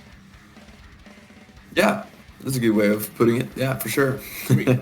And this just happens to be a smaller sample appetizer. Maybe this is like a bag of chips compared to the 5 burgers that you want to go like. Maybe this is the snacks. This is the carbs that balances out that fun with substance compared to what will be Observers of the Inevitable. I like that. And I mean, after all, if nothing else, I think all bands should approach their music with a sense of balancing entertainment and substance. Because the thing is, you're absolutely right. If there were more people like me who were instilling and kind of beating it into more bands that they should have more substance, despite the music already being good, maybe there's a narrative continuity that, similar to bands such as Distant from the Netherlands, Brand of Sacrifice from Toronto, Canada. There are a couple others, but those are the main 2 I can think of. And after all, Brand of Sacrifice and their God Hand / Lifeblood Cycle are one of the things that inspired the Anatomy Crosscast in the first place. That's why I mentioned them. Distant from the Netherlands, with their album Aeons of Oblivion, Tsukiyomi, Heritage. All of those books, or all those albums, have now been turned into books that you can actually read, that you can buy off of their store. So I think that's also the reason that I do what I do, is because I was introduced and started this show with such a high standard. So it's like, could you turn this EP into a book or a show or into a little rentable movie at Blockbuster, even though those don't really exist anymore? It's like, you know what? I don't think I can. It's like, why can't you? Like, don't worry. I'm not that person anymore. I think once upon a time I really wanted to be, but again, you have to understand the balance between entertainment and substance. If you don't allow yourself to have fun and you're taking yourself too seriously with the intricateness of a release, I mean, really the only reason I approach my creations like that is because at the end of the day, I am so behind financially that when I do have the money to belt feed into music, whether for possibly this opportunity for the technical death metal band if it goes well, which it seems to be more traditional for fans of the Faceless, Spawn of Possession, and Necrophagists. That's the impression I'm getting right now. That's what the guy told me I should be kind of researching. When I have the money to belt feed into these things, I personally want there to be so much intricate substance and narrative depths to all my creations that people could easily compare it to the lyrical depths of one Garrett Russell of Silent Planet. If you, my friend Eric, if you haven't had the chance to listen to Silent Planet yet, do it. Silent Planet is... Silent Planet? Yeah, Silent Planet. And more specifically in reference to the aliens and UFOs and encounters with the third kind, I would listen to the album Super Bloom. That was actually released on my 24th birthday. Yes, yeah. Really, really good album. Check it out. Yeah, it's metalcore. but like there's a lot of electronic elements, and their song Signal is probably the heaviest thing they've ever written. You might even compare it to technical death metal a little bit with how like weird and strange and alien it sounds. How fall and chuggy it sounds too. Yeah, but I have Silent Planet at the DNA of my lyrical writing, because with their prior albums, like When the End Began, The Night God Slept, and Everything Was Sound, well, you go into the descriptions of most of their songs and they'll have like numbered, bulletin, ordered references to like philosophers or certain parts of history as the song goes along. Like sometimes it's just stanza by stanza, line by line. It's insane. So that's really the only reason I do this show, is because I want to see how many other bands are doing that around the world, and how many bands plan to do that going into the near future. And if not, it's like, well, how do you balance out that substance, or lack thereof, with the more entertaining parts of your music? But moving on from that question then, how and why did Dimensions Unfurled become an EP instead of an album? Now for me, I've understood in my 3 to 4 years now doing the Crosscast and doing Sean Cross, oftentimes it is from a marketing approach. It's like you can't really come out the gate with a full-length album unless if you're one of the most popular bands, period, in your part of the world. For example, Eden Adversary with Kingdoms of Heresy. They came out the gate with a full-length album after Lords of Gehenna featuring Agun from Makluk, and that ended up acting as the infant annihilator blasphemian of Southeastern Asia. And then they would release Kingdom of Heresy, which featured multiple other franchise, true counterculture bands from Malaysia, from Java, from Indonesia, right? So they were able to do that, and I think they did it with precision because they were one of the biggest, they are still one of the biggest acts over in Malaysia. Other than them, I can't really think of anything else except for Hain from the island of Malta, in which they came out the gate recently with their newest full-length album. But mind you, there was a self-titled EP before. Does Dimensions Unfurled continue that approach? Was it a, we're not that big yet, and there are plenty of other technical death metal bands, let alone bands in Norway. So maybe let's not come out the gate with the full-length album right off the bat. Was that the approach, or was there something else going on? I think to answer that, like, because the 5 songs were just 5 like guitar and bass tabs that Stian had, and there were just five demos, and I think we just, because it's easier to swallow for a lot of people today, especially with like the amount of attention span people don't have anymore, and like the album that's coming out in February, like it's not longer than 30 minutes or something like that, like just over 30 minutes. Like one thing is that the music itself is fast and vicious and doesn't really take any breaks.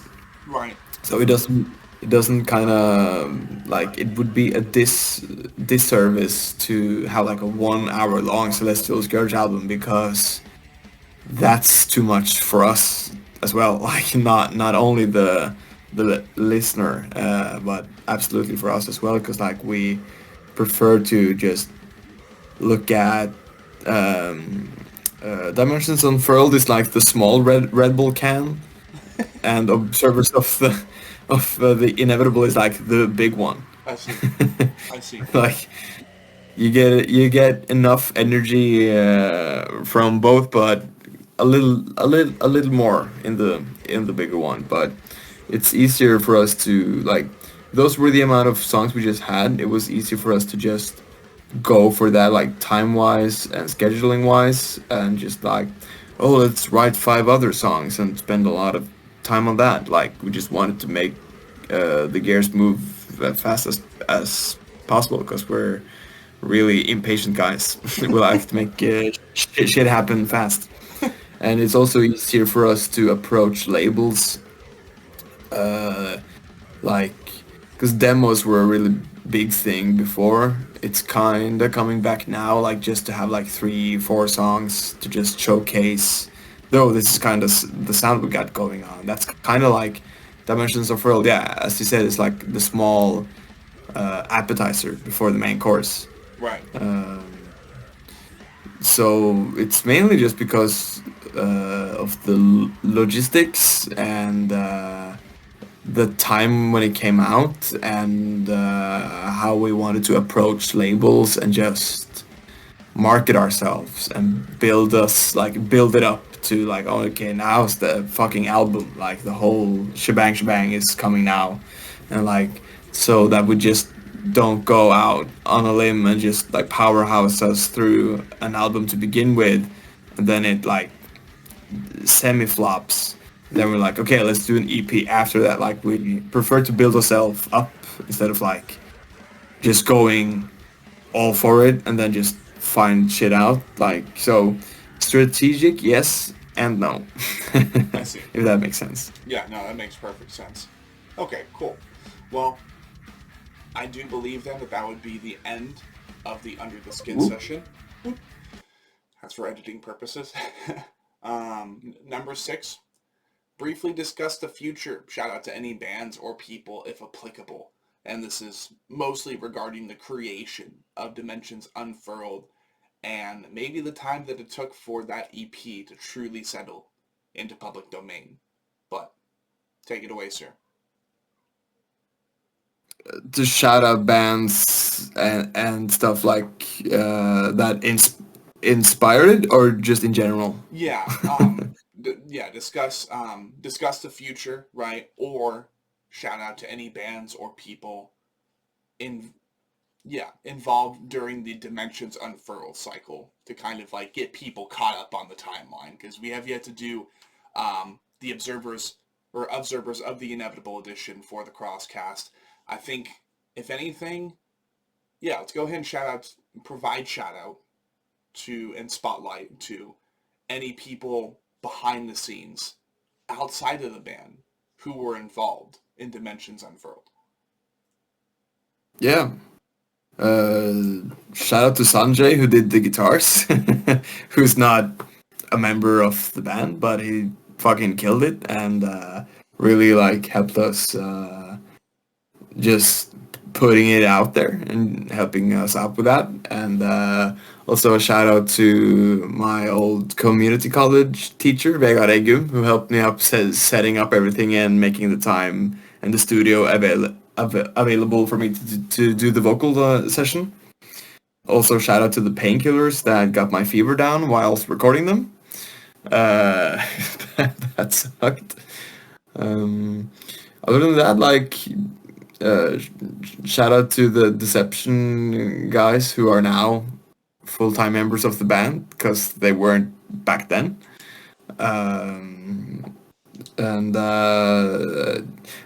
Like, this was the whole process was pretty like esoteric. Like, we just kept it mostly for ourselves and didn't really mention it that much to anyone until it like actually came out. But of course there are like people that always helped me out personally.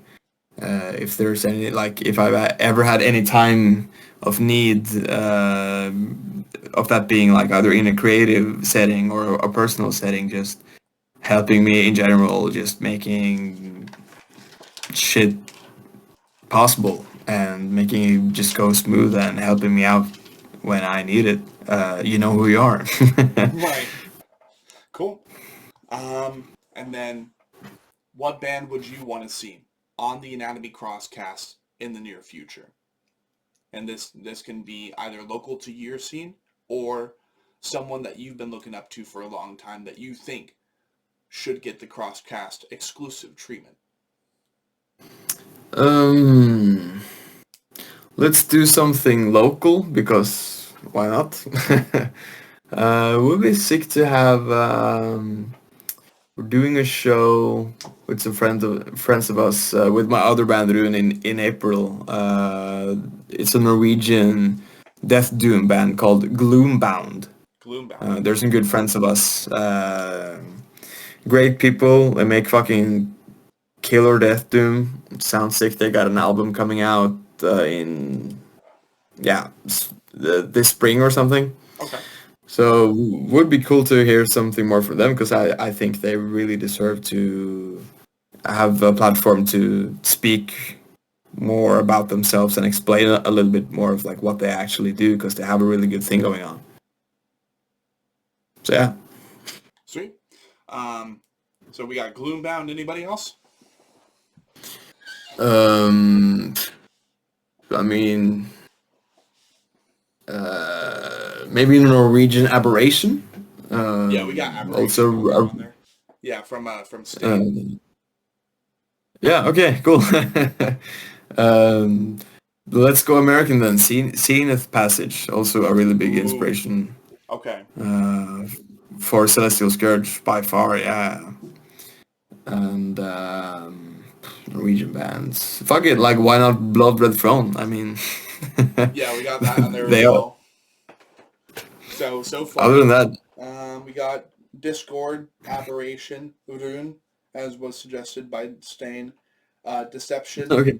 Blood Red Throne, Gloombound, the Zenith Passage, and then he wanted to see Luke LeMaine from Goreguts, because that was a big inspiration for him. He wants to see Luke on the show in the future. So I'm like, okay, cool. We got plenty of recommendations now. Discord is a really good one too. They're like a big inspiration for like a lot of avant-garde death metal. Like if there's someone who makes good weird death metal, it's them for sure. They're insanely good. And as per the Chaos and Carnage tour, actually, of 2024 with Cattle, Decap, and Carnifex headlining, I did end up talking with the Zenith Passage, and they are already interested in jumping on the show. It's just we have yet to figure out a date. We have yet to. Sick. So plenty of bands, plenty of artists, and I do believe, ladies and gentlemen, and everything possibly in between here in 2025, that will be the end of the first date crosscast session between myself and both Eirik and Stain from Celestial Scourge. Keep an eye out, because most likely there will be a second date session. We're going to look to get more members involved, and, more or less Stain and Eirik, if we can get it scheduled accordingly. They will be there for the early album listening session for Observers of the Inevitable, and then they will kind of be there in the background to introduce us to whatever remaining members are available during that time. And if we happen to not interview, like say there were 5 people, right? Say there were 5 members in Celestial Scourge, and we end up interviewing only 2 more of them during the Observers of the Inevitable cycle, or the Observers of the Inevitable edition of the Anatomy Crosscast. We would then simply wait until the next album cycle, if that one continues to go well, and then do our third date session with that final member next time. So, lots of planning, lots of road mapping, lots of scheduling, but we will do our best to get this done, because I'm very excited about this new album, Observers of the Inevitable. I'm sure you guys are as well. They do have 1 single out from this album already. If I go over to their Spotify with haste to not feel fake as fuck for not being able to immediately quote that standalone singles, we got Vessels. That's currently out. So Nice. go listen to Vessels, go check that out, and prepare for the Anatomy Crosscast X Celestial Scourge Observers of the Inevitable edition. And until then, folks, have a great night, and thank you for listening. Bye!